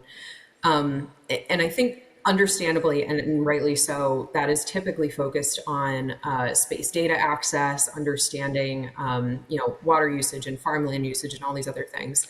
I think the technology specifically from space resources and the space resources themselves can help address those space for SDGs goals. I think especially about clean energy access, which I believe is SDG 7, or 4, 5, 7. So the capability that this is developing on the moon, as well as the actual production of solar panels is applicable for this. In addition to the fact that, obviously space and the development of this sort of new frontier of space resources offers things like education and industry and partnerships for the SDGs. So I just wanted to kind of link that into the broader UN goals here, because I think it's really important to think about how space resources specifically can tie in. The other thing I think is really important on this space resources specific topic is water prospecting itself. At Blue, we really think that water prospecting is kind of the beginning of all technologies on the moon, and we really emphasize the importance of folks investing in this capability and being able to kind of get that set up so that we can begin sort of all these other technological approaches that we're aiming for. And then the third gate that we have at Blue, our final framing concept, is also kind of an element of sustainability that I want to share with the group, which is we aim to inspire the next generation, something that Bashko also called out. We do so through our Club for the Future nonprofit, where we reach out to K through 12 students. We provide programming and STEM education, and then probably most recognizably, we send postcards that students have designed to space aboard our New Shepard rocket and then return them to students. Through this program, I'll just list a couple countries that we've touched internationally, but it includes Nigeria, India, Colombia, Honduras, Zambia, Brunei, Germany, Slovakia, Ethiopia. So there's many ways that we are working really hard to connect internationally with folks and maintain what I think of as sort of the sustainability of the industry itself, making sure that students are inspired and interested in being part of the space generation. And coming with us and making sure that what we set up today continues on into the future. But then there's also an element of hearing students' considerations and making sure that they're kind of brought along in the discussion on how we approach space resources and other issues that this group is considering. So I'll close with that. Like I said, I think that Blue, kind of in its DNA, is really focused on the sustainability question and is working to, again, change the equation on how we access space, who can access space, and how we really benefit from what space offers us in a space resources concept. Thanks, Natalia. Thank you so much, Diana. And it's a great overview of different approaches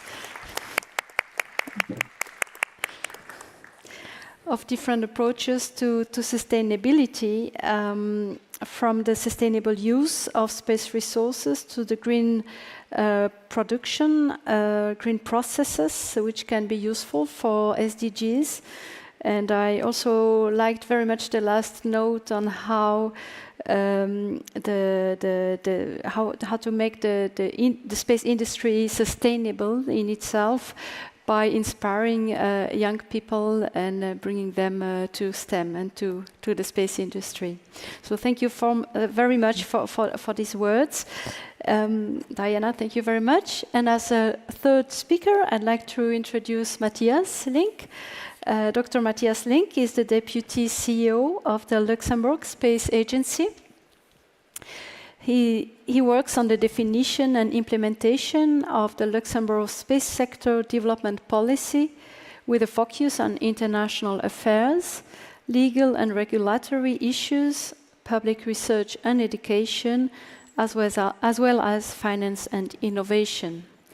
Matthias is delegate of Luxembourg to the European Space Agency and the United Nations Committee on the Peaceful Uses of Outer Space, COPUOS. He coordinates the Space Resources.lu initiative that aims to promote the exploration and utilization of space resources. Matthias, the floor is yours. Thank you. Thank you very much, Natalia. And first of all, I would also like to thank the organizers of the event, UNOOSA and the Portuguese Space Agency. This is really a very nice event, well organized, and it's a pleasure to see so many familiar faces here and new faces and have time for discussion. And of course, it's an honor also and a pleasure to participate in this panel on a topic that is particularly important for my country, for Luxembourg. So I would like to give some explanations on the Space Resources.lu initiative that we launched in 2016, as Natalia said, with the objective to promote the exploration, the peaceful exploration and the sustainable utilization of space resources for the benefit of humankind. And I aim to show you that with our initiative also smaller countries like Luxembourg can play a meaningful role here and make a contribution to discussions on an international level. And I'll show you also the complexity of the whole space resources field, which I'm sure most of you already know, and the interlinks between all the different challenges that exist here, and also how we have addressed it in Luxembourg and together with our partners. So we started this initiative in 2016, and I can well remember that at this time the whole discussion also at COPUOS was still at the very early stages and in a sort of infancy, even though the technology discussions had already been going since a while. But it was really in 2015, 16, 17 that this discussion started with a lot of controversy also in COPUOS. And it's really nice looking back at the past 8 years to see how all of this has evolved and evolved in a very positive way. And the proof is that we are here today and discussing all of this in a very balanced and constructive way. I think here the most important that I would like to emphasize is this complexity that we have with this topic and the strong interlinks between the various challenges, be they legal, technical, or also financial. And with our initiative, we have tried to address all these different challenges step by step and in parallel, and most importantly in partnership with both public and private entities and with both national and international partners. And again, there was a lot of progress on many different elements. I can certainly not speak about all of them, so I will focus on mainly 3 main topics and see how this also addresses the topic of sustainability. First of all, technology and innovation. Second, economic viability and the involvement of private companies. And third, the legal and regulatory part, which of course is of specific interest in this discussion. So first of all, on research, development and innovation, I would like to give the example of ESRIC, the European Space Resource Innovation Center.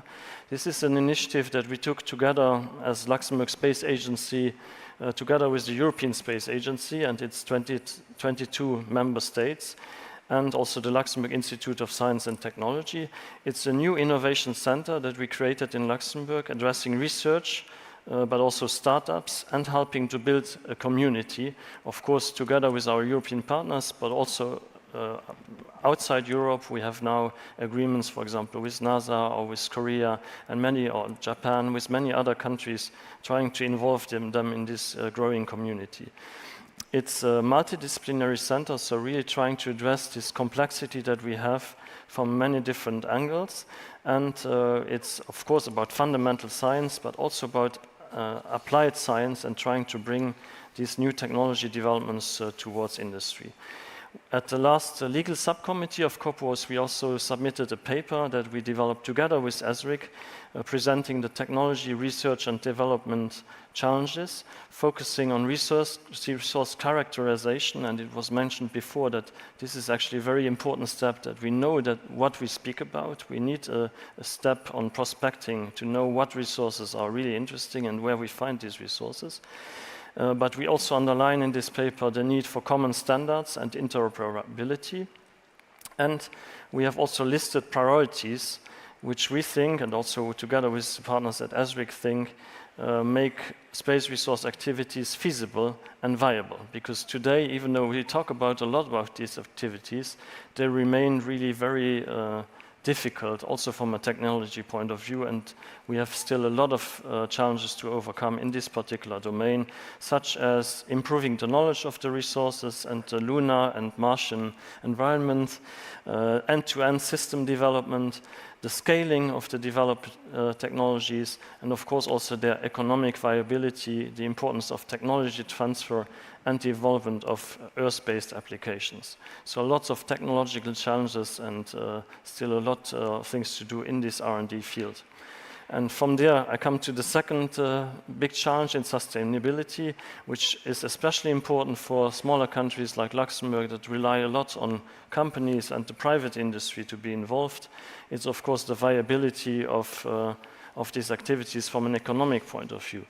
And so here we have also, from the very start, put a lot of emphasis on bringing in the private sector, because in the end, we know that these companies, like for example, Blue Origin, they are making progress. So we need also to bring them into the discussion and see what their plans are. We have developed in Luxembourg a number of events like the Luxembourg Space Resource Week, which we organize yearly, where we bring in also this private industry and also the terrestrial industries, because in the end, what we are going to do on the moon, near asteroids, or on Mars at a certain stage, will replicate also the things we have done here on Earth. Another aspect regarding private industry is that we, of course, support them through our R&D programs.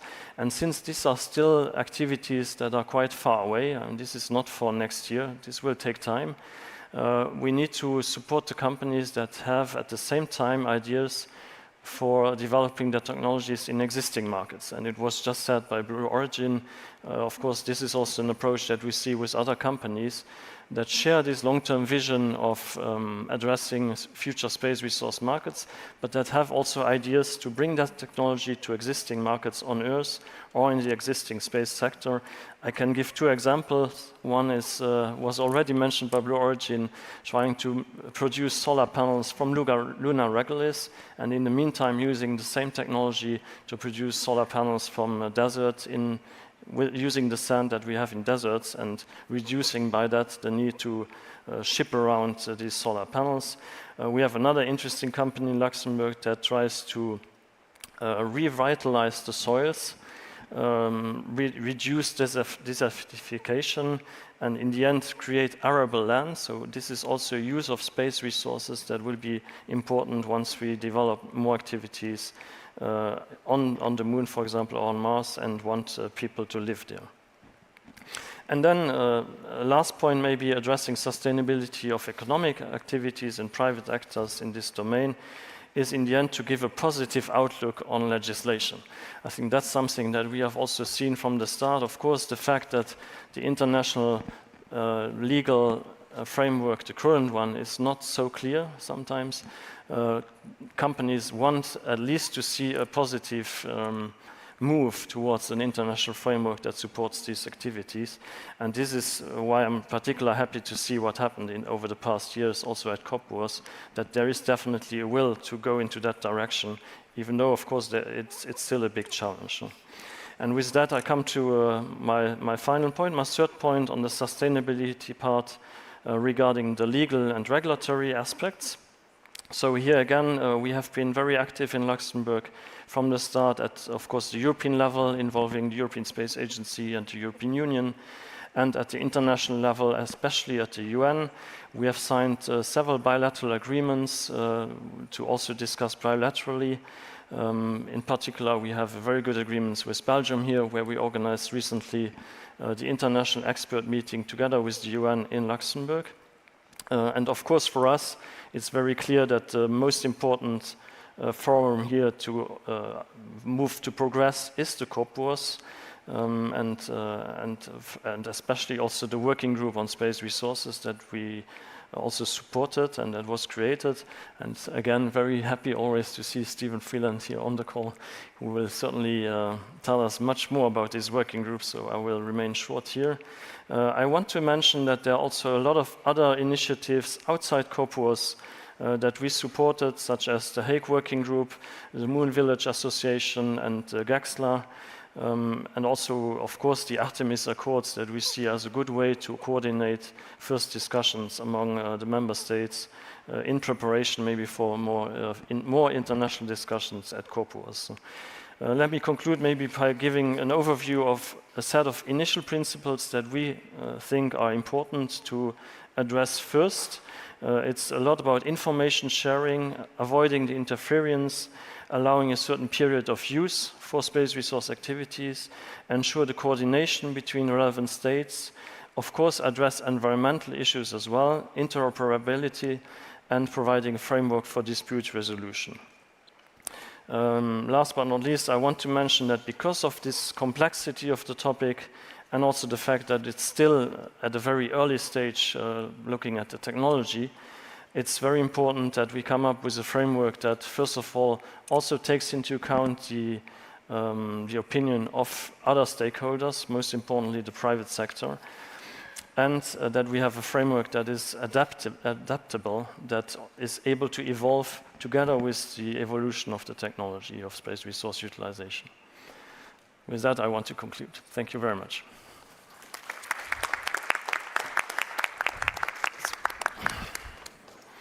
Thank you very much, Matthias. Excellent presentation, which opens the door also to the upcoming statements, I guess. A bigger emphasis on the regulatory and legal aspects. And quite impressive to see the range of activities of your country, Luxembourg, in this domain of space resources, but in also many other areas of space activities. So thank you very much for your contribution and for being with us. Excellent. I will go to our next speaker, who is online, and this is Dr. Artemis Papatanasiou. Hello, Artemis. Artemis is head of the International Law Department of the Ministry of Foreign Affairs of Greece. She holds a PhD in Public International Law, and she will talk today as a scholar, so in her own personal capacity. Artemis is specialized on issues of international law, in particular on issues related to space law, airspace law, international humanitarian law, and international cultural property law. Artemis represents her country, Greece, at COPUOS, at the United Nations General Assembly, and in other international organizations like ICAO, IAEA, and UNESCO. Artemis, please, you have the floor. Thank you, Natalia. Many thanks also to Portugal and UNOOSA for their kind invitation to speak on the very important, if not extremely timely, issue of space resource activities. My introductory remarks will attempt to highlight legal and policy challenges arising from space resource activities and address deriving questions we need further consideration. Outer space has been acknowledged as a global common beyond the jurisdiction of any state. The potential for its peaceful, secure, and sustainable use would benefit all humanity. The 5 UN treaties on outer space, including the UN COPUOS, were established in an era of exclusively state-based activity and provide only general principles and guidance on responsibilities for resource management in outer space. However, as we go through a period of renewed exploration and use of outer space, it is obvious that legal certainty on the matter is more than needed. Yet, whether space mining is legal under international law remains highly controversial among states and experts. In particular, it is debated whether the commercial exploration and exploitation of space resources is compatible with the non-appropriation principle set out in Article 2 of the Outer Space Treaty. Does ownership and transfer rights on space resources constitute free exploitation under the OST, or such activities amount to a prohibited appropriation of the Moon? Do they affect the legal status of outer space itself?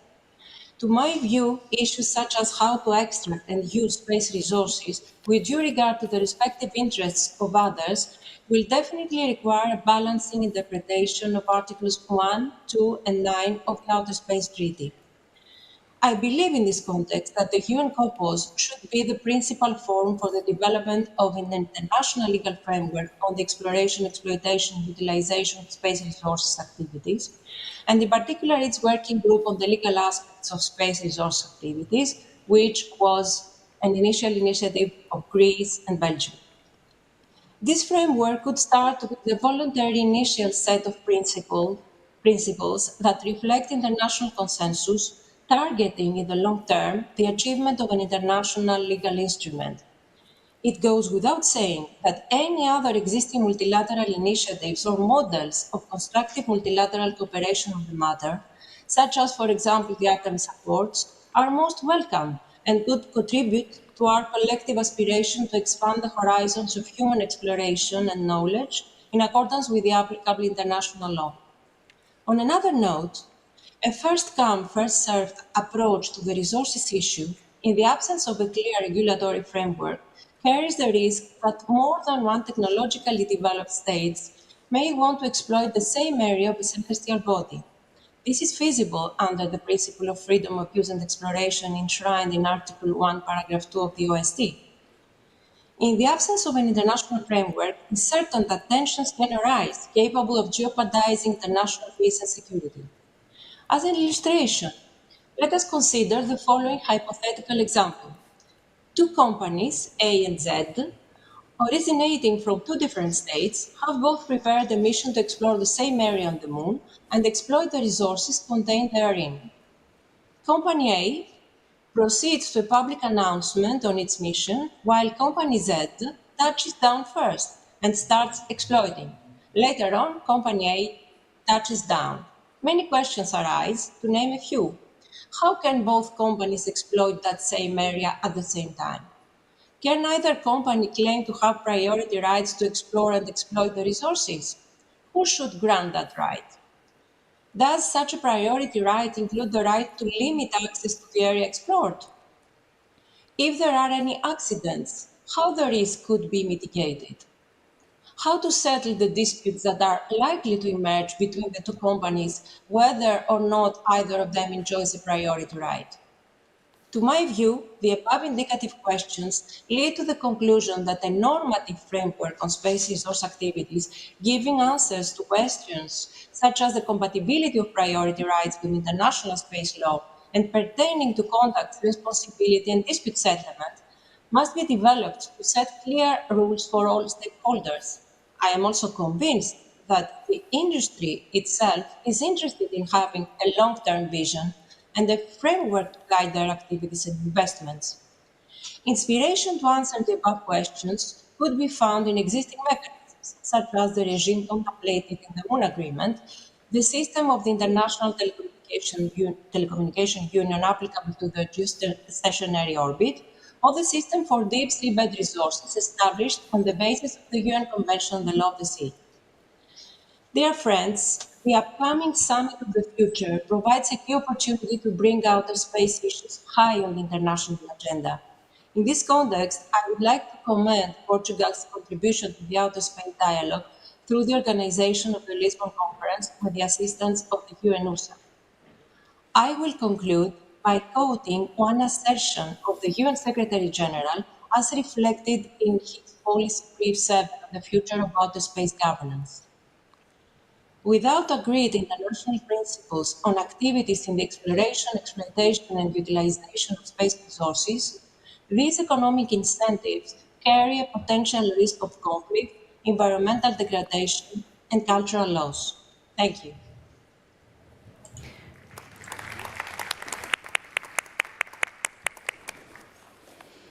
Thank you very much, Artemis, for your insightful statement and the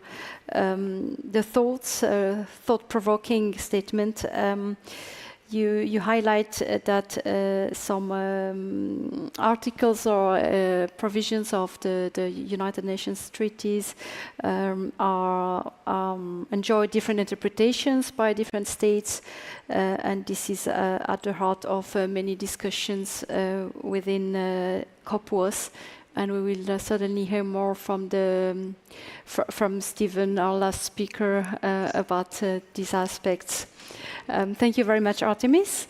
I'd like now to give the floor to Christopher Johnson, who is the Director of Legal Affairs and Space Law at the Secure World Foundation.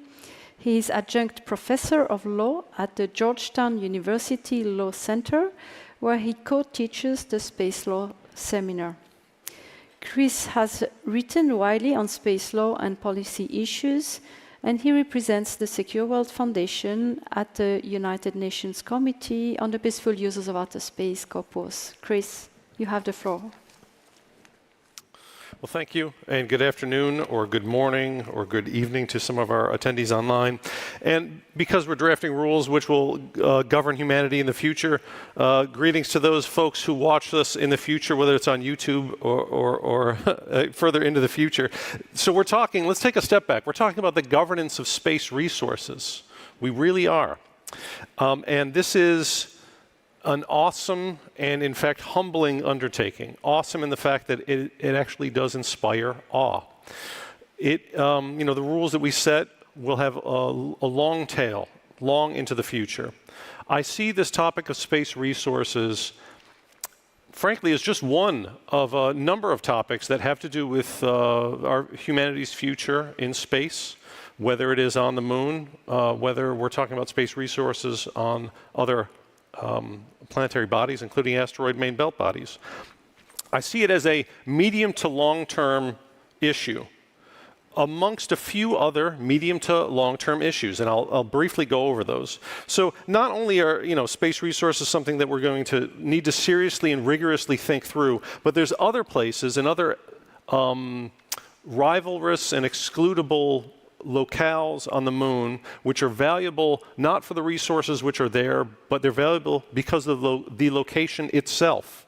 I'm talking about areas like the permanently shadowed regions and cold traps. I'm talking about radio quiet zones on the lunar far side. I'm even talking about lava tubes, some of which are the size of a room, some of which could be the size and in volume of this building, and stops on a subway station in terms of their depth, their length, the volume that is there.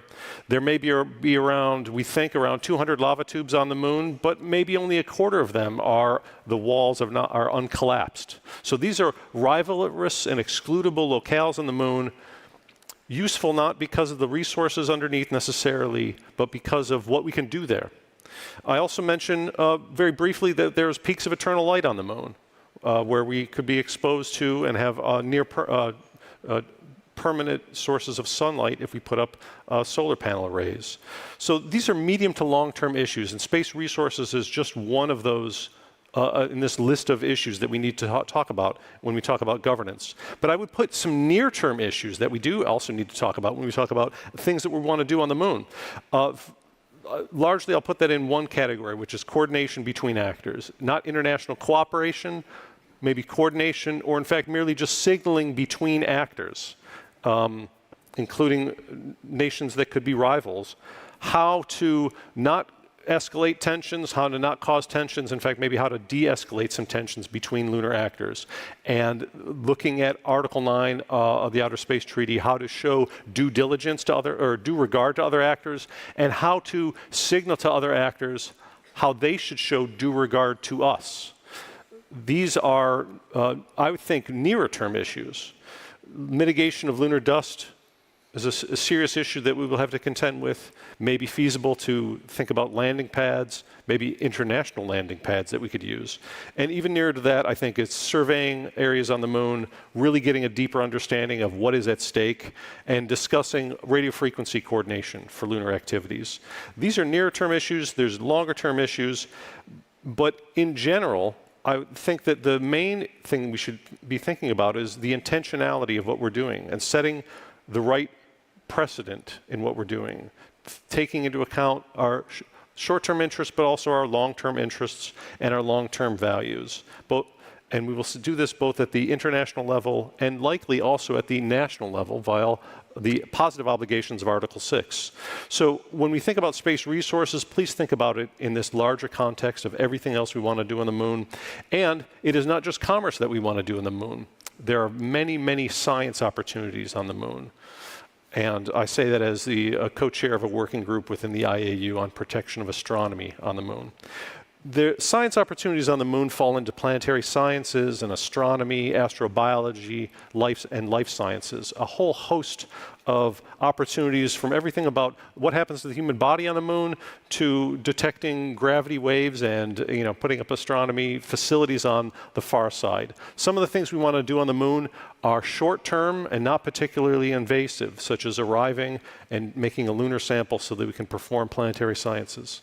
Some of them could be quite long-term. If we put something in place, an observatory, a telescope, which would sit there for many years, so they're long-term in presence. So being intentional is prioritizing and balancing between the commercial opportunities and science opportunities. And in fact, they interact and intermingle. Can we allow commercial opportunities which don't prejudice later science opportunities?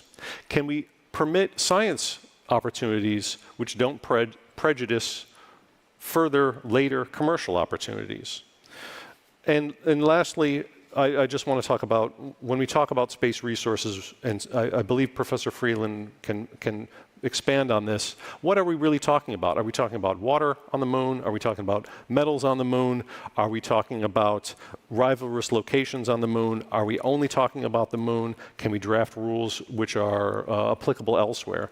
I think I've given a broad overview of perhaps the next century of space governance questions, but you see that there's a whole host of these questions and they all interact, and we should take them into account and balance and try and decide what is the real pressing issue.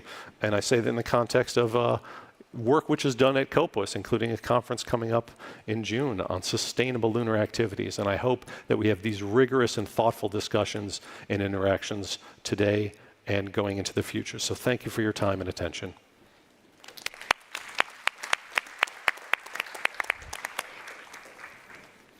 Thank you, Chris. I must say, I hope we will not wait a century to make progress on such questions. But yes, we will have to some work certainly in the coming decades. Thank you for opening a little bit the debate and also looking at other type of resources, for instance, radio frequency. So it's really opened up the debate. Thank you for this contribution. I see time is running. It's incredible. Have you noticed? Maybe it's because we're in Lisbon, it goes so fast. So our next speaker is Stephen. Stephen, you're the last one for this roundtable. You're online from Australia, so it's late for you down there, if I may say so. Thank you for being with us. Stephen Freeland is Emeritus Professor of International Law at the Western University of Sydney, where he was previously the Dean of the School of Law. He's also professorial fellow at Bond University and holds visiting and adjunct positions at various other universities and institutes in Asia, Europe, and North America. Prior to becoming an academic, he had a 20-year career as an international commercial lawyer and an investment banker. Stephen represents the Australian government at COPUOS and in June 2021, he was appointed by COPWAS as vice chair of the 5-year working group on the legal aspects of space resources activities. Stephen, please, you have the floor.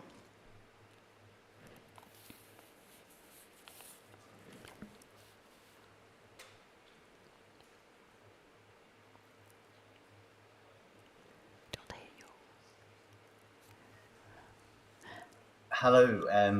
Yes. Can you hear me? Because I'm in a hotel and... Yes, we can. Thank you.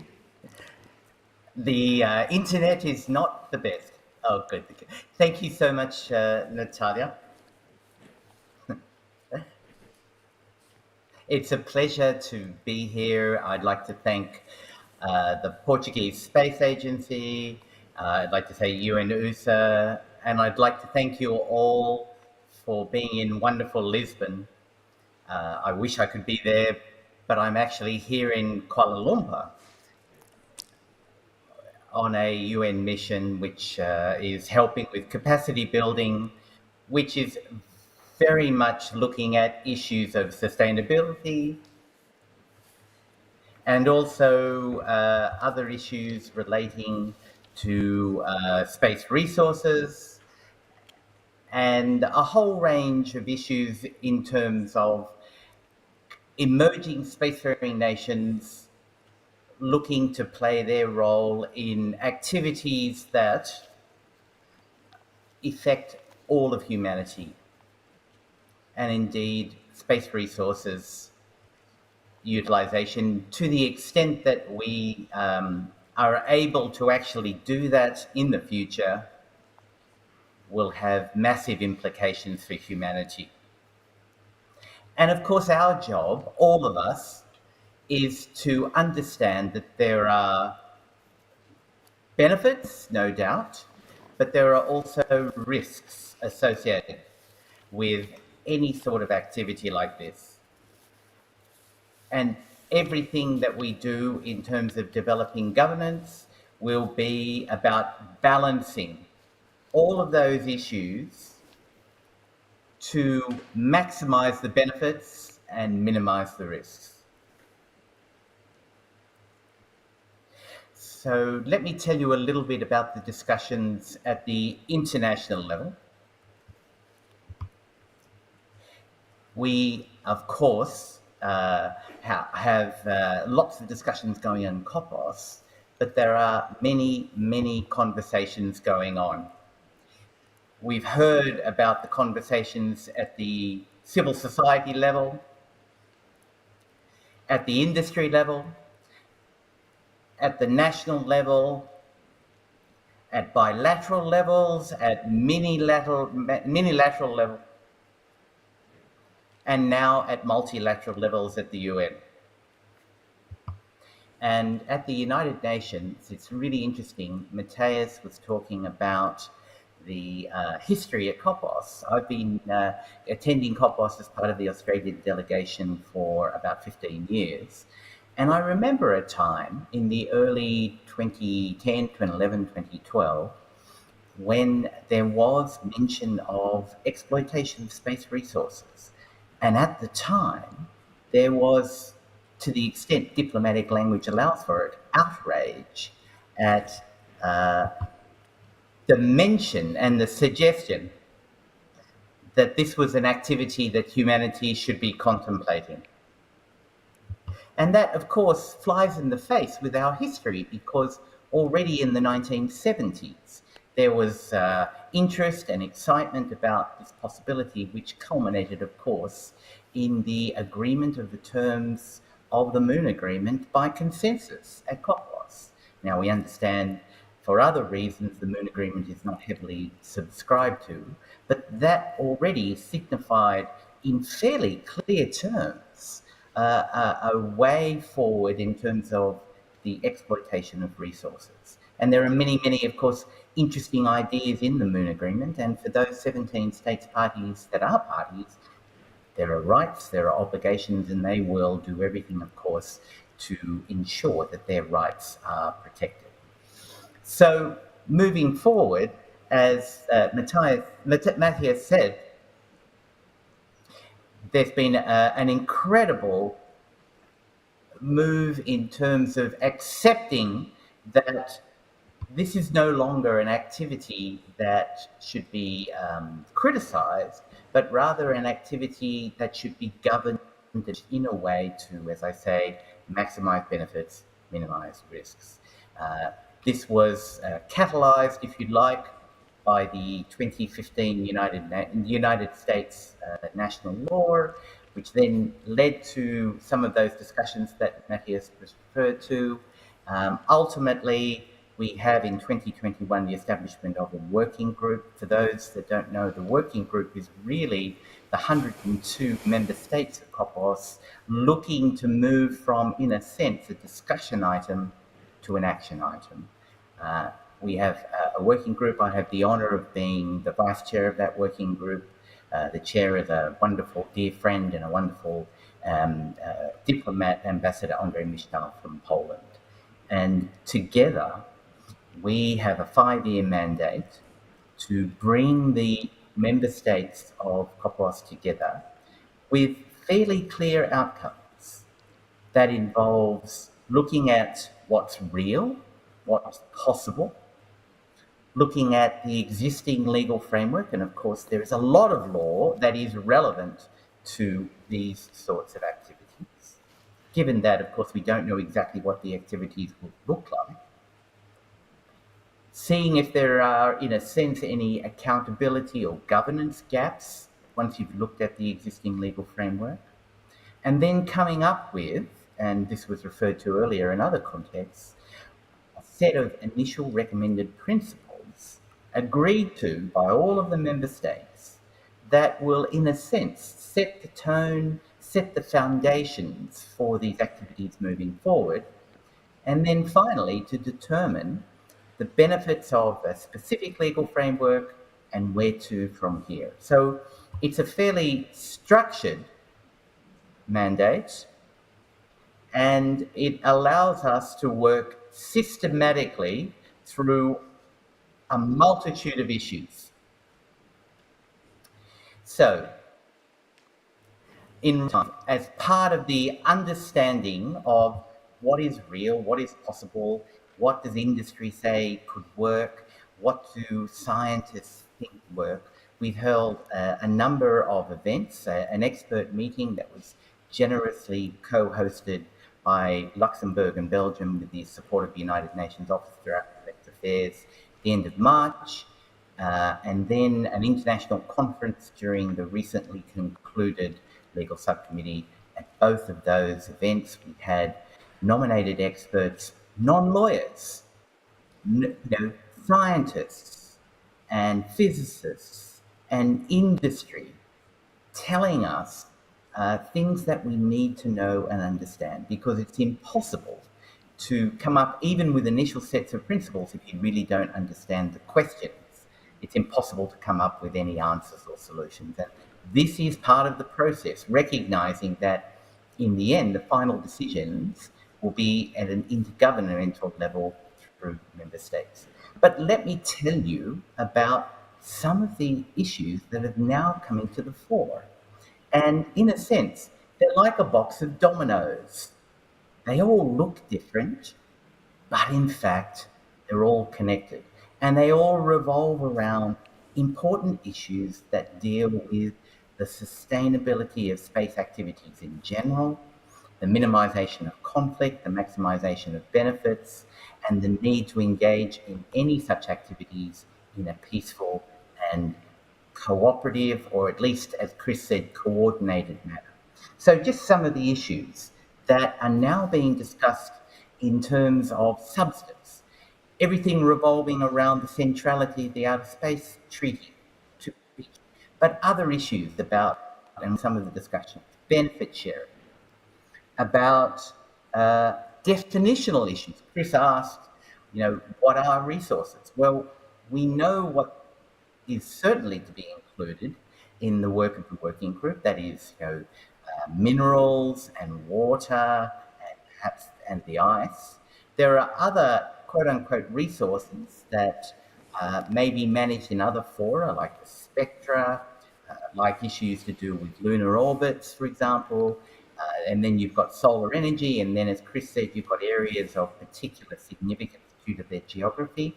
We're not sure whether they will fit into the work of the working group. This is something that's still a debate, but at least we know the basics of what we're talking about, and Vasco talked about some of those in his presentations. We're looking at the protection of not only current space actors, but future space actors. We're looking at issues of benefit sharing. We're looking at the rights and needs of developing countries. We're looking at even licensing authority mechanisms. We're looking at the role of the private sector and their supervision. Interestingly, we're looking at issues of equity and access and ethical considerations, environmental considerations, Indigenous perspectives. We're looking at a whole range of issues. And, you know, when you think in the relatively short period of time since exploitation of space resources was almost a dirty word at COPWAS to where we are now, where you have the positive spirit in the room. Why? Because states recognize that if we are going to do this, it can't be done by 1 or 2 or 3 countries or companies. It needs coordination. It needs cooperation. It needs peaceful activities. It needs us to understand what is possible and what is real. It needs us to listen to others. It needs us to have due regard to others.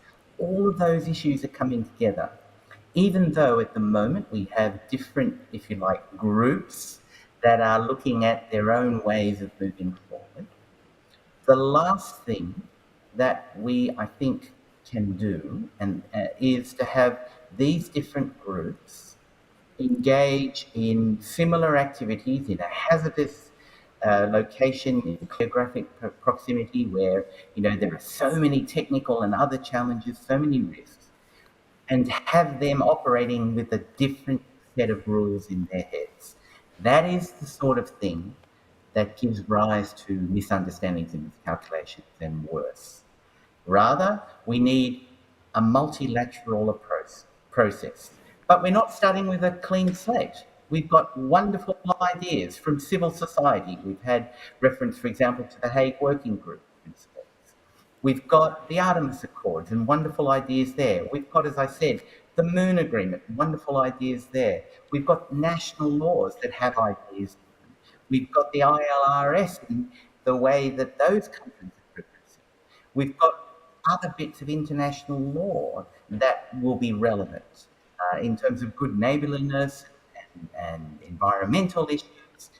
And we're really bringing that all to the fore together with the centrality of the Outer Space Treaty, to come up with, hopefully, principles that will set the path forward. And as somebody said earlier, whatever we agree, it's not to sit there for 2 or 3 or 5 years. It has to be the foundation for the next 10, 20, 30, 40 years. Of course, we'll build further upon it, but that's why we need to ensure that we have as much information as possible, as much opportunity for diverse, inclusive, and transparent inputs as possible. Because in a sense, even though to a certain degree, it will be governing and regulating for the unknown, we understand that.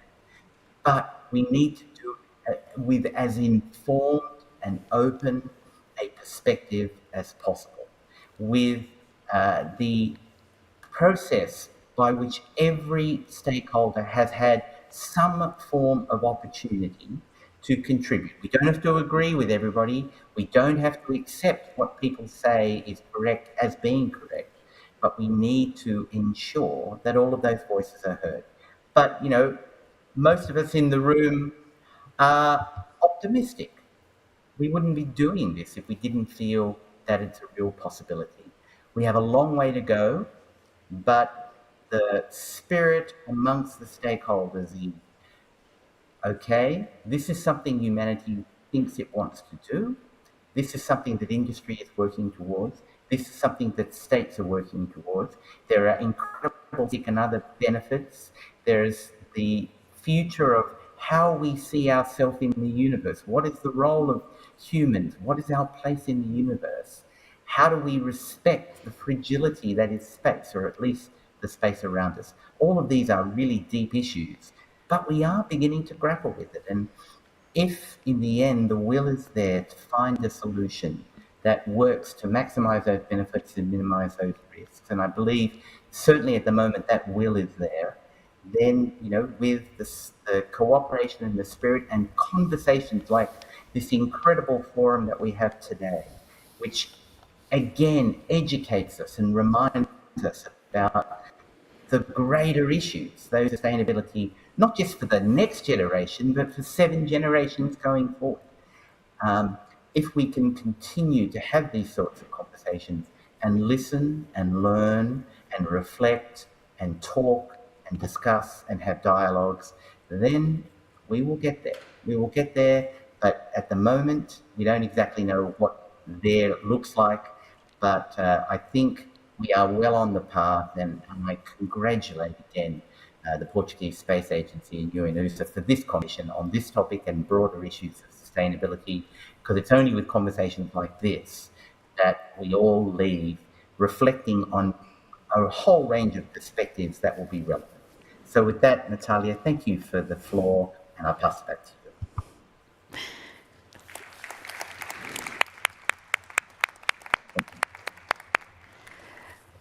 Thank you so much, Stephen. I think you have wrapped it up for us. I see the time, and at the same time, I'm having a look at the organizers to see how many minutes we still have. Oh, okay. Okay, I see. Wow, it's blinking. That's good. Okay, no, that's yes. So we have a few minutes. No, fantastic, Stephen. And I'd like to build on your hope and your faith that we are going to make it. We, as a multi-stakeholder group, as representative of all space actors, we, in the end, as representative of humanity.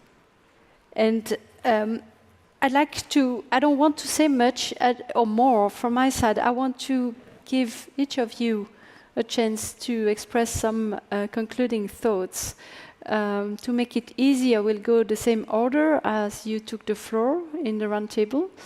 And maybe one element is the future we are looking at, and to make it sustainable, and not forget one of the core principle of the Outer Space Treaty, which is the sharing of benefit for the whole of humanity. Thank you. So, Vasco was the first one, please. Okay, so very, very short comment, inspired also by the other presentations. One, okay, I have to say my question was there on the sustainability.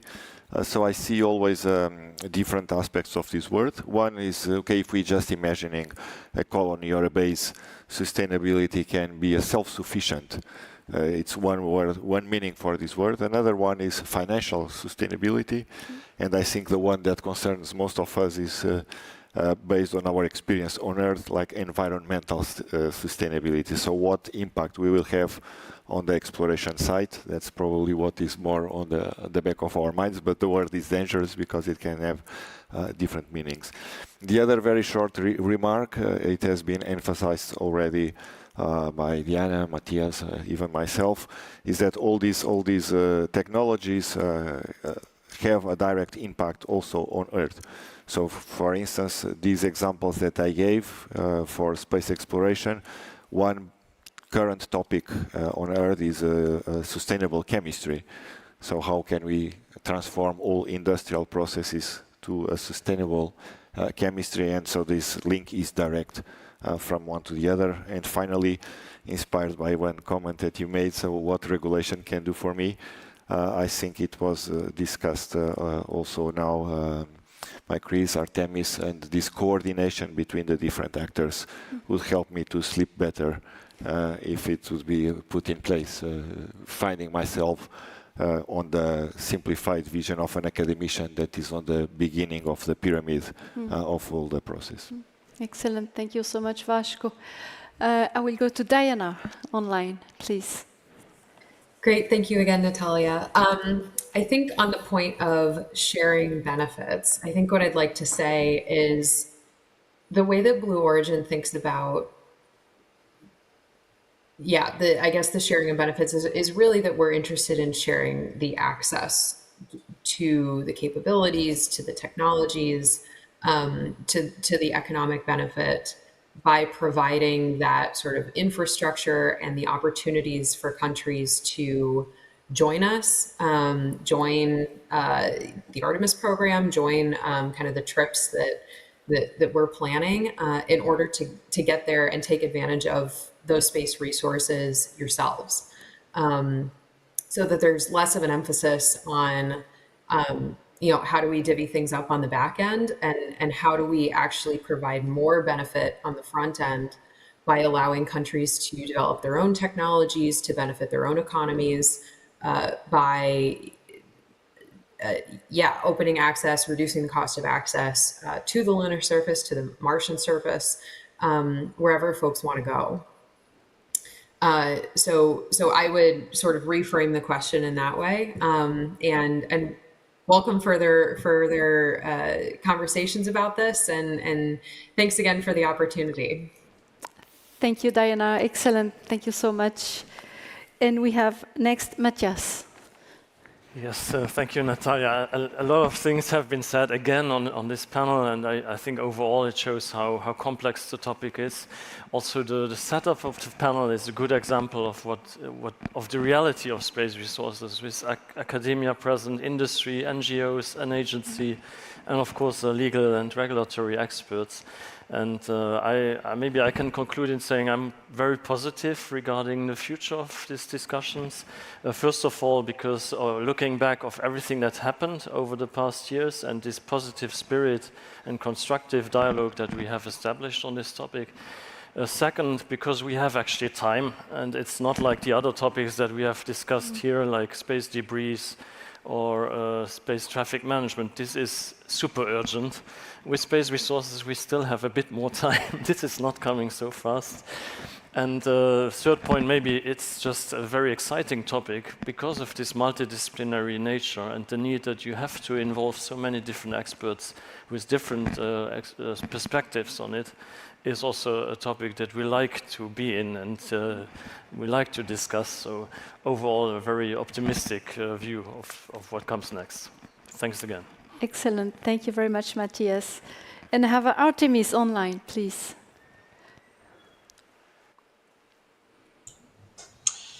On my part, I would like to give my insight from the participation in the legal subcommittee of COPWAS. And as was said, and I confirm it, previously by Matthias and Stephen, a discussion approximately 7 or 8 years ago, a discussion started within the... We don't hear you. On whether there is a need for developing a legal framework on space resource activities. And there were several discussions, and you could see on the one side states keeping the strong line, and on the other side other states which were advocating for the involvement of the private sector. So the years passed, and we had the creation of the working group on the legal aspects of space resource activities, and now we can see balancing attitudes and a very useful and constructive interaction among states on the one side and the private sector and the civil society on the other.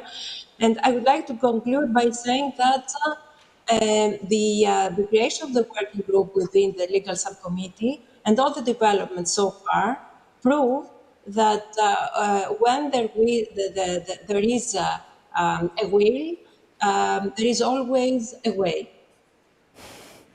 Excellent, Artemis. Very nice concluding words. Thank you very much. And I have, I think, Chris here.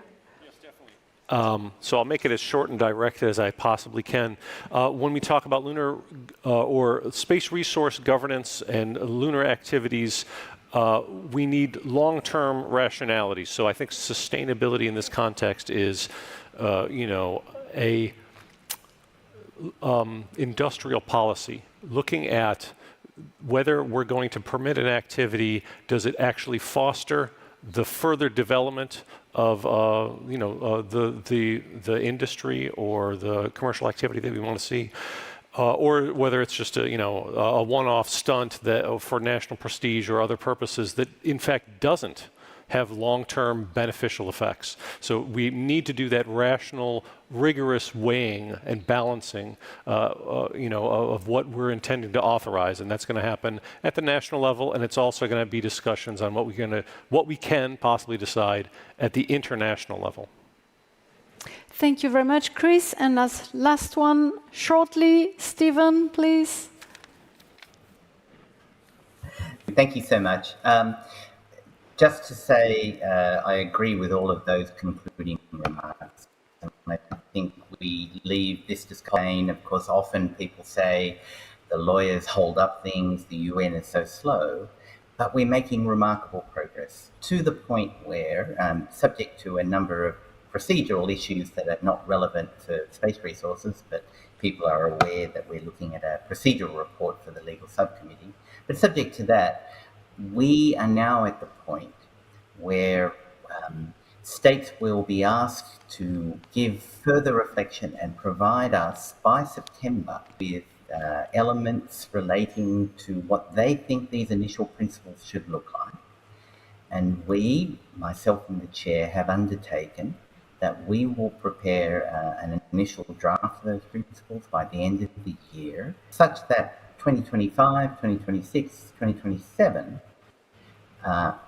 states will work on these principles. Now, that's a remarkable set of progress from where we were even 3 or 4 years ago, let alone 7 or 8 years ago. And that is, I think, a reflection of the need that everybody is now more than curious to see what this will look like or what it could look like, recognizing always that we don't know exactly what sort of activities, when they'll happen, where they'll happen, and by whom.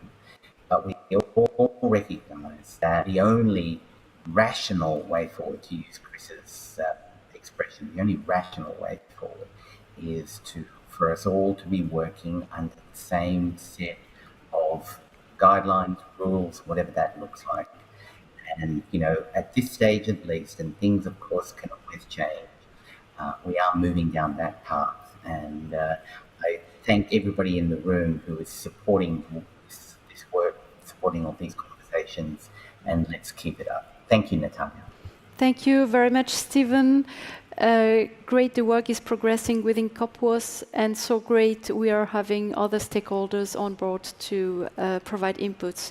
So thank you very much, everyone, also to the public, and I do apologize that we have had no chance to give you chance for questions. Apologies for that.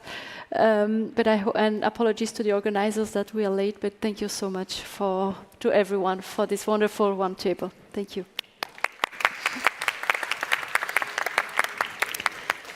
Thank you to all speakers for sharing their valuable insights on the future exploration of space resources. Your contributions have been essential.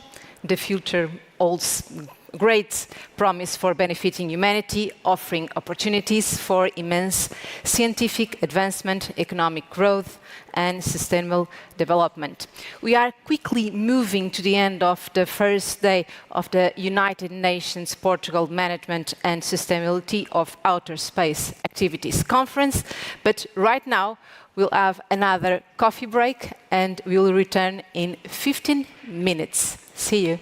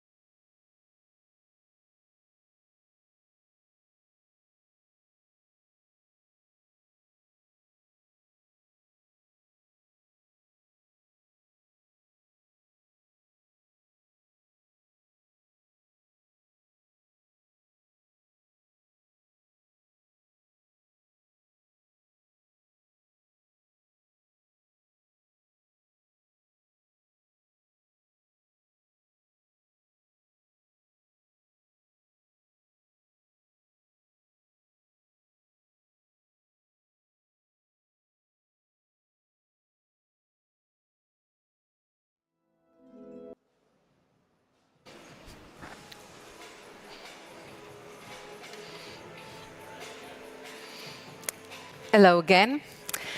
The final panel will focus on the fundamental view of future generations and civil society in ensuring the responsible management and sustainable development of outer space activities. The decisions current leaders, those in power, make today will directly impact and shape their future. You all can still work to make a difference. In that sense, hearing what they have to say is essential to building their future, a sustainable future also for these upcoming generations. We started to listen during the preparatory symposium, and to present the results of those discussions, we'll have Marcus Voltran, Program Officer at the United Nations Office of Outer Space Affairs. Welcome, Marcus. Thank you.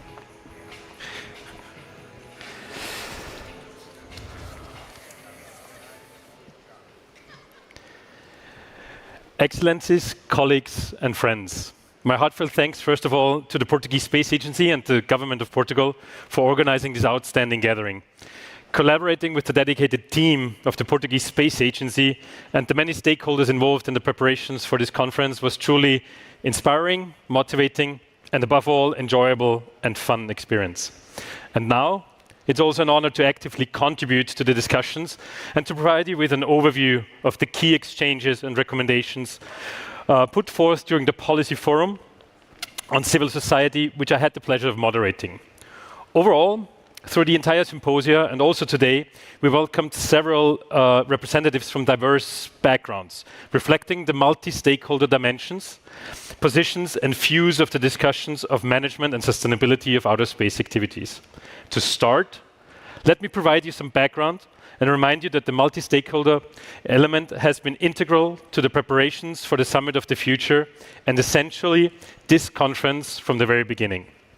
Since the 75th anniversary declaration, member states have committed to boosting partnerships because today's challenges require cooperation not only across borders, but also across sectors of society. Also, highlighted in the 75th anniversary declaration, the UN must be more inclusive to effectively respond to common challenges. In the context of the common agenda, it was stressed that it is now the time for a stronger, more inclusive and effective multilateral system anchored within the UN. Effective multilateralism depends on the UN that can adapt to global challenges through inclusive approaches. For example, as highlighted in the common agenda, through a multi-stakeholder dialogue on outer space as part of the Summit of the Future, involving governments and leading space sectors. The reason why we gather here today. Following, the Secretary General's policy brief recommends that member states consider facilitating the participation of commercial actors, civil society, and other relevant stakeholders in space-related intergovernmental processes, as the increasing importance of non-governmental actors in space activities necessitates their inclusion. Also, last but not least, be reminded that the modalities resolution of the Summit of the Future, adopted by the General Assembly, encourages major groups and stakeholders to engage in the summit's preparatory process. And finally, and very importantly, it's also important to remember the crucial role of youth engagement within the Summit of the Future process, underscored not only by the creation of a dedicated UN Youth Office, but also by a dedicated policy brief on youth engagement. Coming back to the outcomes of the sessions, where the inclusive approach to shaping the future of space exploration led to several key observations along the lines of the Secretary General policy brief, and for which I try to focus more on areas which have not been mentioned today and addressed already before. First, space traffic management was highlighted as a primary concern. With the growing number of systems orbiting Earth, an international agreement to ensure the sustainability and usability of outer space for all users was strongly recommended. While the economic benefits of new space economy were acknowledged, the risks posed by large satellite constellations were stressed. Mitigating the impact on astronomy and aligning with the sustainability practices with a view to protect for space for future generations and allow for accessibility for future space sectors were critical considerations. Secondly, space debris was discussed as a significant challenge. There was a strong call for a multinational ban on destructive anti-satellite operations and the establishment of binding standards to prevent further space debris creation. The need for active cleaning of legacy debris, equitable cost sharing among responsible parties, and a comprehensive multinational policies covering prevention, detection, tracking, modeling, and remediation efforts were underscored. Third, the formulation of guidelines and regulatory frameworks, particularly in cislunar region, was deemed urgent. Harmonizing economic interests with the imperative of safeguarding scientific integrity in space exploration was deemed paramount. Panelists discussed the identification and management of space resources, such as solar energy and planetary materials. Prioritizing deconflicting in special locations is essential, while acknowledging the speculative nature of governing policies for other resources. In the light of these discussions, education, outreach, awareness raising emerged as fundamental tools for space management and sustainability.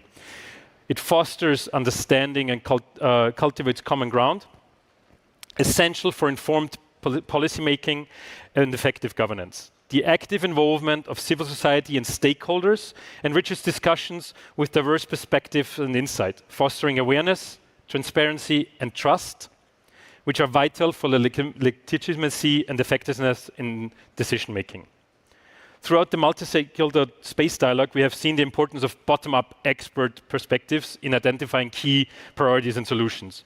Diverging views serves as a valuable tool for policymakers in addressing potential misunderstanding and mitigating risks, especially in ensuring safe and sustainability in space operations. Looking ahead, the importance of stakeholder alignment and organizational collaboration cannot be overstated. Moving from expert inputs to stakeholder alignment on common grounds enables informed deliberations and focused discussions at various levels, and we should not forget the ability of civil society and youth groups to more openly voice their concerns. In conclusion, the civil society panel provided an opportunity to highlight that the journey towards sustainable future in space requires concerted efforts, collaboration, and inclusivity. The panelists called for a commitment to bridging gaps, fostering dialogue, and harnessing the collective wisdom of all actors to navigate the expanse of space responsibly. Thank you very much.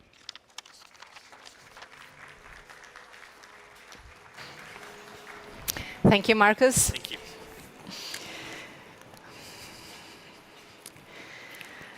Building upon the insights we've gathered and the challenge set forth by the General Secretary of the United Nations, we transition to our final panel. This session will be moderated by Teresa Ferreira, Director of Space at GMV. Welcome, Teresa. Thank you. Thank you for the kind introduction. So, ladies and gentlemen, good afternoon, and welcome to the last panel of the day on youth and civil society. First of all, I would like to thank UNOOSA, PT Space and the government, the Portuguese government, for hosting us, for building up this wonderful panel that I will introduce shortly, also for the invitation. So I'm very happy to be here today. So without further ado, I will invite my members of the panel to come to stage. So first, Antonino Salmeri from the Lunar Policy Platform. Please have a seat. Welcome. Juliana Rotola from SGAC. Welcome. Hannah Ashford from the Carmen Project. She will be joining us online today. Mariana Carvalho from Aerotech. Nicholas Hedman from COSPAR. And Kai Uwe Schogel from the International Institute Space Law. So welcome, everyone. Please have a seat. I would like to ask for a round of applause. So this is the last session of the day to energize a little bit the, the panel. Thank you very much. So welcome, everyone. So I will not make any speech, just a short reminder of what we are doing here today. So the objective is to provide your contributions to the Summit of the Future, building up on the outcomes that were already presented by Marcus so nicely just previously. So I will just read your bio, Antonino, and then I will invite you on stage. So Antonino Salmeri is a space lawyer specialized in the governance of lunar and space resource activities. He holds 4 advanced degrees in law and currently works as director of the Lunar Policy Platform. Dr. Salmeri is also the chair of the Space Generation Advisory Council, governing member of the International Space University, and member of the Legal Advisory Council for All Moonkind. So, Dr. Salmeri, the floor is yours. Thank you. Thank you so very much. After so many years of preparatory work, it is really such a great pleasure to be here at the UN Portugal Conference on the Management and Sustainability of Other Space Activities. I would like to congratulate and thank the UN Office for Outer Space Affairs, as well as the Portugal Space Agency at the Government of Portugal for organizing not only this event, but all the series of preparatory events that preceded the discussion that we had and that laid the ground for the Lisbon Declaration that I think we are all very excited to discuss. So why are we here? And why I would like to make my intervention today. I think we're here, as Teresa already said, to think about solutions for space governance for inclusion in the Pact for the Future. These solutions will be hopefully highlighted through the Lisbon Declaration and make all their way to New York when, in September, the member states and the leaders of the world will discuss about the Pact for the Future.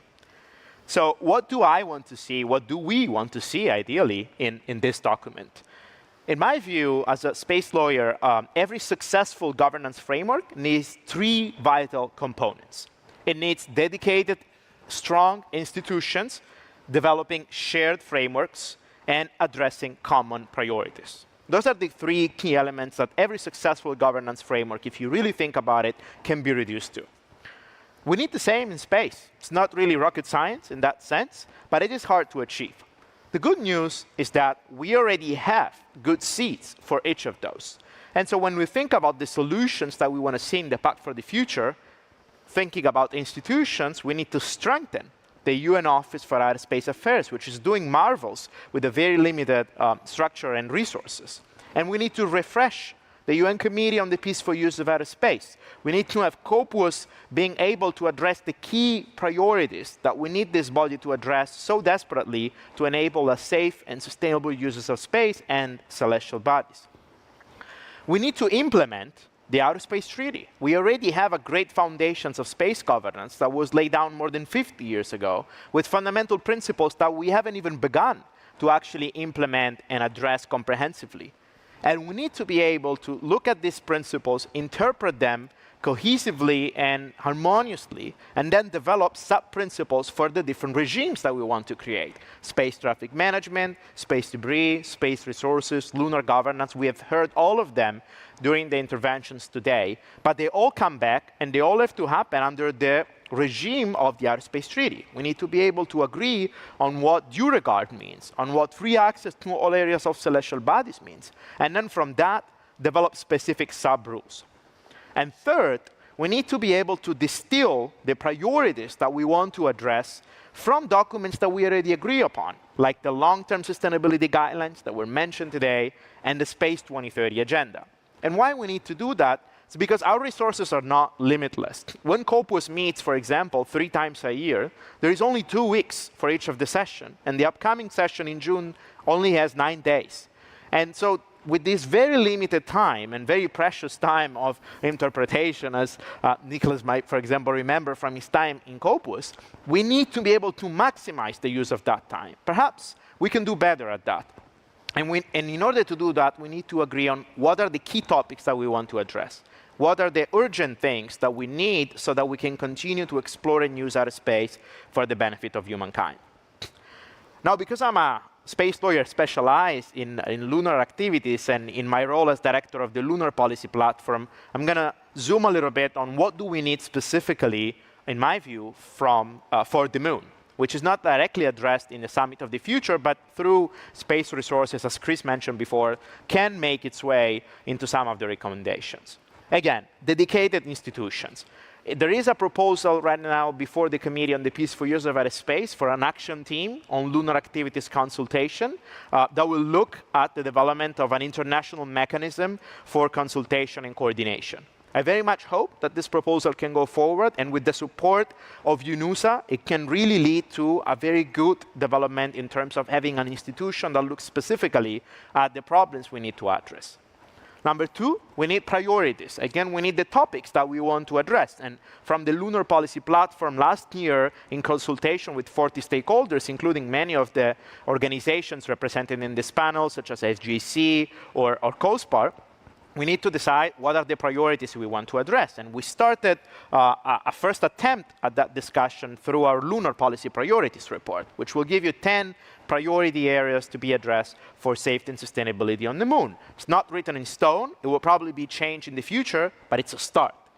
And third, we need a proactive, adaptive, and collaborative approach for the development of the policy tools and standards in key areas that we need, such as, for example, how do we share information about lunar activities? What kind of information we want to share? What is going to be the impact of our activities on the lunar environment as well as on each other? We need to conduct studies for that, but how are we going to conduct them while still also allowing for commercial activities to happen? We need disposal strategies. At this moment in time, the strategy for disposing objects that are orbiting the moon, it's either crashing on the moon or escaping the moon at the cost of a very high delta V. None of these strategies is quite sustainable. And right now, we don't have a solution for a third strategy. And this is the time to think about it. Before you're going to be on the moon, look up and think, that object might actually crash on my head one day. And we are not sure on how to mitigate that risk. As well as we need to protect scientific opportunities on the moon for unique science that we can do on radio astronomy, as well as planetary science, and many important discoveries that we have to make. And we have to do that while non-interfering with each other in an harmonious manner. So what are the contributions that we, as the Lunar Policy Platform, can provide to this debate, and the suggestions that we have for the Summit of the Future? Well, number one, we need common ground. We need to understand what do we agree on and what we disagree on. And for that, we can help. We have developed the Lunar Policy Priorities Report, which is the first attempt at understanding what over 30 organizations agree are priority topics for lunar policy. And that will facilitate consensus at the global level. Again, in order to maximize the very limited resources we have at the UN, we need to do a lot of preparatory work, and we can help with that. Second, we want to build capacity for emerging actors to intervene meaningfully on these topics. Many of the countries that right now are thinking about space resources or space traffic management or lunar governance, they sometimes lack the expertise to address them properly. And organizations that have specialized expertise, I would say, have a duty to share that expertise and to help emerging actors get the foundational knowledge they need so that they can develop their own positions. And we can have a meaningful, inclusive international debate. And third and final, we can also provide counsels for established actors. There are actors that have a very specialized knowledge, but sometimes they're not aware of the legal and policy implications on what they're doing. And in order to be stewards of lunar safety and sustainability, we need to be more intentional and think about the consequences of what we're doing, not just from a physical perspective and technical background, but also looking at the meaning from a legal and policy standpoint. And so to sum it up, I think the Summit of the Future provides us with a unique opportunity to look at the situation that we have right now in space governance and identify few key changes that we want to make. And again, for me, those changes are first and foremost at the institutional level. We need to strengthen the institutions working in space governance. We need to agree on the topics that we want to address, and then that will give us a basis for developing the frameworks we need to augment the Outer Space Treaty and hopefully enable a continuing and sustainable future in space for the benefit of all humanity. Thank you. Thank you very much, Antonino. Thank you very much. So for the strengthening of the governance framework on an incremental basis on what is already there, what is already existing, UN-based also initiative I take from that, identifying priorities and developing the collaborative tools. Thank you very much, Antonino. So let's move to the next panelist, Juliana Rotola. Juliana Rotola is a space law and policy researcher and a PhD student in sustainable development and climate change at Santa Ana School of Advanced Studies. She is also a junior fellow at the University of British Columbia Outer Space Institute. Within the Space Generation Advisory Council, Juliana serves as a policy and advocacy coordinator. The floor is yours, Juliana. Thank you very much, and thank you for inviting me and inviting the younger generations to have a voice in this important event. So I will be presenting what we call the Intergenerational Pact for Space Sustainability. Just to give you a brief introduction, if you don't know what Space Generation Advisory Council is, we are the largest network of students and young professionals in the space sector. We have over 28,000 members spread across the world, and we are permanent observer to UN Scopus since 2001. We decided a few years ago, me together with Antonino here, to create a policy and advocacy platform to make sure that all of the voices of these thousands of members across the world were unified and harmonized. And so we started creating every year policy position to bring our voices to international fora like UN Scopus. In 2023, we presented the first innovative proposal for an intergenerational pact for space sustainability that is now available on our website. And this position really deals with several aspects of space sustainability, including space debris, space traffic management, global sustainability standard, and sustainability beyond orbit. Our objectives when developing these positions was the need, the creation of an intergenerational pact that will promote space sustainability. Space sustainability is not only an issue that we have discussed today, it really has intergenerational consequences, and so we need to start discussing between stakeholders and between generations. We want to, through this pact, to advocate for the implementation of guidelines and policies that are already enhancing the long-term sustainability of outer space activities, and through this pact we want to establish a collaborative and more inclusive global space community that really can uphold principles of sustainability, equity, and shared responsibility. So we hope that through this pact we can really give space to the voice of younger generations and facilitate the global educational and advocacy programs that really can have a focus on these intergenerational aspects of sustainability. We have a few recommendations. So for us, this pact, the IPAS, should address 5 priority areas. So of course, it can address more aspects, but we believe that the baseline should be discussing these 5 points. So multilateral governance of space issues, inclusivity and youth participation. So increasing multi-stakeholder participation and making sure that there are institutionalized mechanisms to include youth representatives. International collaboration and cooperation in the use and exploration of outer space. So there is the need to address in this pact the development of tools and practices for enhancing information sharing and transparency and to promote capacity building. The third area that should be addressed in this pact should be space traffic management, including consideration of dark and quiet skies. So there should be an exchange on lessons learned and best practices, and there should be the development, it should include the development and implementation of measures to reduce light pollution and limit radio frequency interference. The fourth aspect is space debris, and then we also would like to see in this pact sustainability beyond Earth orbit. So understanding and committing to evaluate the impact of outer space activities on the outer space environment. We also have delineate a few potential avenues for addressing these objectives. The first one would be creating binding agreements, so developing and signing binding agreements in a way that can ensure commitment and compliance from all of the stakeholders. The second avenue, that is parallel to the first one, is promoting technological advancement, so encouraging investment and adoption of advanced technologies for improving space operations, for the protection and the shared stewardship of the outer space environment. And third, global educational and advocacy programs. And in particular, we believe that Yes.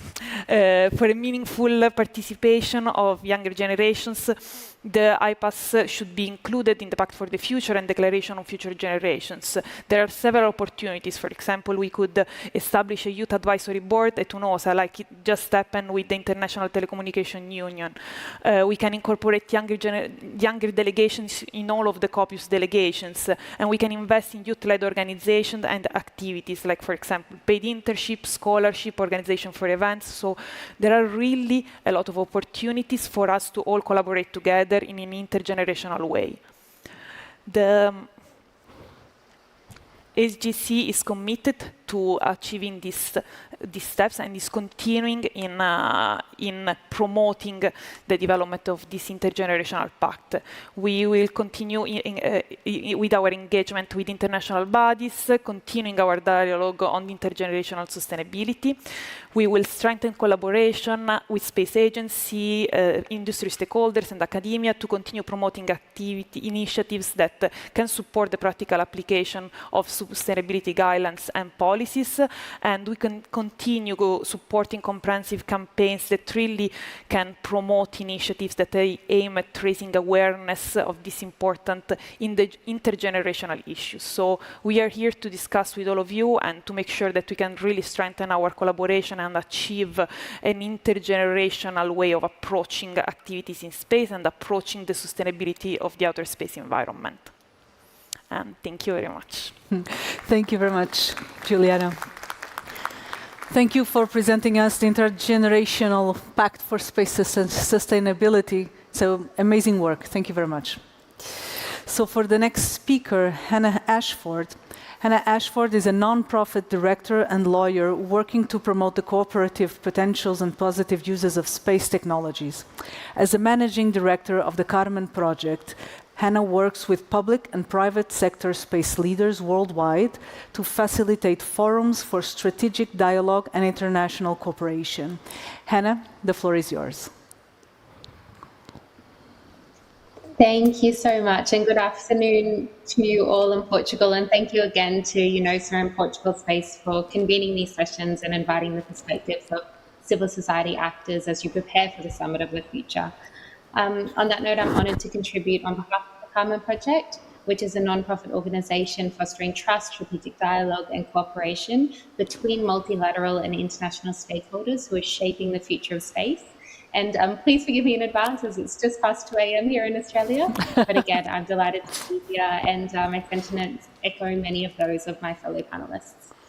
So, as we gather here today to focus on our aspirations and commitments towards reinforcing space governance and enhancing the sustainability of space activities for the Lisbon Declaration, we must not only consider what topics we deem to be priority areas for consideration, but also who we're involving in dialogue and decision-making and how we coordinate these ongoing efforts. And I will focus my remarks today on those latter 2 points, looking at how we can improve the legitimacy and effectiveness of space governance and sustainability through increased efforts towards meaningful and integrated multilateral engagement. So in preparing for the Summit of the Future, the Secretary-General has observed that our collective problem-solving mechanisms do not match the pace or scale of the challenges that we face. Today's complex, interconnected and rapidly changing world requires a more effective multilateral system with the United Nations at its core. And for the space sector, this has been acknowledged in the role of the Committee on the Peaceful Uses of Outer Space and the role that that plays as a prime forum for discussion, consensus building and governance among spacefaring, non-spacefaring and emerging states alike. However, we believe that this really must be complemented with more concerted and systemic efforts towards expert and multilateral stakeholder engagement, including private actors and industry players who hold significant influence as the majority owners and operators of existing and future space assets, and are thereby deeply concerned in particular with space traffic management and debris, and academic and civil society organizations who possess immense expertise and convening power across various topics. The complementary nature of this is important. Such integration is not intended to replace the core role of executive governance, but rather it's ensured to look at the international rules, regulations and norms and understand how they can be elevated to new stakeholder communities. So this relevant information, knowledge and understandings can also be fed in and out of relevant fora. So for us, it's really about increasing accountability, clarity, and obligating non-state stakeholders, to take responsibility for our collective domain. So this involves a really radical shift in the way that we engage and cooperate internationally, as we rebuild trust in multilateralism through inclusion and accountability. Civil society organisations are particularly well placed to support and accelerate these efforts. And indeed, I recall my distinguished colleague Antonino, who of course just spoke before, during the Policy Symposium in March, saying that civil society can be the connective tissue among member states and among other organisations within and also on the fringe of the UN. So for those of you who are not familiar with our work at the Carmen Project, we work with a variety of diverse and curated stakeholders coming from both the public and private sector to facilitate forums for strategic dialogue and trust building, with the aim to increase awareness and common understandings for security, safety, sustainability in space. We also encourage partnerships, joint projects, and tangible commitments between people coming from different disciplines and nations. So concretely, we work with international astronauts, we work with directors of space agencies, entrepreneurs, commercial entities, researchers, and others. And we currently work with people coming from over 60 nations worldwide. And the very basis of our foundation is multilateral engagement, creating as many touch points as possible for diverse decision makers to accelerate trusted dialogue and cooperative efforts. So our intention is to create safe spaces for interdisciplinary and international exchange, and we often utilize the Chatham House rule, which we found to be very effective to allow people to express themselves independently and listen. It allows room for courageous thinking and accelerated problem solving around the future of space. And also when we consider the topics that are under particular discussion at this conference regarding space resources, debris and traffic management, and the interrelation between sustainability, safety and security. The technical solutions are often there, but it's a lack of understanding and trust among stakeholders which prevents us from really moving forward with tangible solutions. So to that end, opportunities for trust building, first in lower risk environments with lower risk topics and issues, then moving into more complex issues and environments. That cannot be underestimated. So in working with both state and non-state actors with decision-making responsibilities, we can ensure positive action and implementation outside of UN fora, and indeed multiple recommendations and projects across the realms of debris mitigation and cleanup, space resource utilization, space traffic coordination, and so forth have been implemented into things like commercial work streams, technical and material designs, capacity building efforts, and national policy roadmaps arising from Carmen Project forums. So as we look forward to the recommendations for the Lisbon Declaration, we again acknowledge the central role of UN COPIUS in space governance, but we call for more integrated and systemic engagement of non-state stakeholders beyond the summit of the future. We look to leverage civil society organizations and their ability to convene and facilitate in an accelerated manner.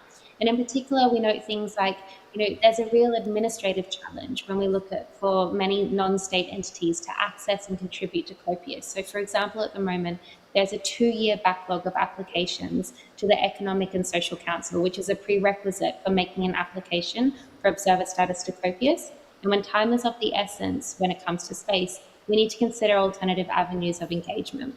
So we consider things like adopting the ARIA formula, type meetings similar to those convened by the Security Council to gather inputs from experts across the globe in a confidential manner. And this would also allow broader stakeholder engagement with industry, for example. We can look towards more intersessional fora, which can also help to explore priorities and ensure COPIUS time is well allocated, as Antonino just touched upon. And also at last year's Outer Space Security Conference, we also examined the international telecommunications model, which goes beyond observer status and allows non-state actors to be full members of the ITU, which enables the right to chair, to make proposals, and thereby generates more responsibility outside of state actors. And finally, we also recognise the need for greater coordination among civil society organisations themselves with respect to efforts to increase transparency and avoid duplication. And the Carmen Project does stand ready to lead such efforts. Together with some other organisations, we're looking at things like the idea of a Space Sustainability Alliance modelled on the Future of Food Alliance to ensure that we have greater transparency among all of the efforts in space themselves. So To that end, we look forward to continued engagement and again thank the hosts for your concerted efforts to engage broadly with this bottom-up approach in the lead up to the Summit of the Future, and we remain ready to engage and support actively, and we're happy to convene with any delegates present today as a platform for diverse multilateral stakeholder engagement. So I'll leave it there, and thank you so much. Thank you very much, Hannah.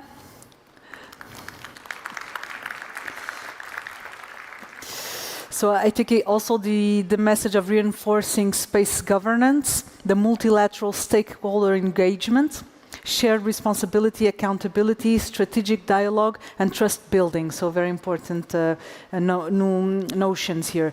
So thank you. And also, if you could, I just kindly ask you to bear with us a few more minutes to stay for the questions and answers at the end of the roundtable. Thank you very much, Hannah. So the next speaker, Mariana Carvalho. Mariana Carvalho is an aerospace student from the Instituto Superior Técnico in Lisbon.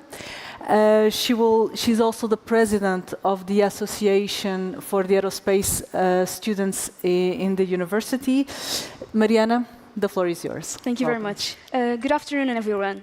It is a pleasure to be here. To begin with, I would like to thank the United Nations, especially the Office for Spatial Affairs, as well as the Portuguese Space Agency and the Portuguese government for giving me the honor to be here, presenting my story and my work before you today. As Teresa stated before, I am currently withholding the position of President of Aerotech, which is a student association of aerospace engineering students from Instituto Superior Técnico, a university from the University of Lisbon. As stated, we are an association of students, all of whom from that institution, and our work focuses on the opportunity of, alongside pursuing our various degrees, exploring both theoretical concepts that we learn in classes as well as soft skills for future engineers.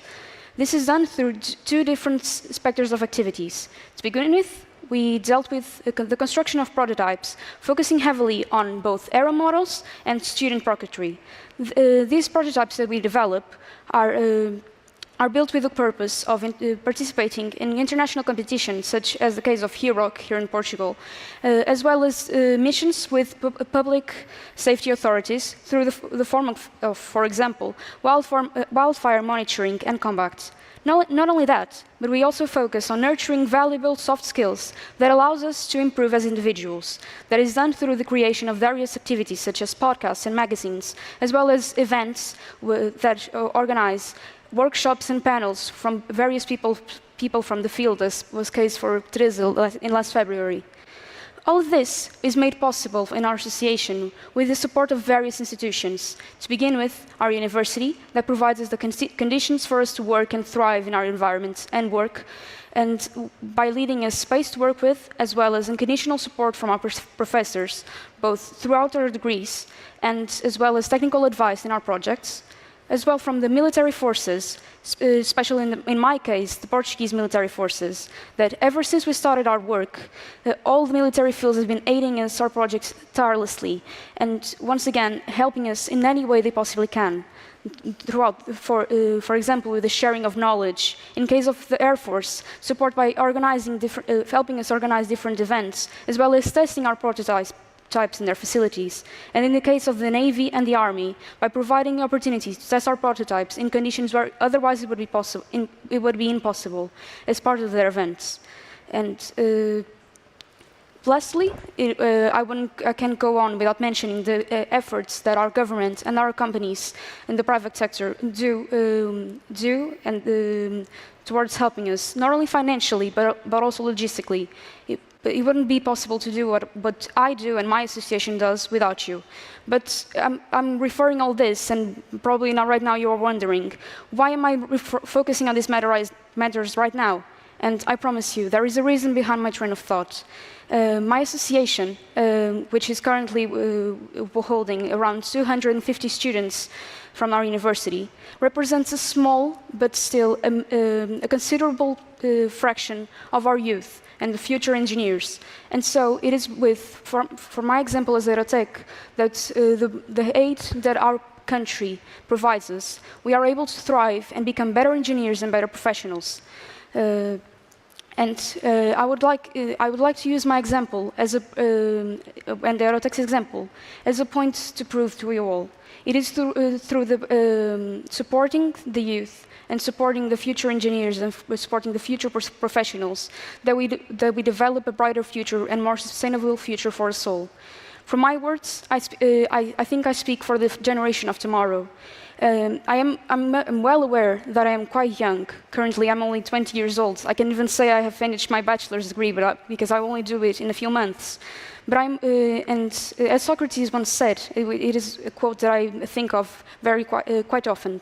I won't say it quite word per word, but the meaning is, the more I learn, the more I know there is to learn. And despite that, there is one thing that I am certain of, that it is that if we support our youth and support the future generations to come, and throughout with the work that we are doing here today, every single one of you, perhaps maybe in 10, 20 years, people like me will be working with you, alongside you, and perhaps there will be a student right where I am right now, thanking you for the work we've done today. So I would like to thank you all very much for listening to me, and I'll pass my words to other speakers. Thank you, Mariana. Wonderful to hear about the student-led projects, the knowledge sharing with both private and public actors, and I look forward to working with you. Thank you very much. So, next speaker, Niklas Hedman. Niklas Hedman is General Counsel of the Committee on Space Research, COSPAR. He also serves as Vice Chair of the COSPAR Panel on Planetary Protection. From March 22 until September 23, when he retired from the United Nations, he was appointed Acting Director of the United Nations Office for Outer Space Affairs, the UNOOSA. He was Chief of the Committee, Policy and Legal Affairs section of UNOOSA for 18 years, where he served as Secretary of the Committee of the Peaceful Uses of Outer Space, COPUS, and its Scientific and Technical Subcommittee and Legal Subcommittee. The floor is yours, Niklas. Thank you indeed. It's really a pleasure to be here, and all credit to the organizers, the Portugal Space Agency and the UN Office for Outer Space Affairs. The venue is fantastic, the catering is marvelous, and we are being constantly watched by those amazing spacecraft in the ceiling. But more importantly, and this is serious, it's the inclusiveness in the dialogue we have had today, integrating civil society, integrating academia, and also operational stakeholders in the space sector with governmental representation and well-balanced panels and dialogues. So I thank you profoundly. Thank you. So, I have a message. I would like to focus on 3 core pillars that are closely interrelated and that are underpinning sustainability and governance, namely science and scientific research, education, and capacity building. Why scientific research? Science, space science, and scientific research is fundamental, as we know, to space exploration and utilization, and the continuous development of space technology and applications in the new era of space sustainability in Earth orbit and beyond. And even more important today is international cooperation among space scientists worldwide. COSPAR, the organization that I represent, have an important role in that regard, and I will give you a few examples. COSPAR was founded in 1958, and it became the first observer organization of COPUS in 1962. It had quite a prominent role during the negotiations of the Outer Space Treaty, where it could influence delegations in crafting the Article 9 of the Outer Space Treaty, namely harmful contamination perspectives of space activities. Doing that from the scientific perspective, doing that by demonstrating the collective knowledge of scientists from all over the world. COSPAR comprises 46 national scientific institutions, 13 international scientific unions, and drawing on the expertise of more than 13,000 space scientists globally. It works with some panels and commissions and task forces, and it really is a meeting place for scientists from all corners of the world. Why education?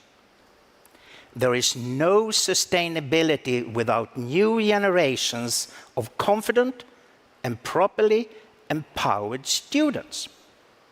There is no empowerment of learners without prepared and encouraged educators. And there is no encouragement for educators when there is no whole school approach towards the integration of space as a window to innovation and inclusion. And in this equation, it is fundamentally important to invest in STEAM education. Yeah, you all wonder why I didn't say STEM education, because this is normally what we focus on. No, we also include arts in the equation of scientific, technological, engineering, and mathematical studies at school all the way up to professional careers. Because it is important to guide students' inquiry, discussion, and problem solving. So STEAM is the focus of attention here. It is also important to have a gender-friendly and equitable learning environment, and that becomes even more important today. COSPAR works with a panel on education, and it has an active program where it develops particularly training and hands-on education for trainers, learners, and educators. And that is really the essence here.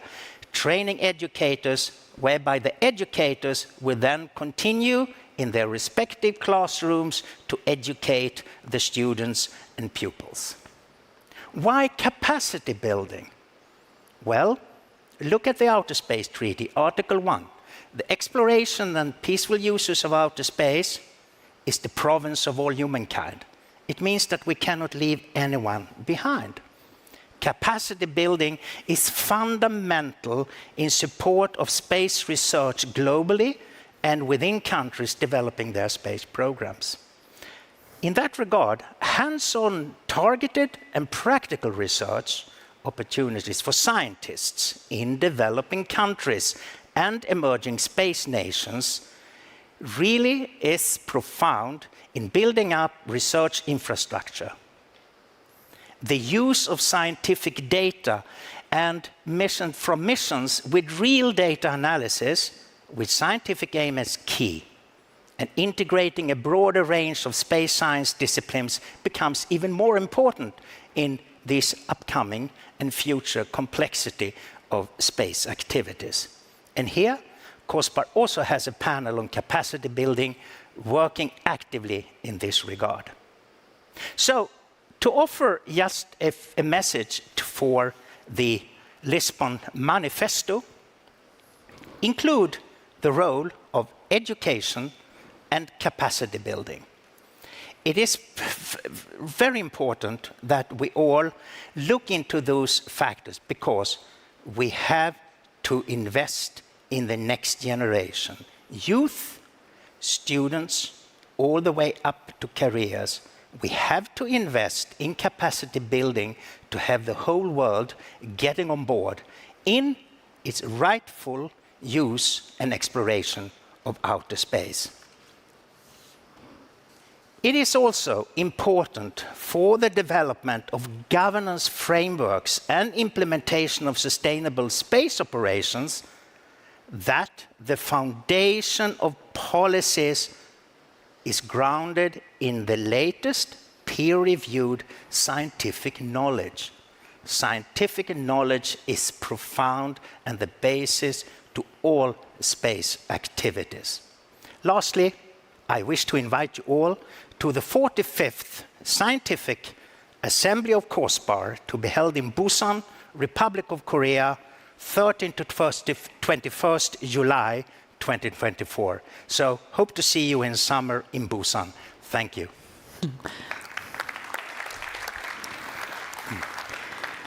Thank you very much, Nicholas. So science research, education, and capacity building. Thank you very much. Kai, you are next. So Professor Dr. Kai-Uwe Schogel is since 2016 the president of International Institute of Space Law, the global non-governmental association of space lawyers from governments, agencies, industry, and academia in more than 50 countries.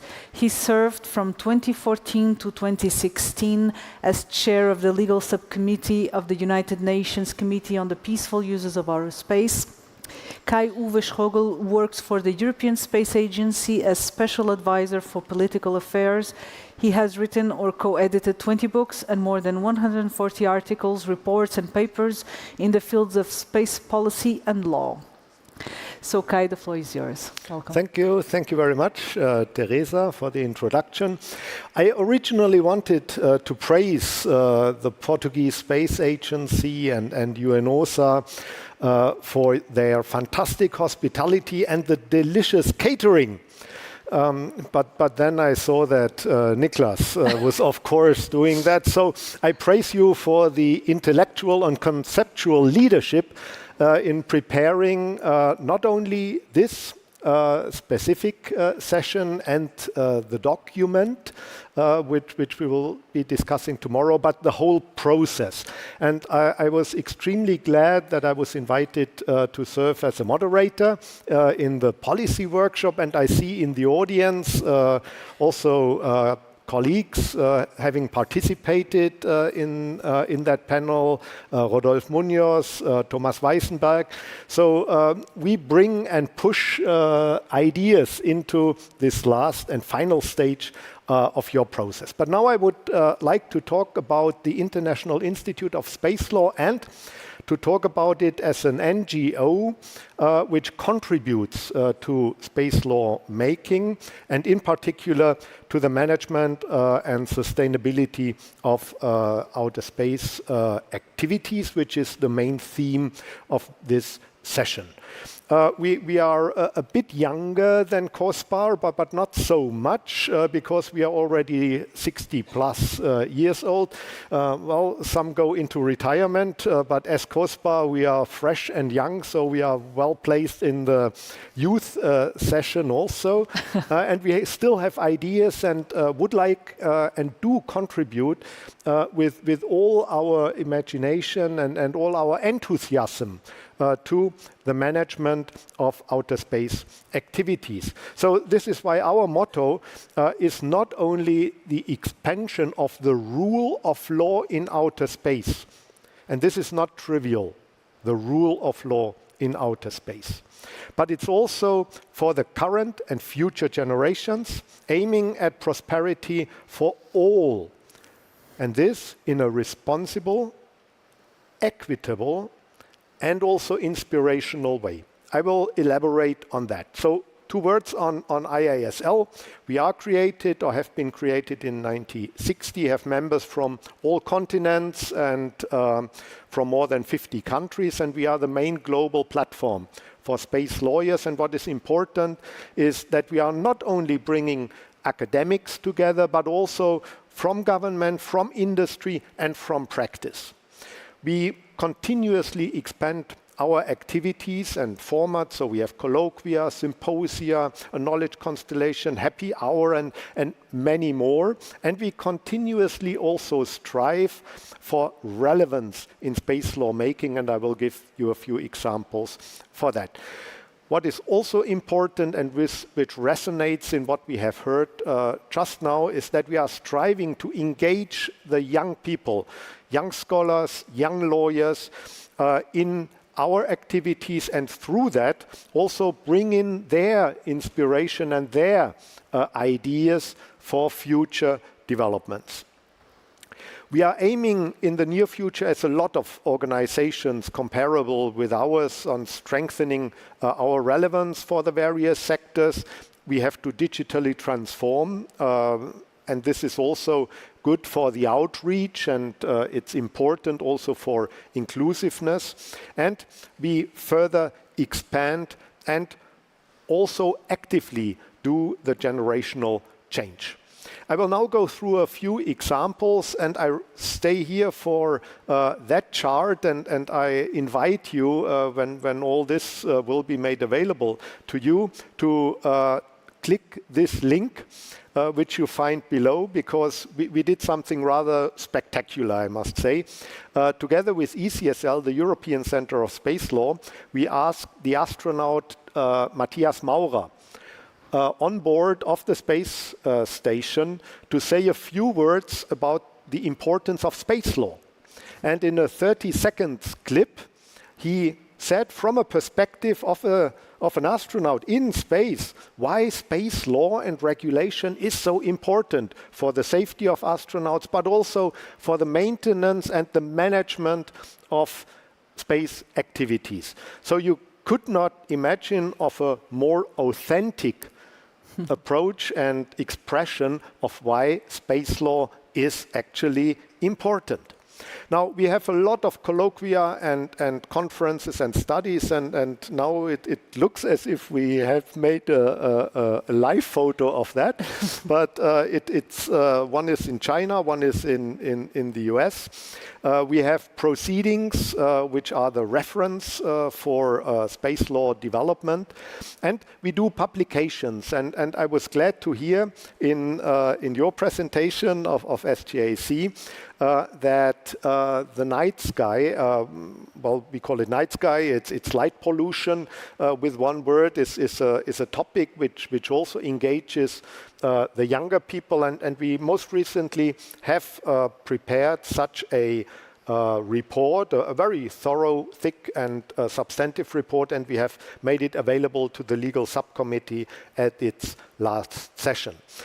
Here you see the 4 study groups we currently have, one on SETI, one on STM, one on indigenous people's rights in international space law, and one on the future of the Moon Agreement. So all of them, really all of them, are somewhat related to the theme of this session, and I can only invite you, if you wish to participate in any of these, just approach me and I will be happy to make the links. We also have contributions to UN COPUAS. We are a permanent observer for many years now, and we attend the meetings rather actively. And what we are doing, and this is one of our flagship programs, is the IISL-ECSL Symposium at the legal subcommittee sessions. And they are there to inform the delegations about issues which might become relevant in the future. You see here 2 photos from the session, which was virtual due to COVID, and I'm very pleased to see in the audience Chairwoman Mayaya at that time. So thank you very much for hosting us at that session with a topic: national laws and regulations to ensure space sustainability. So already there, we looked into the issues, and we looked into one specific issue, and this is very important. It's not only about space law making, it's also about space law application. And I should also mention one point, that we are happy that from time to time the topics we have been proposing and we have been presenting to the delegations then turned out to become agenda items. And I should mention space traffic management, which we presented in 2 such symposia. It became an agenda item in 2016 actually at the time when I was chair of the legal subcommittee. But this was then a line where IISL, together with ECSL and the space law community, was able to actively promote an issue which now everybody is talking about. It's a core element of what we are discussing.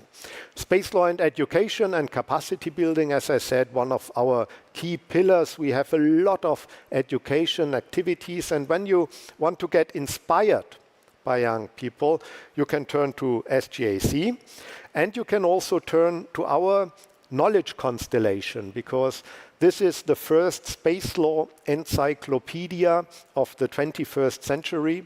It's all digital, it's all done by, in particular, young people. It's a networked approach to space law and to the education about space law, the further ideas about space law, and it's absolutely creative, and it's really and truly inspiring.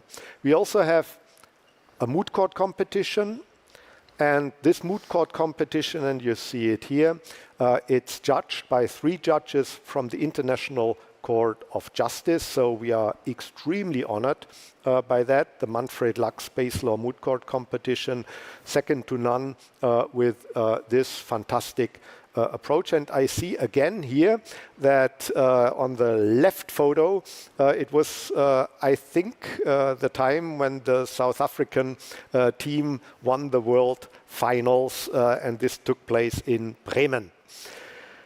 Now, 2 last charts on what we would like to contribute and where we would like to see progress being made in the declaration you are discussing tomorrow, but also in the approaches and the further developments. So policy brief number 7 has been, of course, a big debate or caused big debates in our institute. When I say caused debates, it's not negatively meant, but it was inspiring to look into the elements and to the discussion points. And you see here a number of those who have been taken up in particular. But I would like to mention one key topic, which is often, when we talk in multilateral fora, not so clearly spelled out. And this is the interrelation of international and national space law. And it's also the question of how to apply space law. Not only how to develop, but how to apply. And when you know and see how space law, existing, binding space law is applied, then you also learn lessons for the development of future space law and regulation. And this is something we would like also to bring in to this debate. And when we talk about a harmonized system and a unified development of space law, we also look into the question how UN Corpus can be maintained as the key and central forum for space law development, but without neglecting what is going on in other fora. I mentioned here only ITU and ICAO.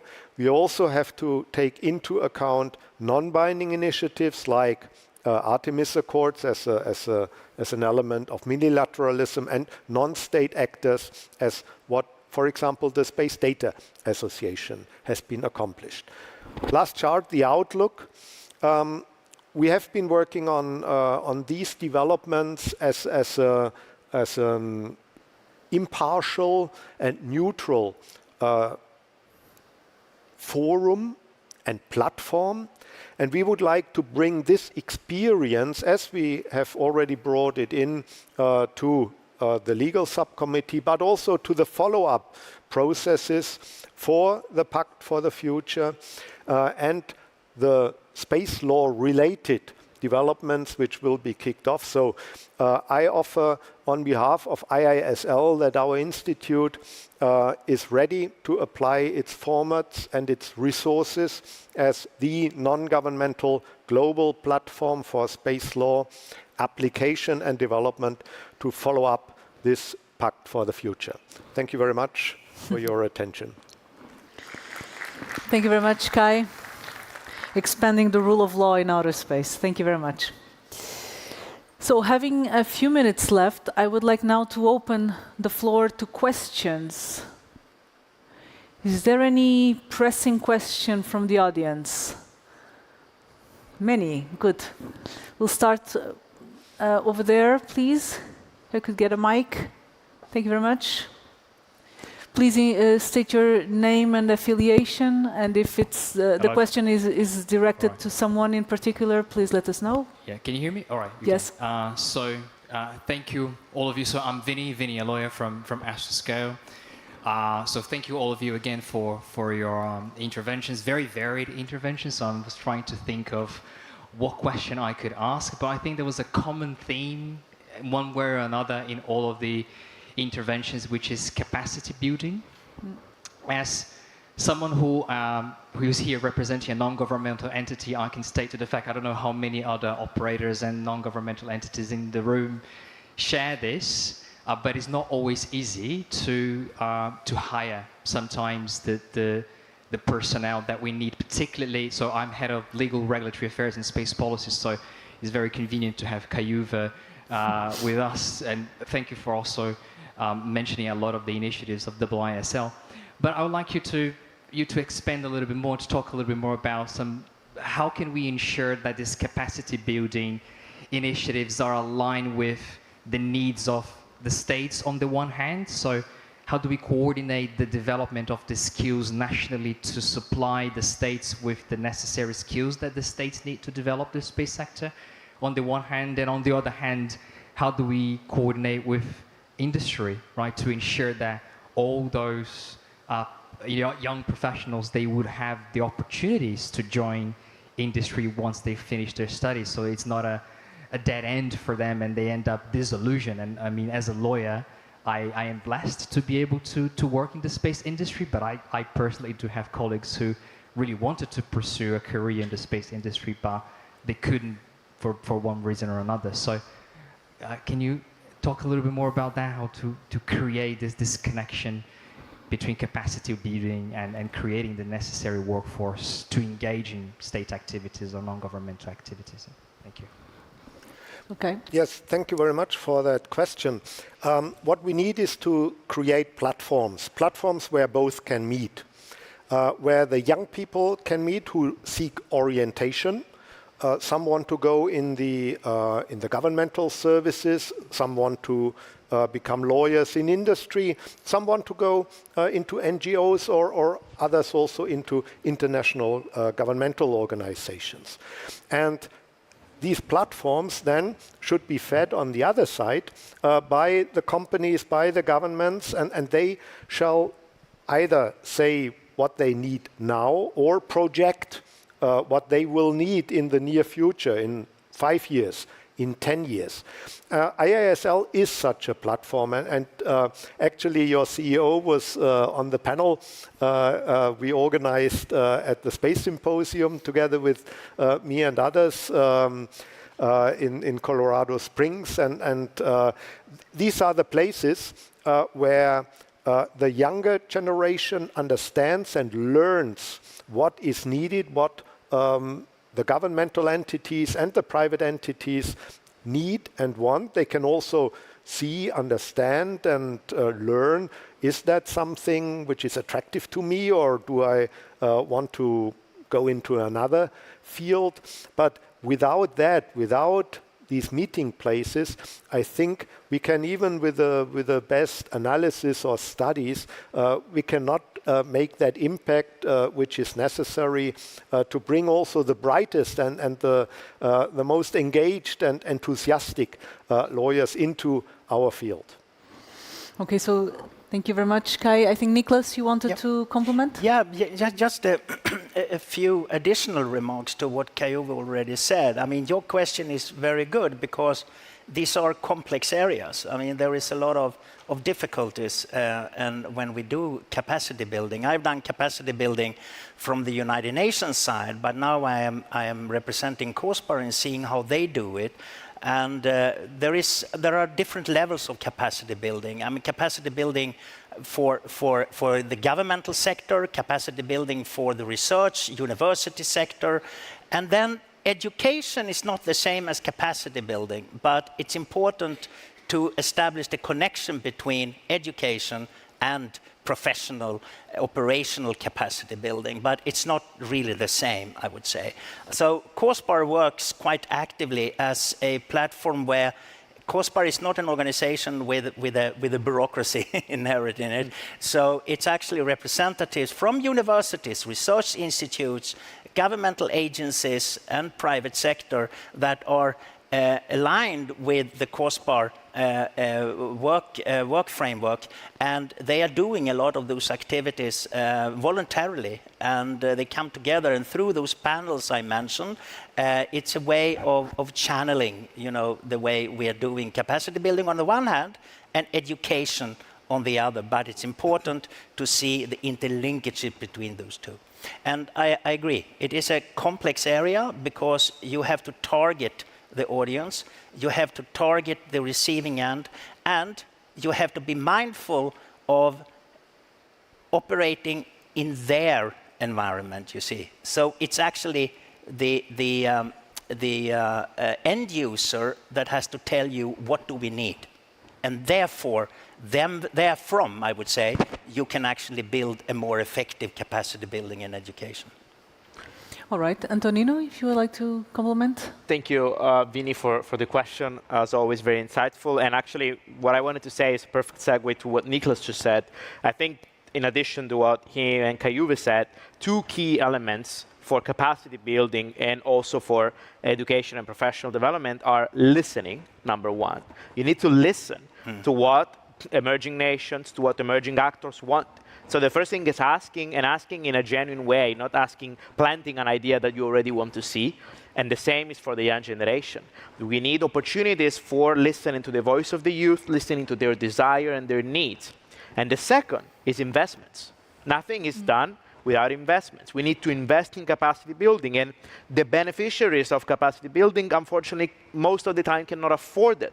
And so we need forward-thinking nations, forward-thinking actors, companies, investors that look and put the resources that we need for that. And the same is for the youth. At SGC, now wearing my other hat as chair of SGC, everything that we do is supported by our sponsors and partners. We organize every year more than 25 events all around the world where we bring together, as Kayuva said, we provide a platform for connecting the youth and for connecting senior leaders, companies, and space agencies, but we don't have the resources for doing that. We are the beneficiaries of it, and we need investments so that these activities can continue and be fostered. Julie previously mentioned invest in education and professional development as one of the objectives of our Pact for Sustainability. For example, there are many opportunities for young people to go to UNOOSA and participate in the activities of COPUS, but they are not paid because UNOOSA doesn't have the resources. So perhaps a member state can step in and support the development of paid internships so that when a young person comes and contributes, their contribution is valued and recognized in the proper way, allowing, at the same time, also actors from emerging countries to participate. Otherwise, we are just talking, but we're not putting the resources on the table. And so I think those are two key elements, listening and investing. Indeed. Thank you very much for your insightful responses. I see a lot of blinking colors there. Do we have time for one additional question? Well, I don't have any feedback. So, well, we had a question, it's true. So let's take just one more, and then we'll conclude the panel. Please.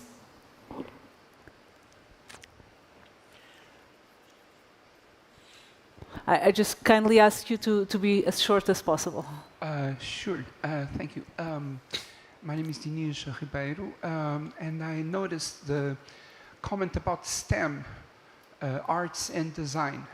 And I remember there's a book about how the paintings in the 50s and 60s sold the Apollo missions. The role of artists. Please comment. Thank you. Thank you very much, Dinesh.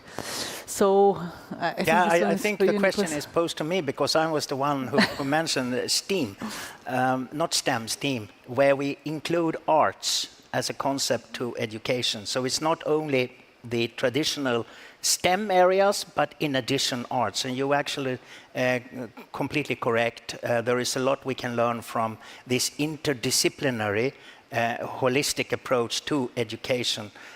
So that's why I'm now, from now on, using STEAM instead of STEM. I'm a lawyer myself, so I like it, by the way. Well, thank you for that. Anyone in the panel want to comment on this? Perhaps I would like to compliment what Nicholas said. As an artist and a writer myself in my spare time, as well as an engineer, I find that it's very important to listen to the arts and listen to that. It's a different lens on what we're doing as in the space field, and it's very productive point of view, and sometimes people don't exactly think of that as positive, but I will find that it's very important. And at least for me, as I was growing up and as I'm learning as an engineer, sometimes I find that my point of view as an artist and my creative outlook on what I'm doing and the work I do, I find that it's very helpful. So I would like to thank you for thinking of that side of engineering as well. Very good, interesting, these different lenses that we can put on. Thank you very much. So, I mean, we are well ahead of time. So I will ask just each of you to have one concluding remark, a short one. And maybe, Antonino, I'll start with you. I don't know if you want to give just one recommendation right to the future. Please go ahead. I think looking at the Lisbon Declaration and the Summit of the Future, it's time to get some action done.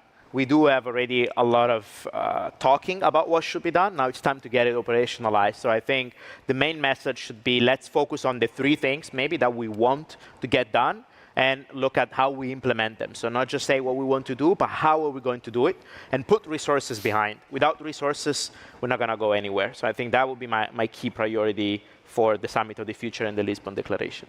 Thank you very much, Antonino. Juliana?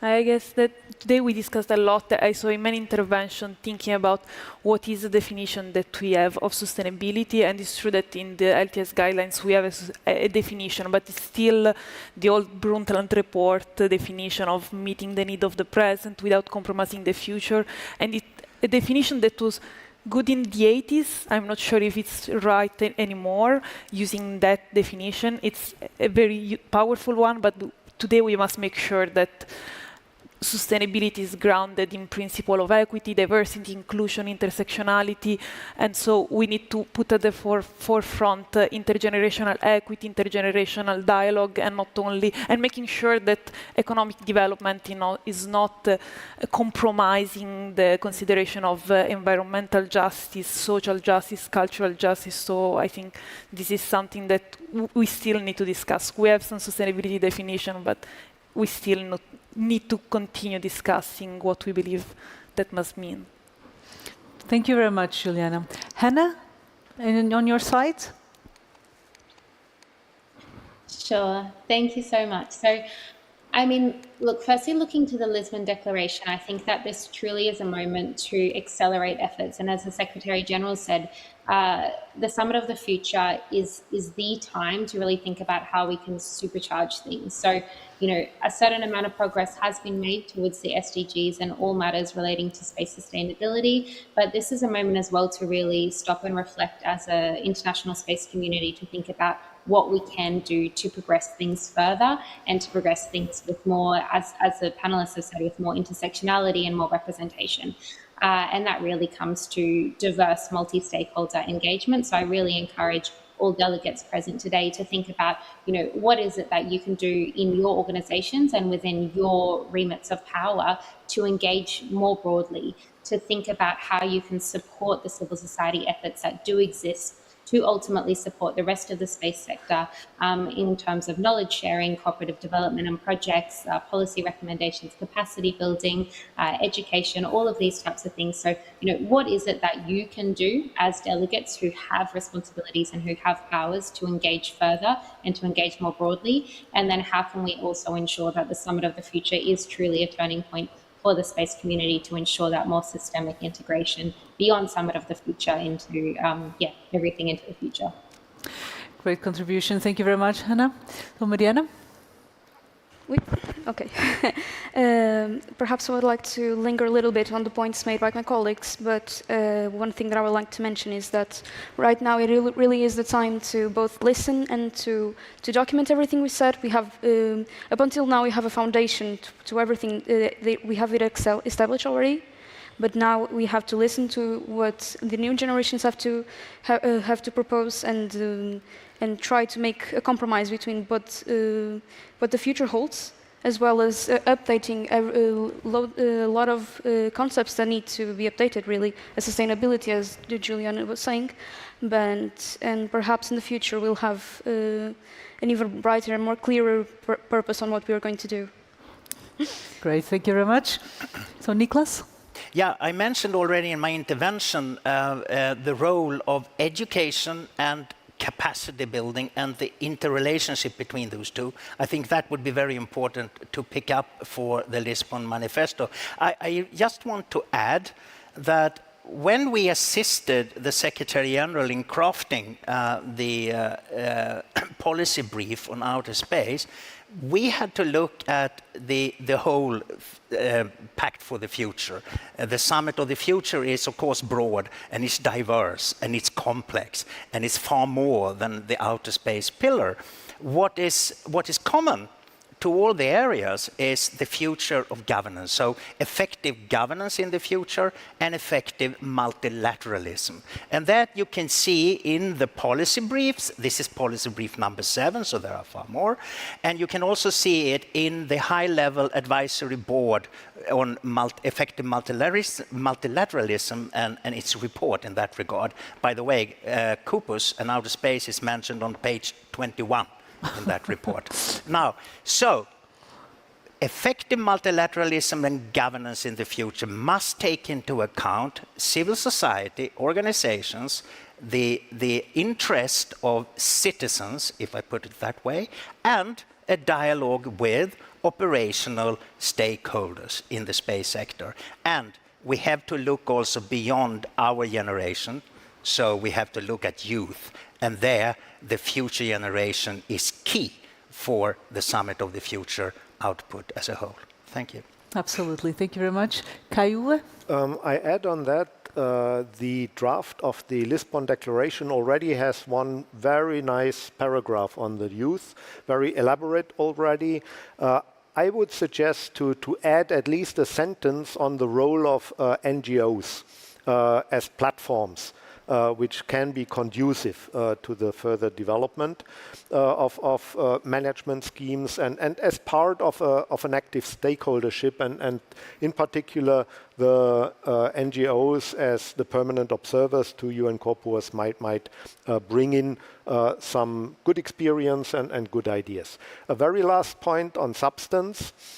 We should never, in what we are discussing here, forget that space is a global common. I did not hear it very often. Space is a global common. And that does not mean that it's ready for grabbing, but that it's a responsibility by all actors, governmental as well as non-governmental. And this is something I would also, on behalf of so many space lawyers who want to uphold not only the rule of law in outer space, but also the principle and the character of outer space as a global common. Thank you. All right. So thank you very much. I ask you for an applause to our distinguished and great panel. Thank you very much. And I'm really happy to close this session and maybe the day also with this call for action. So thank you very much. Have a nice day.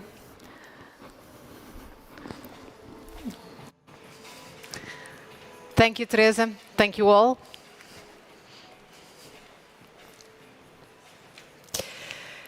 Today was a remarkably productive session.